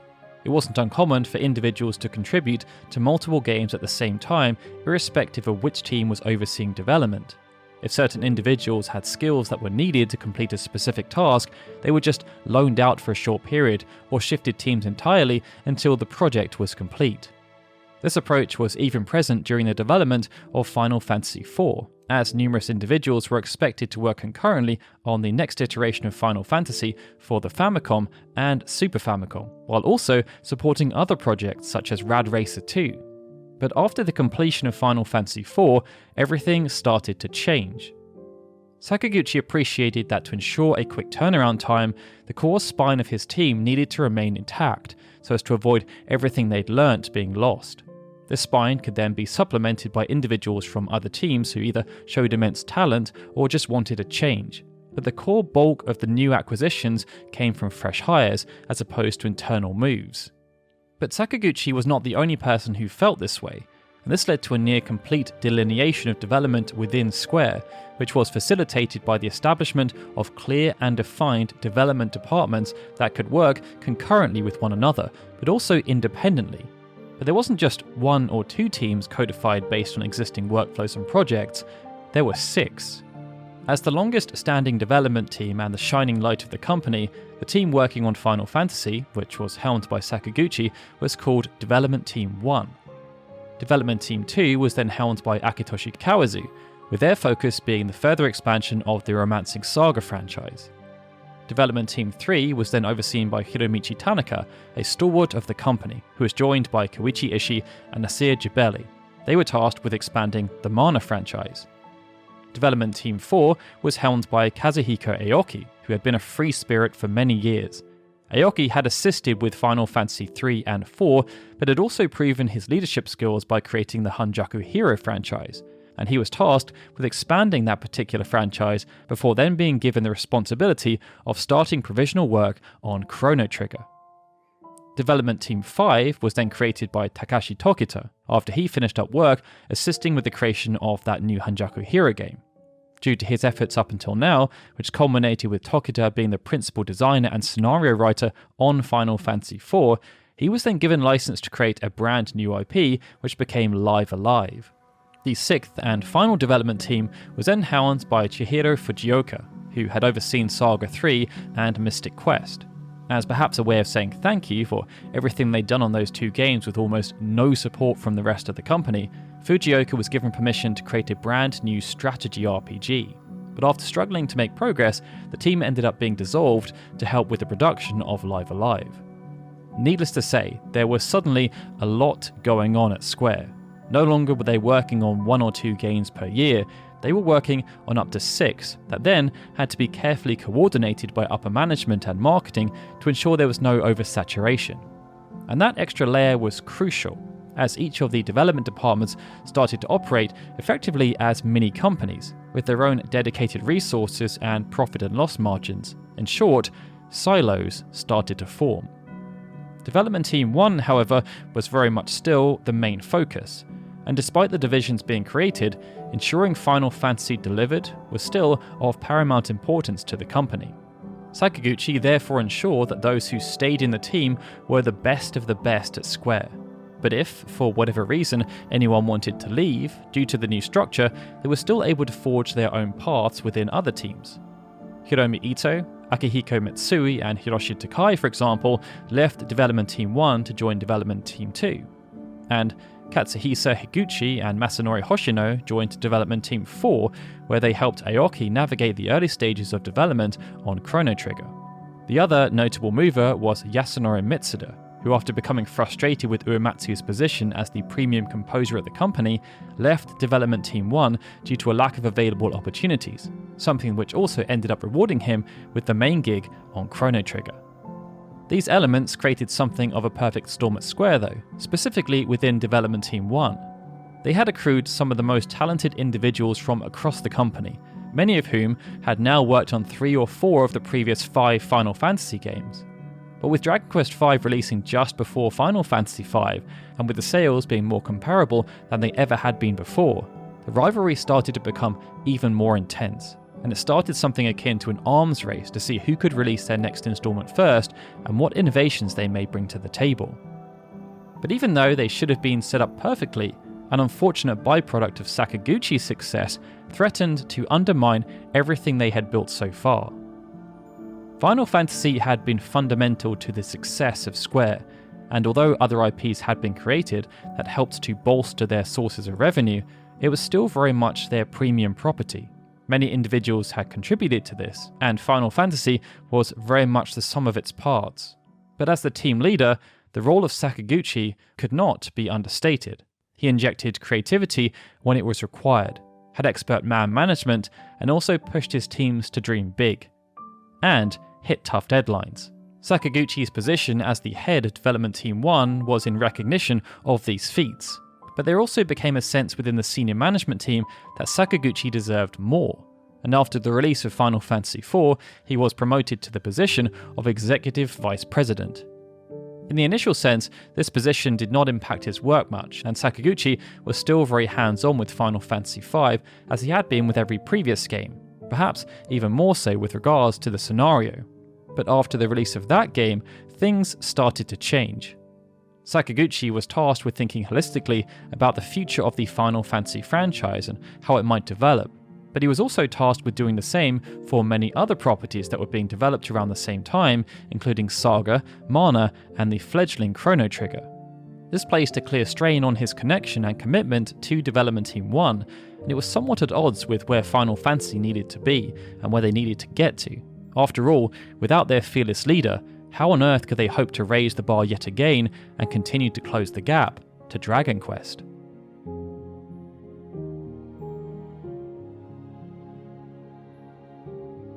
Prior to the release of Final Fantasy V, there was a sense that the team had developed something special.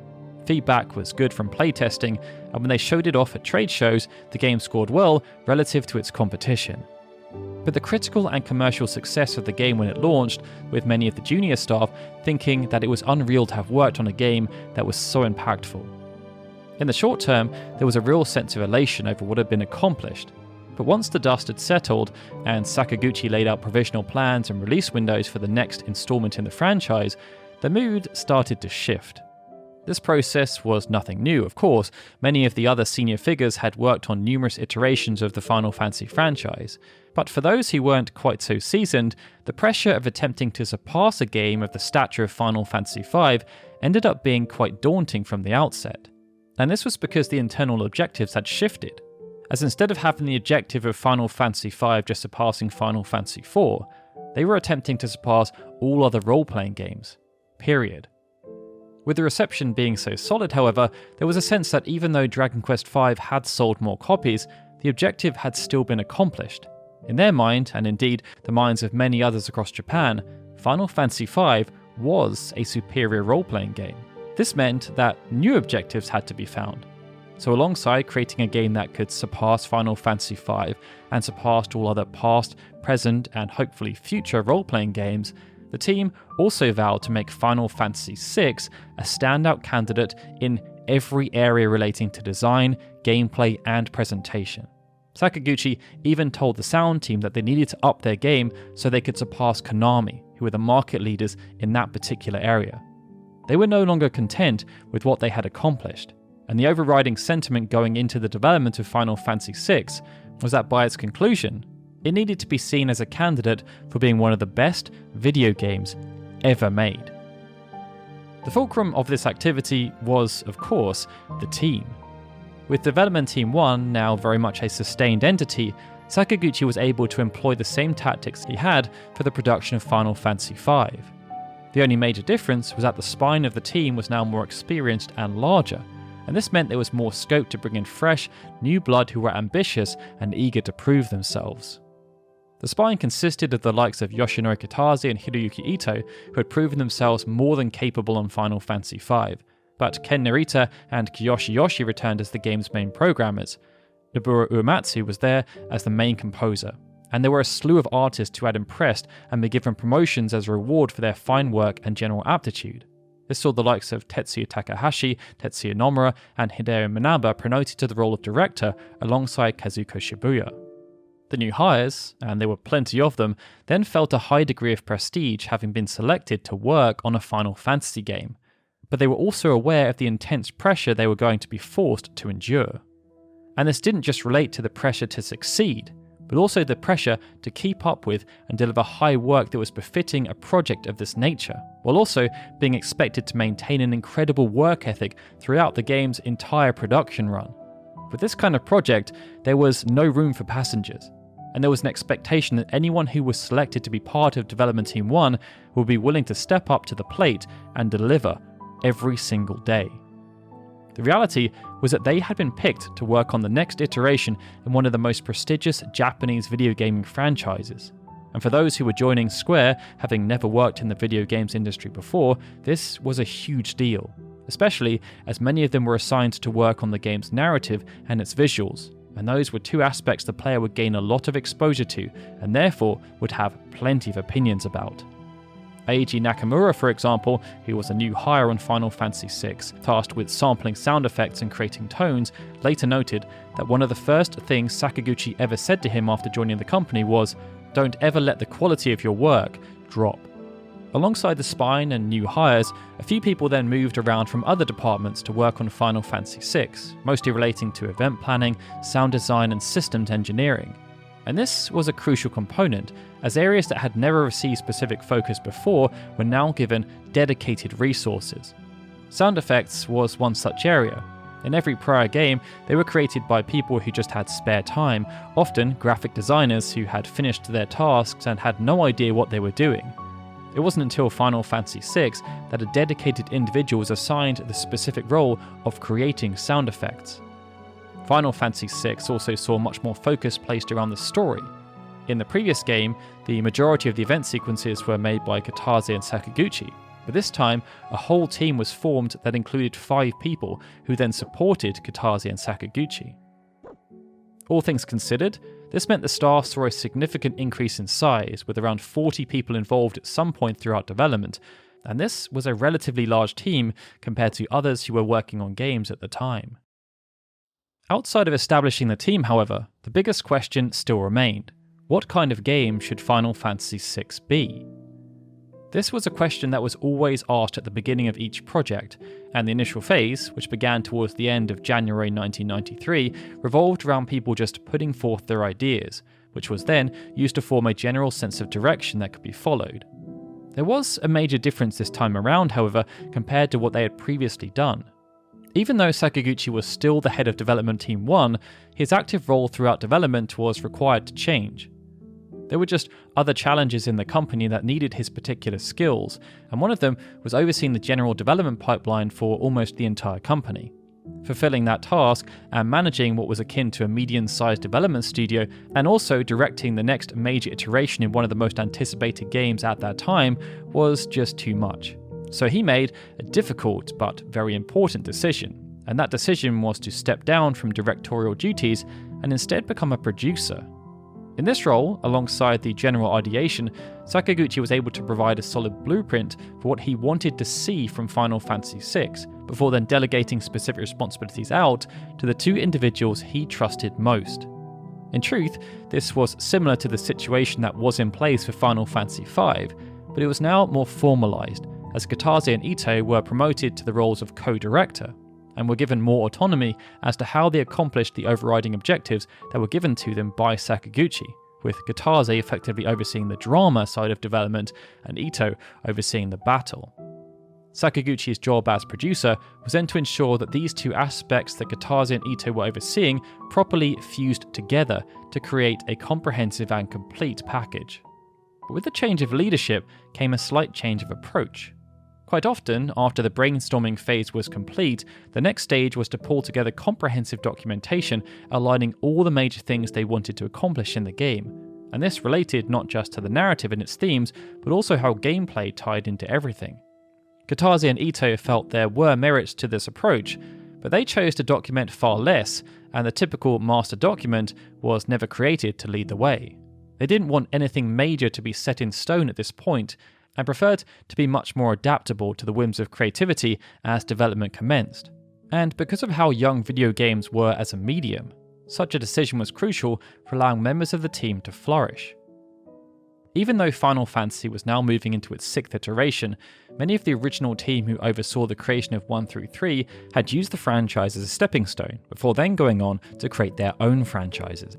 Fortunately, such was the success of Final Fantasy III that a whole new wave of talent was brought into the company. But because of how young the video games industry was, the lines of seniority that would often be there in other industries due to age just weren't all that visible. Senior members of the team were still relatively young, and this was evidenced by Kitase, who, despite being one of the younger members of the team, was given one of the most senior positions.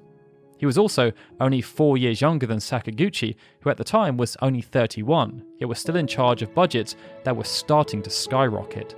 It was perhaps because the staff had evolved so much that they collectively chose to rebel against elements that were deemed to be foundational to the franchise. Ever since Final Fantasy II, the question of what defined a Final Fantasy game had continued to persist. But now, there were plenty of egos involved, and those egos could be bucketed into three groups. Those who had been part of the original crew that worked on Final Fantasy 1 through 3, those who were part of the second generation of creators who had worked on Final Fantasy 4 and 5, and those who were just starting out and wanting to make a name for themselves. This could have caused mass conflict, as everyone had individual opinions about what a Final Fantasy should be. But instead, it led to a shared sentiment of wanting to try something new, as opposed to just wanting to copy what had been done before. They wanted to collectively challenge themselves. The first area that came into focus was the narrative connection with crystals and their emphasis on traditional sword and sorcery fantasy. The overriding sentiment was that this story device had been done to death, as crystals had been given a high degree of prominence in each of the 5 previous narratives, often being central to plot progression and in general serving as the main driving force behind the narrative. With their main competitor being praised so much for its narrative depth, it was felt that perhaps now was the time to explore something different, and this meant stepping away from crystals to see if they could tell an original type of story. This then facilitated a change of subgenre within the realm of fantasy. Previous games had always flirted with futuristic science fiction elements. The original Final Fantasy, for example, had the Flying Fortress, and Final Fantasy IV introduced the Lunar Whale alongside the ability to travel to and from the moon. This time, however, one of the team proposed the idea of creating something much more industrial. Aspects of this did evolve over time, as per Kitase and Ito's plans, but from the outset, this idea proposed that they try and figure out how to incorporate machinery into a fantasy world. The art directors were then a prominent driver of this, as they wanted to introduce more of their personal interests into the aesthetic of the game, but there was also a belief that the sword and sorcery aesthetic was holding the franchise back, and that with technology and hardware specifications now being much more advanced, and with the team being more experienced, they could really challenge themselves to create a world that incorporated so many different themes all into one. This theme of then leveraging their experience with the hardware then manifested onto the playable characters and their gameplay functions. Final Fantasy IV and V had taken very different approaches to party setup, with 4 opting for a large, more restricted party, and 5 opting for a smaller party with a ton of variety due to that small party having access to an incredible number of jobs. In the past, the developers had often cut corners to hit deadlines or compensate for low specifications, but they no longer felt that was a barrier. This time, they therefore wanted to go big or go home by creating an expanded cast that dwarfed Final Fantasy IV alongside an expanded array of customization that was even more comprehensive than Final Fantasy V. Everything pointed towards a massive undercurrent of change, but these ambitions didn't come cheap. And even though Final Fantasy V had served as a massive upgrade on Final Fantasy IV, jumping from an 8MB cartridge to a 16MB one, Final Fantasy VI upped the ante again by requiring a 24MB cartridge, and this came with a pretty steep financial commitment from Square to make this happen. Sakaguchi, however, was more than happy to make such an investment in his team. He was confident that they could deliver on those initial objectives, and by placing his faith in Kitase and Ito, he was excited to see how they would approach their leadership roles as he stepped away from being so involved in the day-to-day. Sakaguchi was still involved though. He'd always loved developing the narrative and had been directly or indirectly involved with establishing the premise and core themes of every previous game, even going so far as to write and adjust the script for some of them. Now in the role of producer, Sakaguchi again came up with the broad story premise, which, as they were moving away from having crystals be the driving force, was now going to revolve around what had often been a secondary narrative theme: rebels attempting to overcome evil imperial forces. It sounded simple on paper, as most narratives do when broken down to their basic components, but Sakaguchi and Kitase vowed that this time their narrative was going to be far more sophisticated than anything previously associated with the franchise. Final Fantasy IV had served as a significant turning point in this regard. Having taken the feedback from Kazuhiko Torishima to heart, Sakaguchi sought to enhance the quality of the scenario, and this saw them create an expanded cast whose fates were interwoven with each other and the world around them. Final Fantasy V then followed a similar approach, except this time the number of protagonists was reduced so they could each have more development, with the scenario itself also having a lot more depth with the way it connected to the world. The sentiment of character-driven stories was becoming more and more pronounced, and other development teams were even taking a similar approach, with Takashi Tokita, who had planned out the scenario of Final Fantasy IV, opting to take the notion even further when developing Live Alive, which happened concurrently and in isolation from Final Fantasy VI. In short, within Square as a whole, there was a want to transform characters from simply being vessels that were used to progress the overarching story. Instead, they wanted them to be seen as characters of substance, each with their own backstories that could be used to evoke different sets of emotions amongst the player base. And this was a huge point of differentiation. As those steps had been taken with Final Fantasy IV and V in this regard, Kitase and Sakaguchi felt that the narrative focus on the characters themselves was still one-dimensional and lacking. Based on that overarching objective, the decision was taken to introduce a huge cast of characters, with each one having a specific purpose within the story, and with the majority of them being developed in such a way that depending on the lens used by the player, it would be possible for each of them to be seen as the protagonist of the story. And this was a major difference from previous games, which had a canonically defined protagonist such as Bart or Cecil. Due to the scale of the task though, Kitase decided to adopt an innovative approach to development. It would have been easy for him, as the overlord in charge of drama, to create all the characters and then delegate their development to the team. But he took the opposite approach, putting faith in his team to collectively come up with the characters. This meant almost the entire development team, irrespective of department, then had a say in who these characters were and the creation of their identities and backstories, as opposed to it solely falling on the shoulders of, say, Sakaguchi or Kitase. Through this process, they ended up with almost 20 characters, with each one depicted at the stage by nothing more than playable class names. For example, one character was simply called Thief, while another was called Gambler. Once the array of characters was then established and everyone was happy, Kitase then opened up the floor for people from all across the development team to write short stories about these characters, which were meant to offer an identity and a hint at their backstory. Tetsuya Nomura, one of the art directors, pitched in ideas for the Gambler, who became known as Setzer, and the Ninja, who was then named Shadow. Akiyoshi Ota, who was a battle planner, then proposed some ideas around the Painter, who was subsequently named Realm, and he naturally then took charge of Strago and all the NPCs associated with their story. Having seen some of her friends step up, Kaori Tanaka, aka Soraya Saga, who was a field graphic designer at the time, opted for the Monk and Machinist, who became known as Sabin and Edgar Figaro, and she then took on the responsibility of building out their characters, creating a considerable amount of depth for the brothers that went far above and beyond what was expected. Sakaguchi then took responsibility for developing the backstories of Terra and Locke, who were planned to be prominent characters, while Kitase, perhaps due to his wider role, looked after two playable characters who were supposed to have lesser roles in Celes and Gao, and the main antagonist, Kefka. Other characters such as Cyan and Mog were then picked up by other team members, but there were also characters who were proposed and then cut as the story developed, as they just didn't work with the way the scenario was progressing. Cyan, for example, was meant to have a close bond with a woman named Angela. Many of these decisions fell on Kitase as the scenario director. Even though each of the individual characters was overseen by a different member of the team, his job was to ensure the various arcs pulled together to make sense in the context of the wider narrative that was developing. But if they didn't, cuts had to happen. Perhaps the crucial part of this approach, however, was just its dynamic nature. As there was no set path for the story to take, there was a huge amount of fluidity, and everyone was able to riff off each other depending on developments that were being made elsewhere. And this then facilitated a ton of change, even within characters themselves. Terra, for example, underwent numerous revisions throughout development. From the outset, Sakaguchi always knew he wanted the character to be half human, half Esper, but nothing else was decided. In earlier drafts, this meant Terra was a man before being adjusted to a very sprightly young woman with short blonde hair. Locke also could have undergone changes too, but for very different reasons.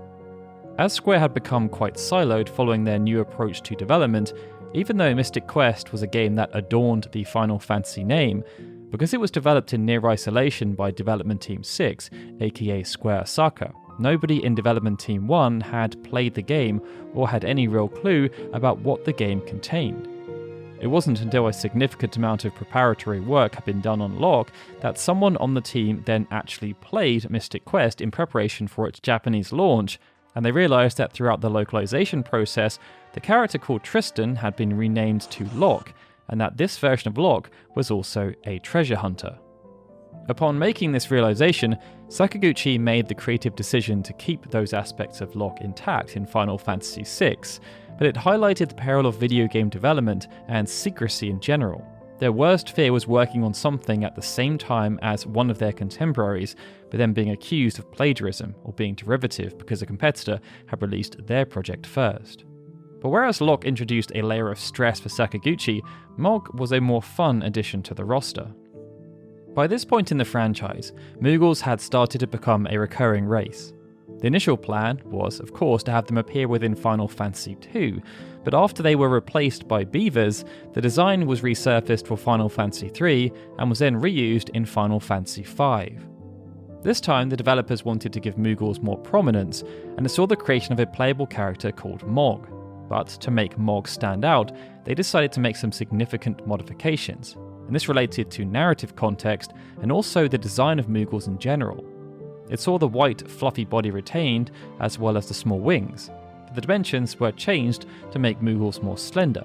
More focus was also placed on the Moogle's face, which now featured the squinted or closed eyes, and the wings were made smaller. Perhaps the most noticeable inclusion, though, was the pom-pom. This was a ball of fur on a long antenna, and it hadn't featured in any of the previous designs, but it helped to make the Moogle a bit more distinctive, and this made a huge difference to how audiences reacted to the character. One of the characters who saw the most change over time, however, was not Terra or Locke, or even Mog.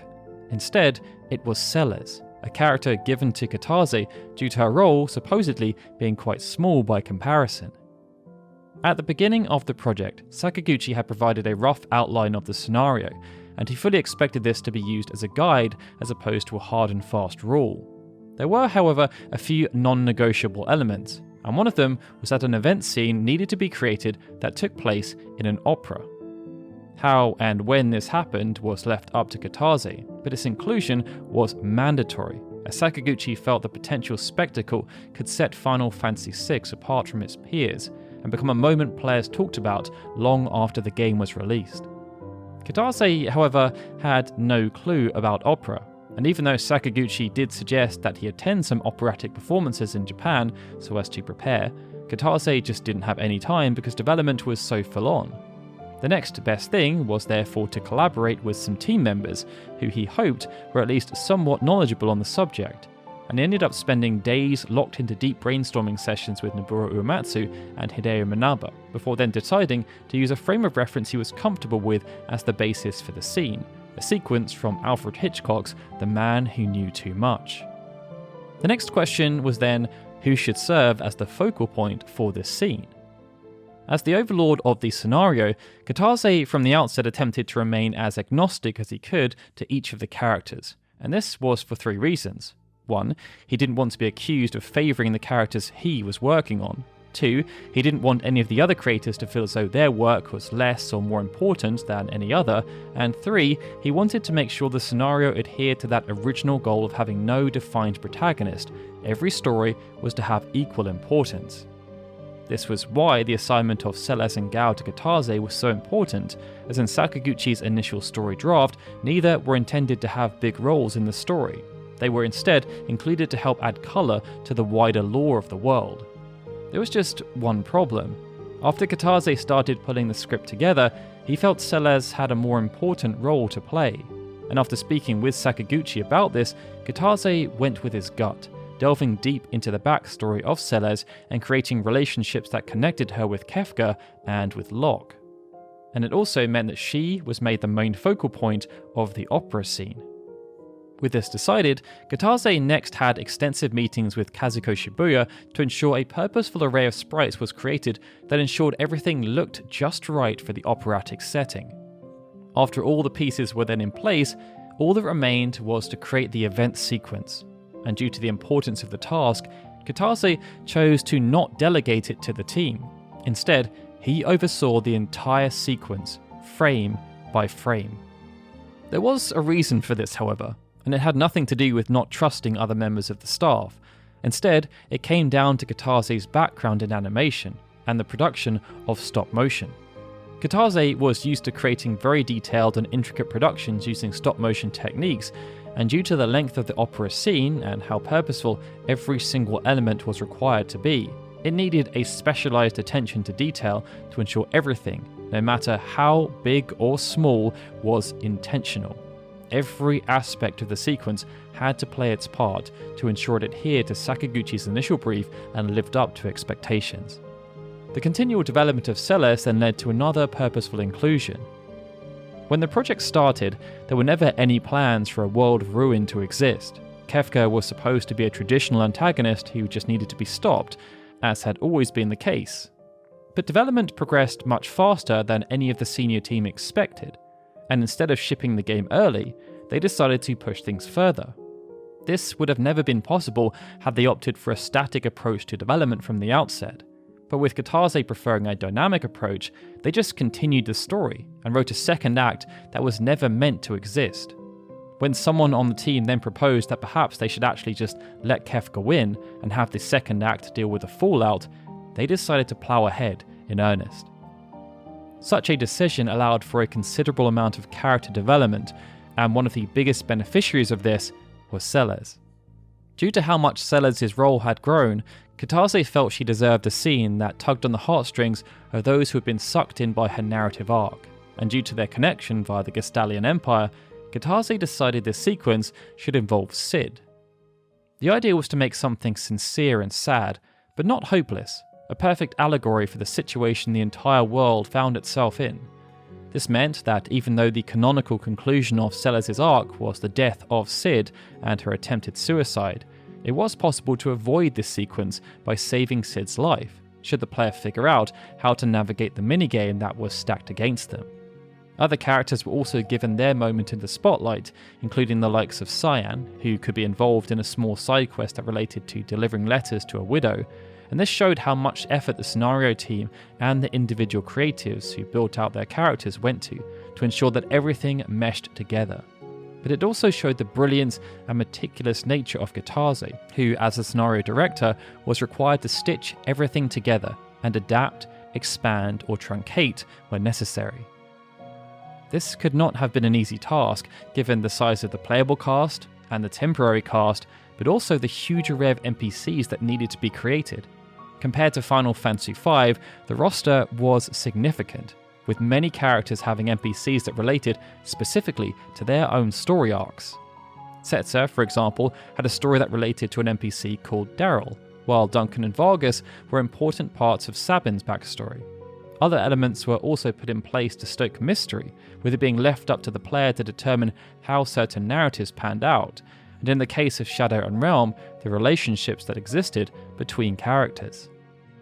As Kitase and other members of the team continued to organically develop the story, Hiroyuki Ito worked with his team to ensure that broader progression systems and combat application worked hand in hand, supporting the narrative wherever possible to create a cohesive experience. Due to the sheer size of the playable cast, it was decided early on that a traditional job system, the likes of which have been seen in Final Fantasy I, III, and V, just wouldn't make sense.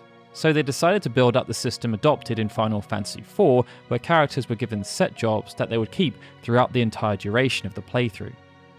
There was a risk that this may cut down on the volume of potential party configuration options, but due to the size of the cast, there was a sense that the game still had the capacity to offer a lot of variety with regards to playstyles, and they also made some purposeful changes in relation to how everything was implemented. The first major change was that they wanted to remove the restrictions imposed by Final Fantasy IV, whereby throughout much of the experience, players had a limited choice about how to solve the problems put before them. Final Fantasy V had been a breath of fresh air in this regard, and they wanted Final Fantasy VI to be similar. So even though there were certain story segments put in place that forced certain characters to be used, their impact was diminished, and outside of moments of learning, the player was afforded a lot more choice about the party they wanted to use, with some recruitable characters even being missable. The other major change came around character progression. In every prior game to Final Fantasy V, outside of Final Fantasy II of course, a character's ability set was always determined by their selected job, whether that be a fixed role or an adaptive one. Final Fantasy V then challenged this via the Mastery system, and it was this system that saw significant expansion. Every character did still have the capacity to learn new innate abilities as they grew throughout the game, but these abilities could now be supplemented with limited restrictions applied, and this was made possible through the expanded use of espers. After being introduced in Final Fantasy III and their subsequent narrative involvement in Final Fantasy IV, the role and impact of summons had ended up being quite profound. In Final Fantasy VI, this notion was pushed even further, as summons, now known as espers, were integrated into the story in a direct way by being connected to one of the game's main protagonists, Terra, and having their own world and society. But to make sure their impact was felt beyond the story, espers were then retained as summonable beings and integrated into character progression. Ever since being promoted to oversee general gameplay, Ito had always attempted to make sure his systems acted as extensions of the narrative, and this time it saw espers become equipable components, capable of teaching characters new spells and boosting attributes. Each esper, via the Magicite system, was given a unique array of spells that could be taught. The caveat was that each Magicite could only be assigned to one character at a time. This meant players had to be strategic, as spells were not learned instantly.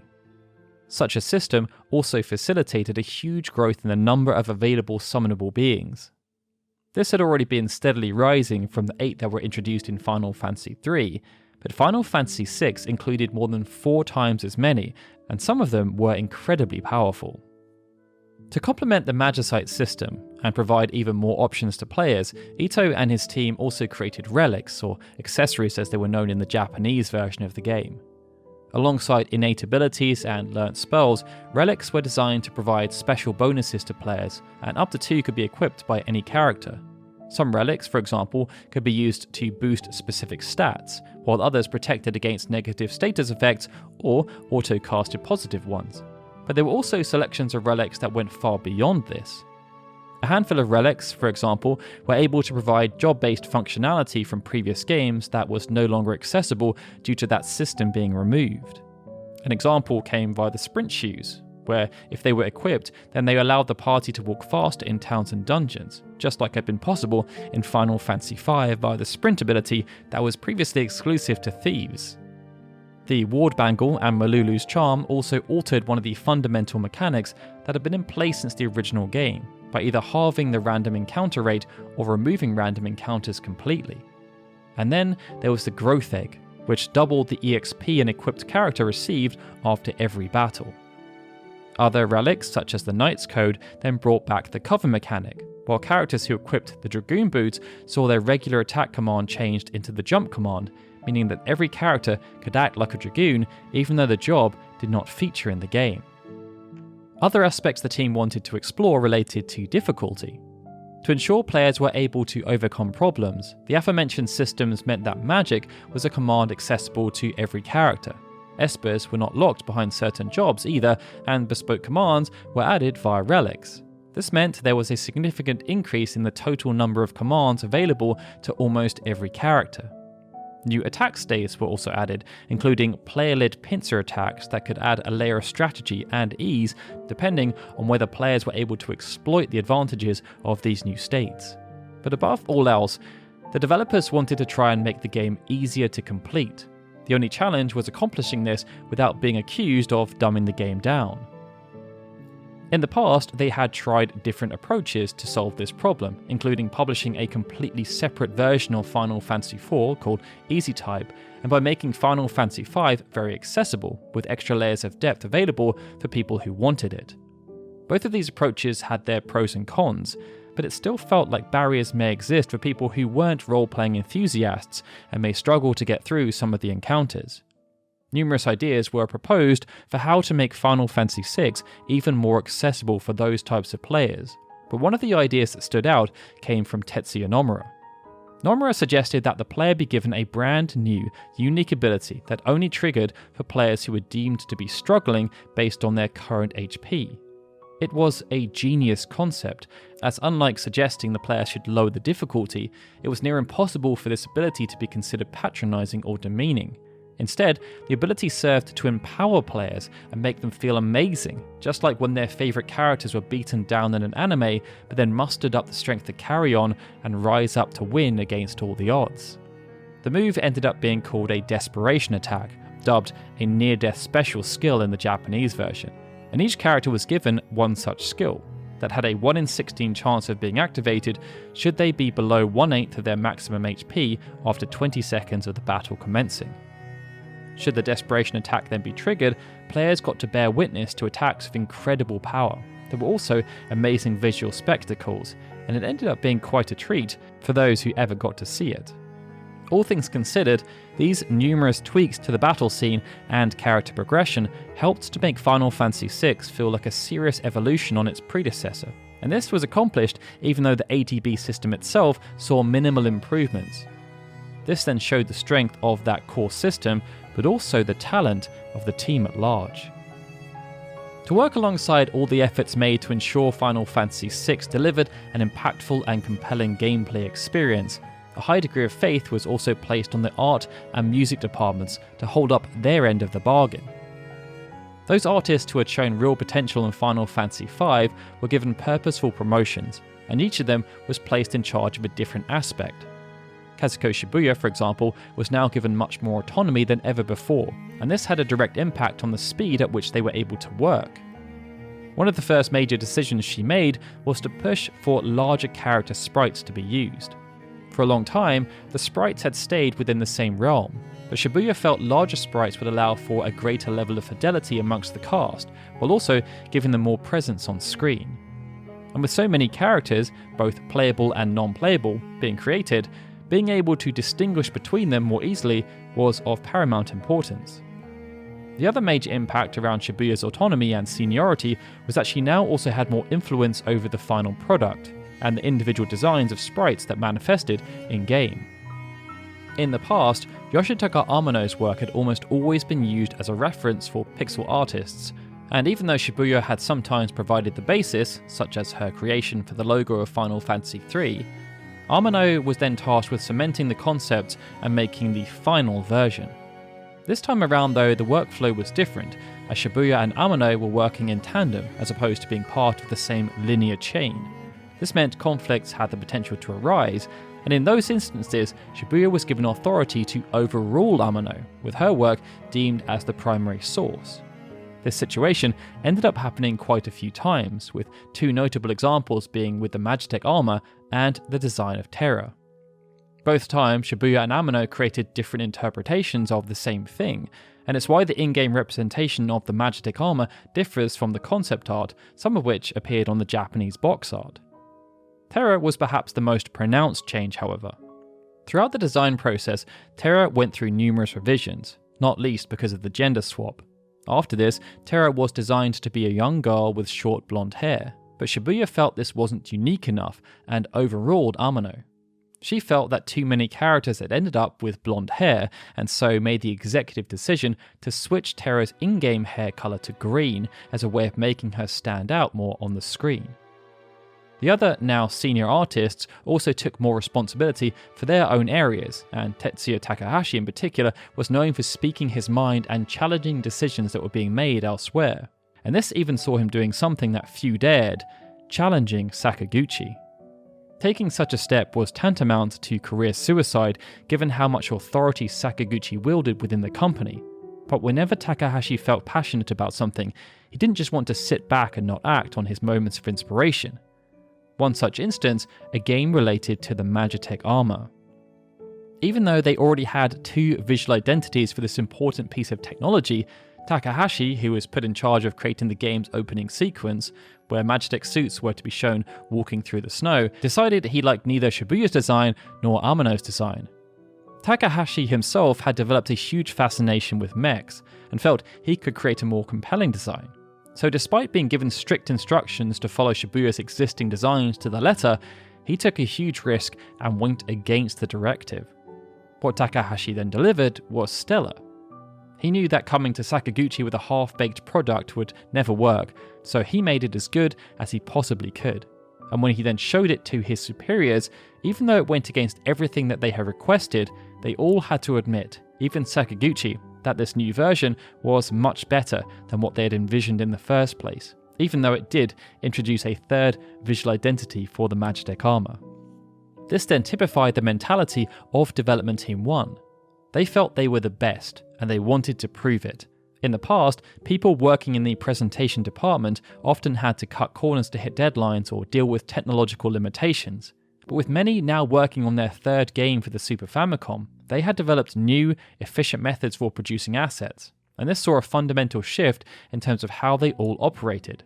Even though some elements may have resembled what was seen in previous entries, everything was reworked under the hood, rebuilt from the ground up to be way more efficient, and this then allowed them to pack so much more content into the game. Pride also came into play too. Numerous games went to market throughout production, but if any featured things that were similar or better than what the team were already working on, the decision was often taken to start again from scratch. Such an instance happened following the release of Yasumi Matsuno's Ogre Battle. After playing the game, Hirokatsu Sasaki, who was working on the creation of magic effects to be used within the battle scene, ended up scrapping almost all of his work. Because if they wanted to be seen as the best, they had to be the best. They couldn't afford to rest on their laurels. The other aspect of presentation related to music, and this was where some potential issues arose. Unlike many others of the team who were super enthused to be working on another Final Fantasy game, Nobuo Uematsu was not. Ever since joining Square, Uematsu had been given a relentless schedule, tasked with composing music for the vast majority of their games. This burden was softening slightly following the hiring of Kenji Ito, but Uematsu had still been required to compose the soundtracks for almost 20 games in just 7 years. Across the 5 Final Fantasy games alone, he had composed almost 5 hours of in-game music, with over 2 of those relating to Final Fantasy V. Countless more music had also been produced that just didn't make the cut, and it had all been composed with very tight deadlines, requiring near-permanent residence at the office and many sleepless nights. On top of that, Uematsu also had to create sound effects for some of these projects, all while being required to work on plenty of other supplemental content that was being produced in relation to his own works, such as the Symphonic Suite and the various arrangement albums that were now expected to be part of the pre- and post-marketing cycle for each game. The other strain was that alongside Sakaguchi, Uematsu was now the second most famous person at the company, and was often asked to do interviews due to his high profile within the video games industry. Following the completion of Final Fantasy V, Uematsu took all of this into consideration when thinking about what to do next. The grim reality of burnout was creeping in, and Uematsu was very close to quitting Square and the video games industry as a whole, hoping to move on and work in a less stressful environment. Sakaguchi and Kitase, however, convinced him to stay on for just one more project. The argument they used was that they felt Uematsu wouldn't want to look back at his career with regrets if he quit then, not when they were just about to work on what they believed to be their best ever game. They needed someone of his talents to bring everything together, and after being emboldened by their faith in him, Uematsu opted to stay, resolving to make the soundtrack of Final Fantasy VI something special, as it was probably going to be his last. Kitase and Ito, owing to their collaborative approach to leadership and development, then brought Uematsu more into the fold than he was ever allowed to be when Sakaguchi was sitting at the top of the tree, asking for his opinions on aspects of design that didn't just relate to music. This approach then invigorated Uematsu further. He was given room to experiment, and he genuinely felt as though his work would make a difference to the final product that extended beyond the realms of what he had accomplished in the past. This notion was evidenced through quite a few pieces of music, but perhaps the one that epitomized this the most was Dancing Mad. Just as with every other aspect of the game, this track was never intended to exist.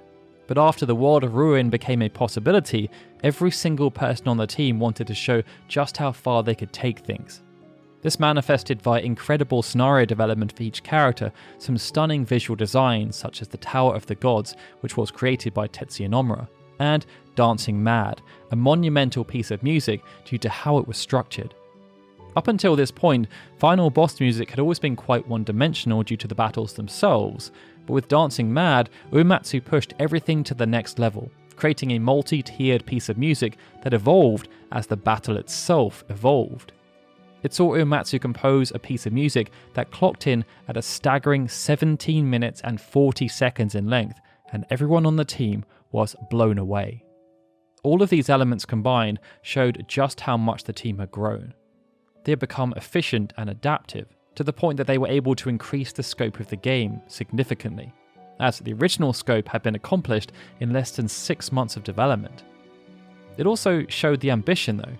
They could have easily just stopped there and released a decent game, generating strong returns for the company, but none of them would have been satisfied with that approach. Their collective desire to become the absolute dominant force on the market pushed them to achieve greatness, and they demanded nothing but the best from each other. This was, however, a blessing and a curse, and development still had its ups and downs. Sakaguchi, for example, had to contend with the birth of his daughter Aya when they were knee-deep in development, and as the leader of the team, he couldn't afford to be distracted by this major life event. Because of how much extra work they'd done, the debugging phase also ended up being more brutal than with any previous game, as everyone was forced to pitch in, irrespective of their role. One of the biggest challenges then came around memory management optimization. The game was huge, and unlike today, where there are numerous tools that can assist with debugging, even though Square did have a dedicated testing team at this point, they had no tools or software to aid in the detection of bugs and errors. It was a manual process, and as the deadline approached, more and more bugs were found due to them relying so much on human judgment calls for memory management. It saw staff members with spare time pulled in from all corners to assist, including famed artists like Shibuya.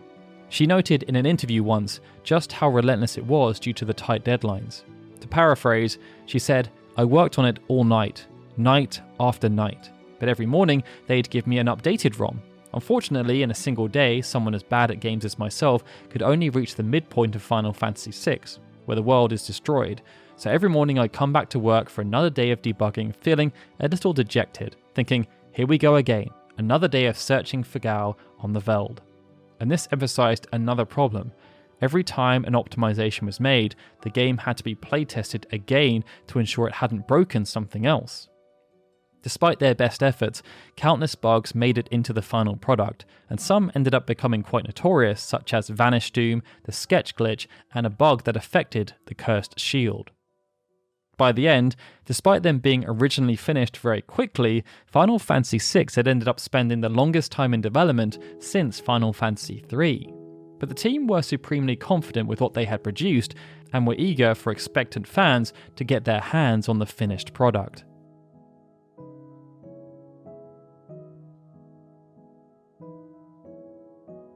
After what felt like a smooth, but also very taxing and emotionally draining development cycle, thoughts moved over to the marketing team and how they were going to position Final Fantasy VI to an ever-expectant market. The previous installment had cemented Final Fantasy as one of the hottest properties, and fans were desperate for more, but choice decisions had to be made around how and when to ship the product. After all, they had chosen to take a slightly longer time developing Final Fantasy VI than initially intended, and they'd also opted to produce the game on a 24MB ROM cartridge, which increased production costs, and those needed to be passed on to the consumer. Dragon Quest also loomed as the elephant in the room, but Square were confident with their own product and the decisions they had taken, and decided to be bold and brash. One of the common themes over the past 5 years was that Yuji Horii and the marketing team over at NX were always keen for consumers to be aware of what was on the horizon in relation to Dragon Quest. In the earlier days of the franchise, this had worked quite well as the games came thick and fast, but as development times got longer and longer, announcing their games early started to have the opposite effect. Consumers ended up getting burnt out by the constant prospect of news and then nothing significant being delivered as more and more time passed. With Dragon Quest V and Final Fantasy V releasing so close to each other, consumers then wondered which publisher would blink first by revealing their plans for the next iteration. And once again, it was Enix. During the summer of 1993, less than a year after the release of Dragon Quest V, Enix held a press conference where they announced that development had already commenced on Dragon Quest VI, and they sat in front of a general banner that offered no branding and only 2 small pieces of concept art. They stopped short of saying anything else of note. There was no planned release window revealed, nor did they talk about anything that the game planned to contain. The announcement was clearly designed to try and get ahead of their rival. Enix were beginning to feel threatened by Final Fantasy and wanted to ensure the conversation stayed with them, even if they had nothing significant worth talking about. Square, though, for their part, were more than happy to let Enix talk. After the release of Final Fantasy V, their internal focus shifted onto other properties, such as the next iterations into the Mana and Romancing Saga franchises. Both had the potential to be smash hits, and this proved to be the case when Seiken Densetsu 2 launched around the same time as that Dragon Quest III reveal. It sold over 500,000 copies during a 2-week launch period, with the figure rising to almost 800,000 within a month on sale. This was a significant result for Square, as the previous game, which had launched on the Game Boy, had only managed to sell 700,000 copies in its lifetime, and at less than half the price point. This saw the Mana franchise go from one capable of generating 3.4 billion yen during its lifetime to one capable of generating 7.8 billion yen in just 4 weeks. Final Fantasy VI was then announced right at the end of the year to coincide with the huge launch of Romancing Saga 2. It managed to perform even better than Seiken Densetsu 2, with 600,000 copies shipped within its first 2 weeks on sale. But Enix were also active around this period, releasing Illusion of Gaia and Dragon Quest 1 and 2 for the Super Famicom in the surrounding weeks.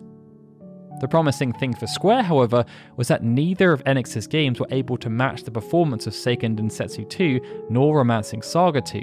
And this showed that the consumer base has started to develop a closer affinity with games associated with the Square brand, as opposed to them being from one specific IP. Similar to the reveal of Final Fantasy V, the marketing and publishing teams decided, along with Sakaguchi, that there needed to be a quick turnaround between announcement and launch.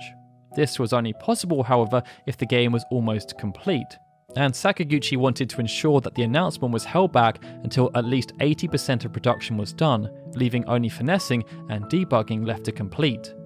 Based on the size and strength of the brand, they believed this was the optimum approach. Go huge with the announcement and bombard people with immediate reasons why they should play this game. By taking this approach, there was no room for people to gain incorrect assumptions about what the game may be, which in turn meant their expectations were less likely to be misaligned. Alongside a huge print spread which contained very detailed information about Final Fantasy VI, they then shocked audiences by revealing that despite being announced in December of 1993, Final Fantasy VI was going to be released just 4 months later, in March of 1994. The benefits of this approach were then laid bare. Dragon Quest VI had been a near permanent mainstay at the top of Famitsu's Most Wanted charts ever since its announcement during the summer. But within just 1 week, Final Fantasy VI had snatched its spot at the top, and it wasn't even a competition. Dragon Quest VI had been eclipsed, losing almost all of its momentum. Alongside the build-up to this reveal, the marketing department at Square had also been working hard on something that Sakaguchi had been clamoring for, a legitimate collaboration with Torishima and Jump magazine. Ever since their faithful conversation following the release of Final Fantasy III, Torishima had been suitably impressed by what Square had accomplished with Final Fantasy IV and V, and he'd been so impressed that after seeing what was being worked on behind the scenes with Final Fantasy VI, that he finally gave the Final Fantasy brand his seal of approval. The resulting campaign was planned to be huge, and this was yet another body blow to Enix, as for the longest time, Dragon Quest had had near-exclusive expanded coverage within Jump. What became known as the Final Fantasy Coliseum ended up as a comprehensive feature that was planned to last for an extended period that encompassed pre-launch and post-launch support. It saw unique comic strips produced to provide backstories on specific characters and draw the Shonen Jump audience in. while people like Sakaguchi and Kaori Tanaka answered mailbag questions, diving deep into the creative process for each character and revealing detailed lore information and how the characters had evolved throughout the development process. This was not the end of their efforts though. Square had become known for their impressive TV commercials, with Final Fantasy IV focusing on a real-life ostrich and Final Fantasy V using innovative computer graphics. To continue on with this theme, for Final Fantasy VI, they decided to create a live-action trailer. To ensure it retained the wow factor, the creative team decided to have Terra somehow be magically transported into modern-day Japan, all while riding the Magitech armor, just like in the box art and the game's opening sequence. Such a vision required the use of green screen technology, and the hiring of a model who could serve as a realistic representation of Terra. After a search, they ended up hiring a 13-year-old French model called Audrey Drew, creating a suitably appropriate costume and allowing her to retain the blonde hair as opposed to dyeing it green to match the in-game representation. Alongside this, Square also produced 2 promotional soundtracks called Final Fantasy VI Stars Volume 1 and 2, and they also, in collaboration with V-Jump, produced a unique piece of music that featured the entire core development staff. And to make it even more endearing to would-be players, they even had the staff sing along, with Sakaguchi and Tetsuya Nomura performing the solo roles. All of this was necessary though, as not only did Square want to try and further close the gap to Dragon Quest, but they also had to try and get people so excited about the prospect of playing the game that they'd be forgiving about the incredible price tag that had been placed on the cost of entry. Due to the use of that 24MB cartridge, Square decided to hike the retail price up by a considerable margin, having chosen to pass on the extra cost to consumers, instead of absorbing it themselves. This meant Final Fantasy VI retailed for 11,400 yen, making it one of the most expensive games released on the system to that point. At the time, 11,400 yen was the equivalent of $110, but by today's money, when accounting for inflation, it meant Final Fantasy VI went on sale for the equivalent of $234. It was an incredible fee, but based on what Square had accomplished before, with not just the Final Fantasy franchise, but also Romancing Saga and Mana, and the success of their short but sharp marketing campaign, people were willing to pay the fee. And this was in spite of the game being slightly delayed due to that extended debugging phase, with Square using the additional time to create even more hype. During its first 2 days on sale, Final Fantasy VI went on to sell 1,154,360 copies, with a further 600,000 copies sold over the next 14 days. This placed Final Fantasy VI well ahead of the likes of Seiken Densetsu 2 and Romancing Saga, but perhaps the biggest milestone was what it meant in comparison to Dragon Quest. Final Fantasy V had helped to close the gap, but Final Fantasy VI had sold at such a rapid pace that it had not only closed the gap completely, but created a new one where Dragon Quest was now the franchise that had to play catch-up. And what made this all the more impressive was that price point, as the feat had been accomplished despite retailing at almost 2,000 yen more than most other games on the market at the time. This then meant that Final Fantasy VI generated 22.6 billion yen, or just over $200 million, within its first 4 weeks on sale, an incredible accomplishment for any developer or publisher of video games at the time. Shortly after launch, reviews from professional critics then started to go live, and amongst them was a very commendable 37 out of 40 from Famitsu. There had been a gradual upward trend for Final Fantasy games ever since the original game had scored 34 out of 40, but Final Fantasy V had represented a regression in this regard. Final Fantasy VI addressed this decline and also set a new benchmark, surpassing the scores of 36 out of 40 that were achieved by Final Fantasy III and IV. Amongst the 4 reviewers, 2 gave it a perfect score, and there were plenty of plaudits. Hirokazu Hamamura, for example, said that Final Fantasy VI had challenged the conventional frameworks of role-playing games, while also challenging what it meant to be a Final Fantasy game. But due to a combination of its presentation and story, it had succeeded, surpassing everything previously associated with the franchise to define a new path forward. Miki Watanabe, one of the two who awarded the perfect score, lamented only having limited space to convey her thoughts within the magazine. And this was because the graphics, battle sequences, and scenario were simply stunning and amazing to her. Everything sounded very positive, but consumers who purchased the game weren't quite as sure. When readers of Family Computer magazine provided their thoughts across 6 standard categories of characters, music, value for money, operability, immersion, and originality, Final Fantasy VI actually scored worse than Final Fantasy V in every single category. The area that lagged behind this the most was value for money, something that perhaps wasn't too surprising given the significant hike up in price point. Regardless, by the end of the Super Famicom's life cycle, Final Fantasy VI ended up selling 2.55 million copies. This was more than Final Fantasy V, but only just, with the difference being only 100,000 copies.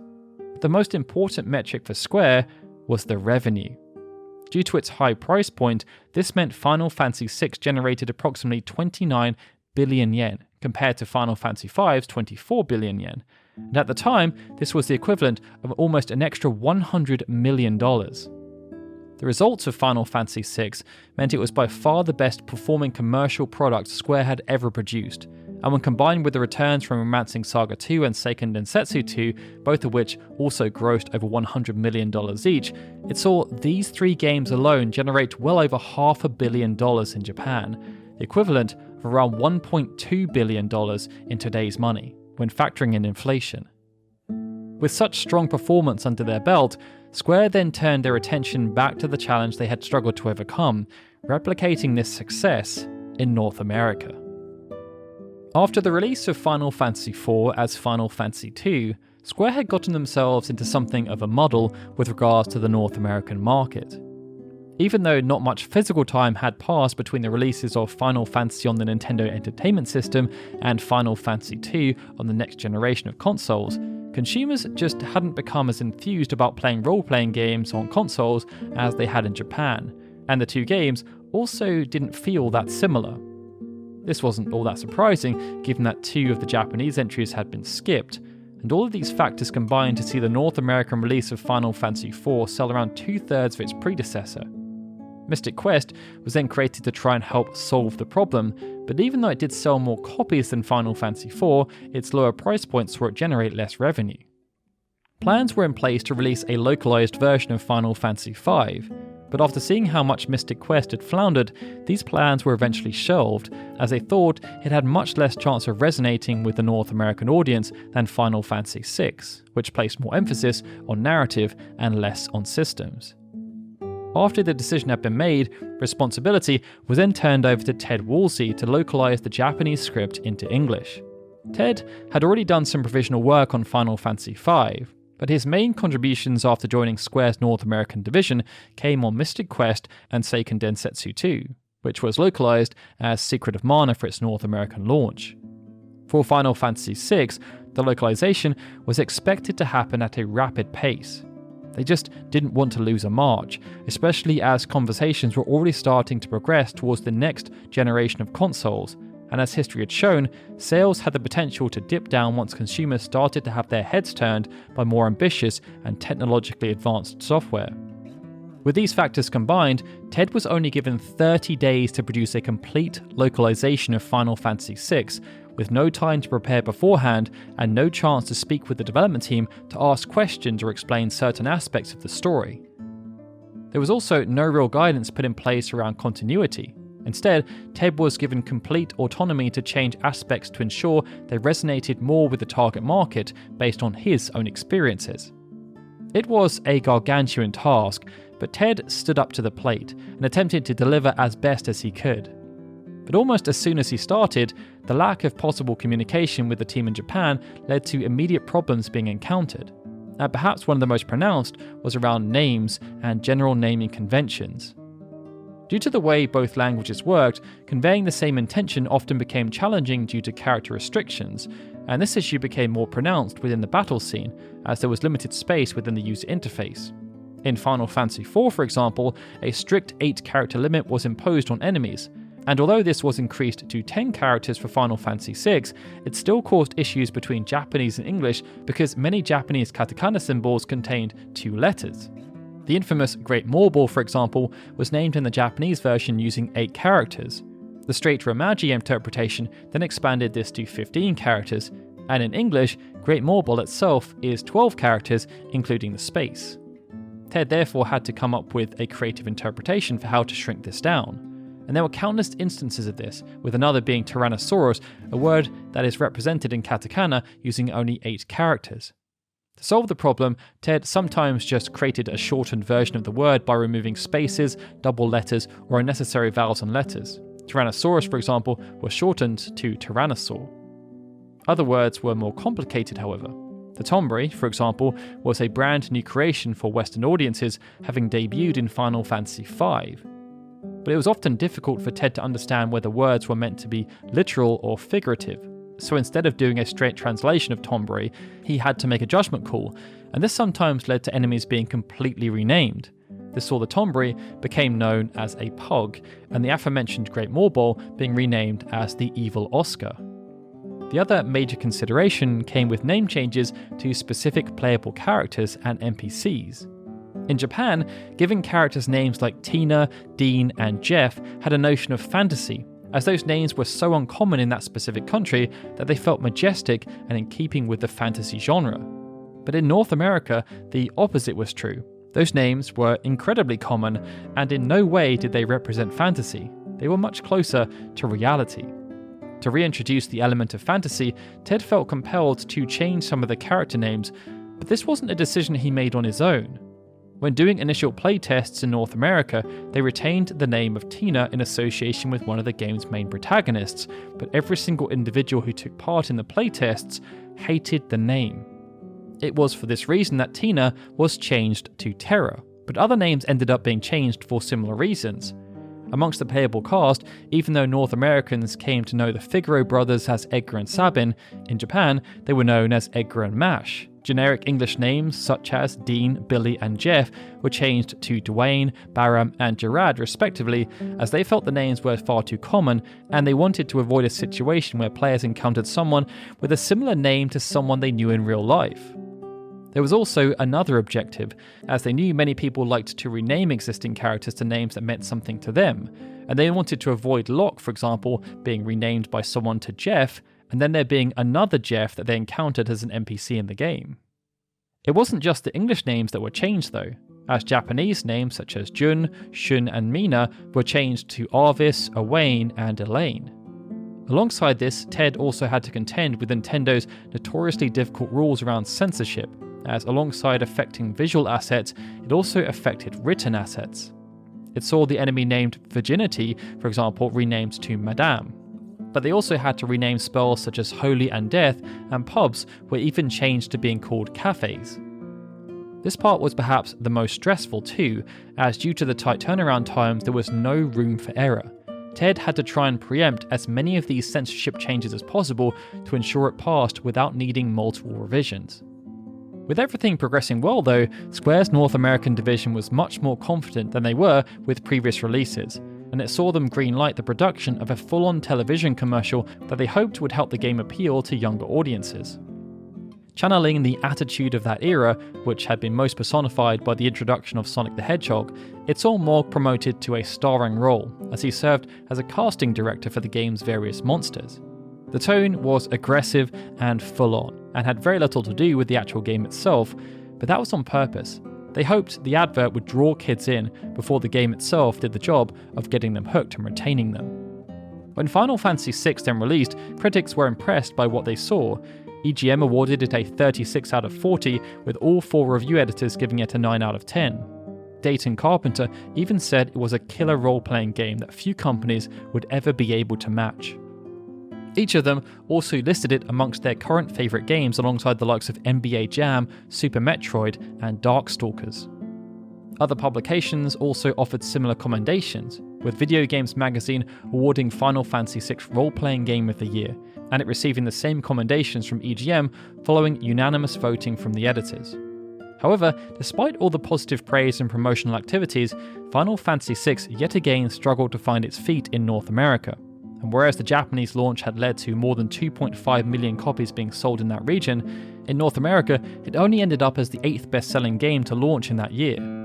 This could have been seen as impressive, as the game only launched in October, but its sales were way down on the likes of Mortal Kombat 2 and Donkey Kong, and based on estimates, only around 300 to 400,000 copies were ever sold in the region, which was in the same ballpark as Final Fantasy IV and Mystic Quest. This meant that despite everything Square had done, the brand had not grown by any noticeable metric in that region.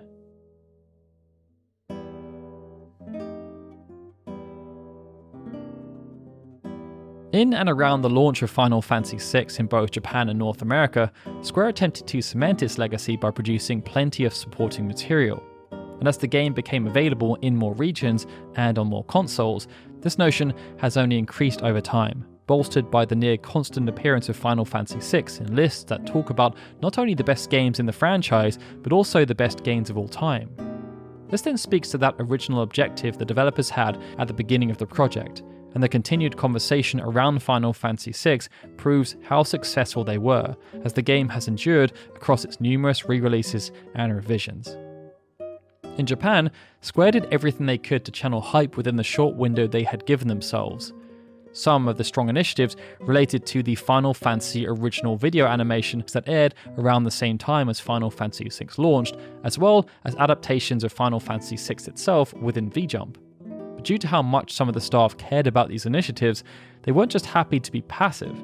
Keiro Tanaka, who worked on developing the scenarios relating to the Figaro brothers, epitomized this.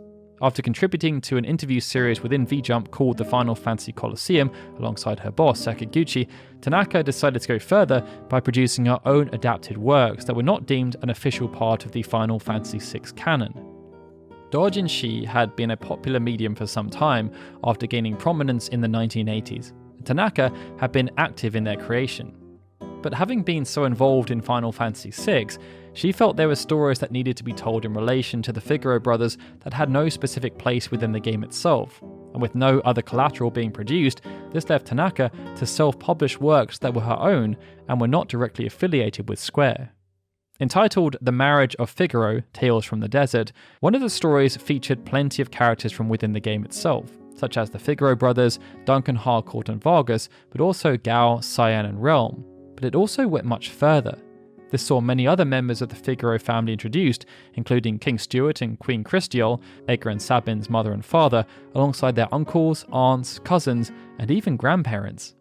It helped to explore the impetus for Sabin's martial arts training in more detail, while also detailing the perilous Game of Thrones that was taking place, with Stuart's own brother plotting to take the throne before the king's untimely death at the hands of the Castalian Empire.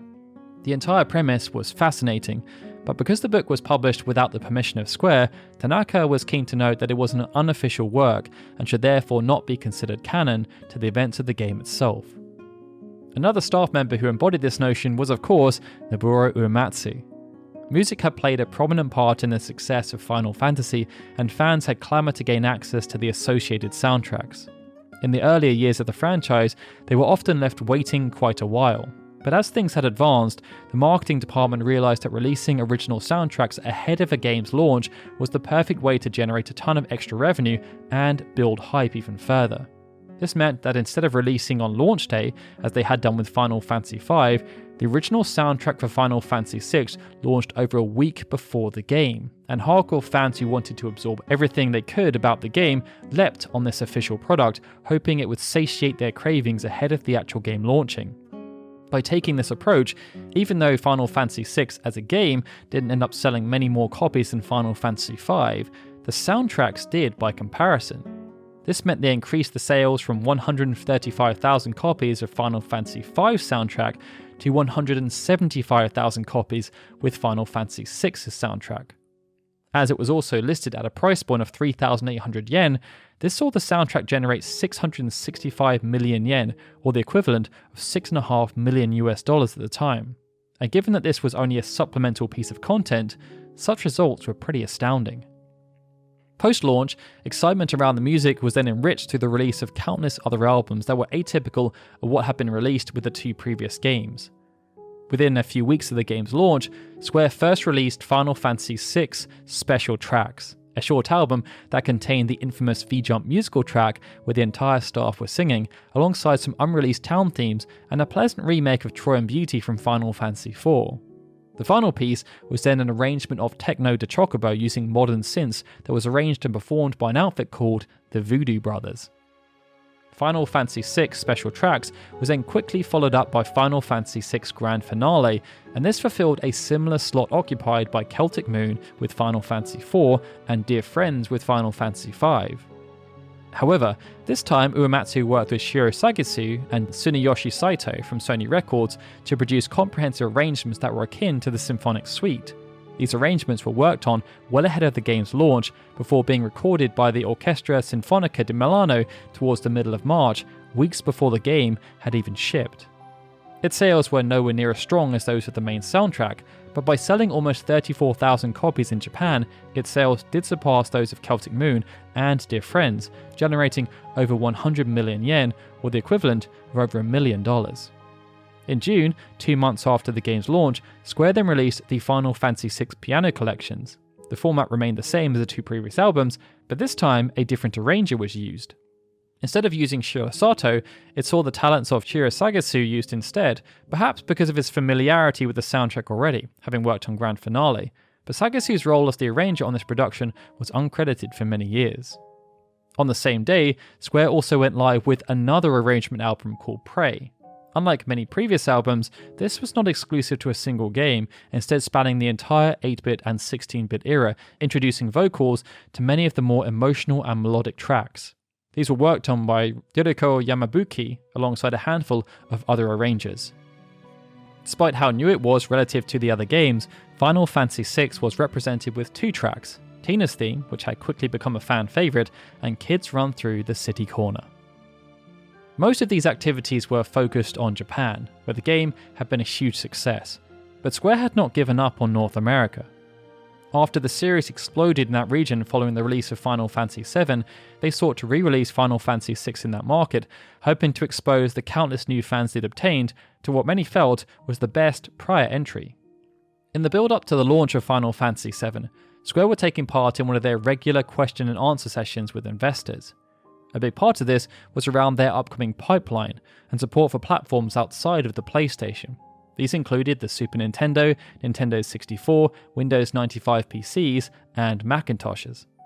In answering, the representative from Square was quite blunt. They said support for the Super Nintendo had ceased immediately, and they had no plans to produce cartridge-based games for the Nintendo 64. But they may open a dialogue with Nintendo around supporting the proposed Nintendo 64 Double D attachment. They also said that support for the Macintosh was unlikely, but that for Windows, they were already planning a port of Final Fantasy VII, as well as ports of Final Fantasy V and VI, with the 6th port penciled to release in the first quarter of 1998. This ambition, however, was never realised. It's unknown who was working on the PC port of 6, but it's safe to assume it was one of either Top Dog or Eidos, as they had both attempted to port Final Fantasy V before failing in that endeavour. The PC port of Final Fantasy VI is therefore presumed to have been cancelled following their difficulties porting Final Fantasy V. Due to how much of a struggle it was to produce functional ports for the PC, Square decided to use what had been done as a foundation for a port of Final Fantasy VI on the PlayStation instead. In Japan and North America, this port was released in 1999, but different strategies ended up being adopted. Whereas in North America it was only available as part of the Final Fantasy Anthology, alongside Final Fantasy V, in Japan it was part of the Final Fantasy Collection, which contained enhanced ports of Final Fantasy IV, V, and VI. But alongside the Final Fantasy Collection, it was also possible for consumers to buy each game independently. For this release, the plan was to introduce some quality of life improvements, while introducing high-quality FM sequences that were designed to help bring the 2D characters to life, and ensure that those who were playing the games for the first time, presumably after also playing Final Fantasy VII or VIII, felt a bit more at home with the experience. The major downside, however, was that Final Fantasy VI was designed for the Super Famicom, not the PlayStation, and Toze, the company put in charge of the port, struggled to ensure a smooth transition. As a ROM-based platform, the Super Famicom had lightning-quick load times, and this enabled fast transitions between the various scenes that were adopted. The CD-ROM format, however, was much slower at reading information, and this meant the PlayStation version of Final Fantasy VI had much slower load times than its original.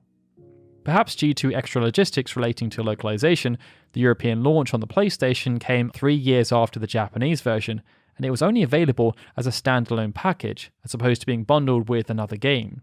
Kind of, as instead of being packaged with Final Fantasy IV or V, it came with a playable demo of Final Fantasy X. Due to the delay, Square were able to fix some of the issues with the original port, however, with Toze having found a way to remove a lot of the load time issues that plagued the Japanese and North American versions. Some years later, Final Fantasy VI Advance was then launched as the last part of the finest Fantasy for Advance series, but the wait was worth it for fans of the original game. Countless enhancements were made to this particular version, and they related to almost every aspect, from visuals through to localization, quality of life adjustments, and even bonus content.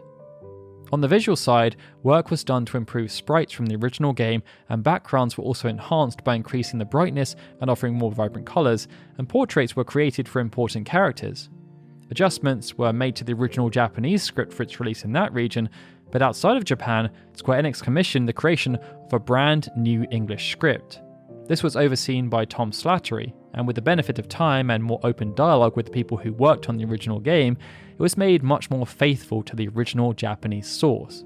Much of the word-based censorship was also reverted.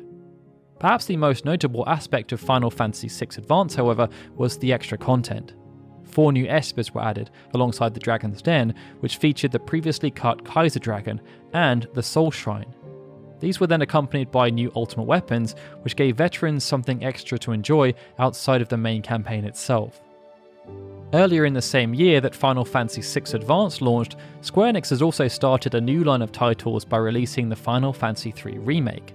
This was then followed up by a Final Fantasy IV Remake, and there was a strong assumption that remakes of Final Fantasy V and VI were to follow soon after. But despite Square Enix having that same ambition, those remakes never materialized. Having seen the 2 previous games, Tomoya Asano and his team did not want to continue just remaking older properties. Instead, they wanted to use everything they'd learnt to make an original Final Fantasy game, and this became known as Final Fantasy The 4 Heroes of Light. But this decision left Square Enix in a bit of a pickle. Due to how lucrative the Final Fantasy III and IV remakes had been, they still wanted to further capitalize by producing remakes of Final Fantasy V and VI, but they now lacked a suitable partner to do the work. According to Shinji Hashimoto, they did explore creating the games with a new partner, but after they encountered technical issues, the projects ended up being delayed and then quietly cancelled. And now, some 30 years later, we are still yet to see any form of remake for Final Fantasy V or VI. In lieu of a proper remake, Square Enix instead chose to focus their efforts on attempting to modernize the original version of Final Fantasy VI, and their attempt came to market in 2014. This new version was developed from scratch for iOS and Android devices, and it featured quite a few changes that were meant to further enhance the project. New character sprites were designed, and everything about the visuals were made higher resolution.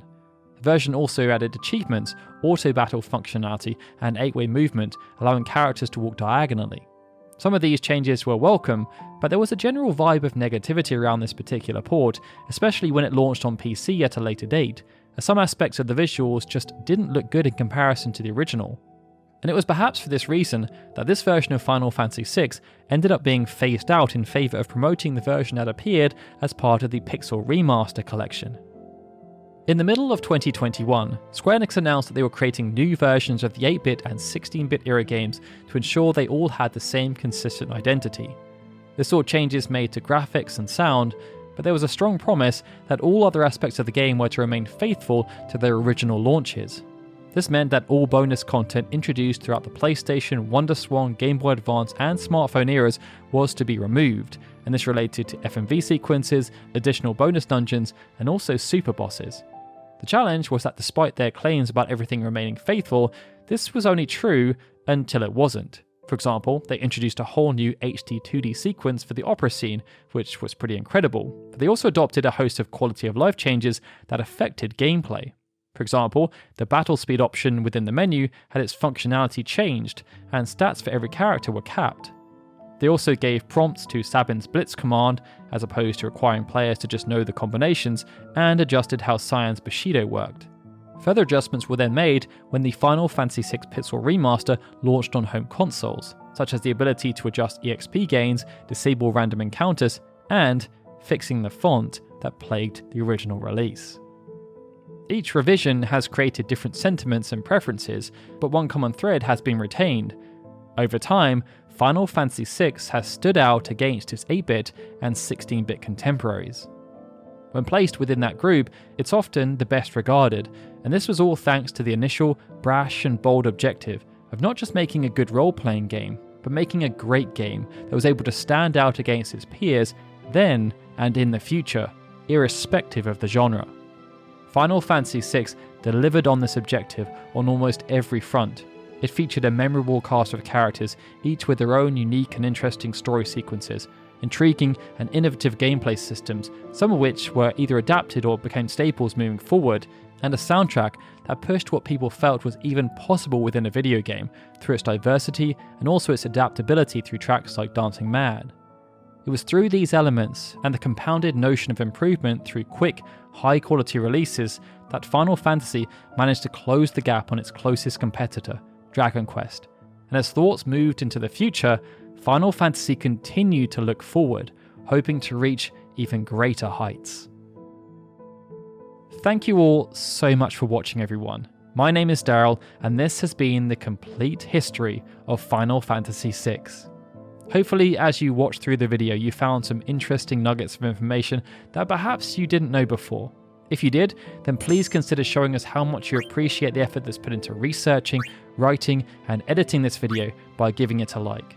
In truth, all interactions you make really help the channel out, so if you do genuinely appreciate what we produce, please do let us know. We're also very grateful for the support we receive on Patreon and YouTube memberships. At the beginning of the year, I was unfortunately made redundant, and support from people on Patreon and YouTube memberships has been incredible, and it's really helped to make things a lot more sustainable financially. If you love this kind of content and are excited to see us dive into the PlayStation era, then we'd very much appreciate any support you can offer in helping us with the production of these videos. You can help fund the channel for as little as $3 per month, which gives you access to videos early, ad-free, and audio versions of long-form content like this. We've also brought back the podcast, which is exclusive to Patreon supporters. The likes of Benjamin Snow, Christopher Gardner, Cody Keith, EXP Required on YouTube, Gregory, Nate Hancock, and Suiton TDK, who are super special Onion Eye supporters, exemplify this notion. But we are incredibly grateful to all of you, and without your kind support, this channel will be very hard to maintain.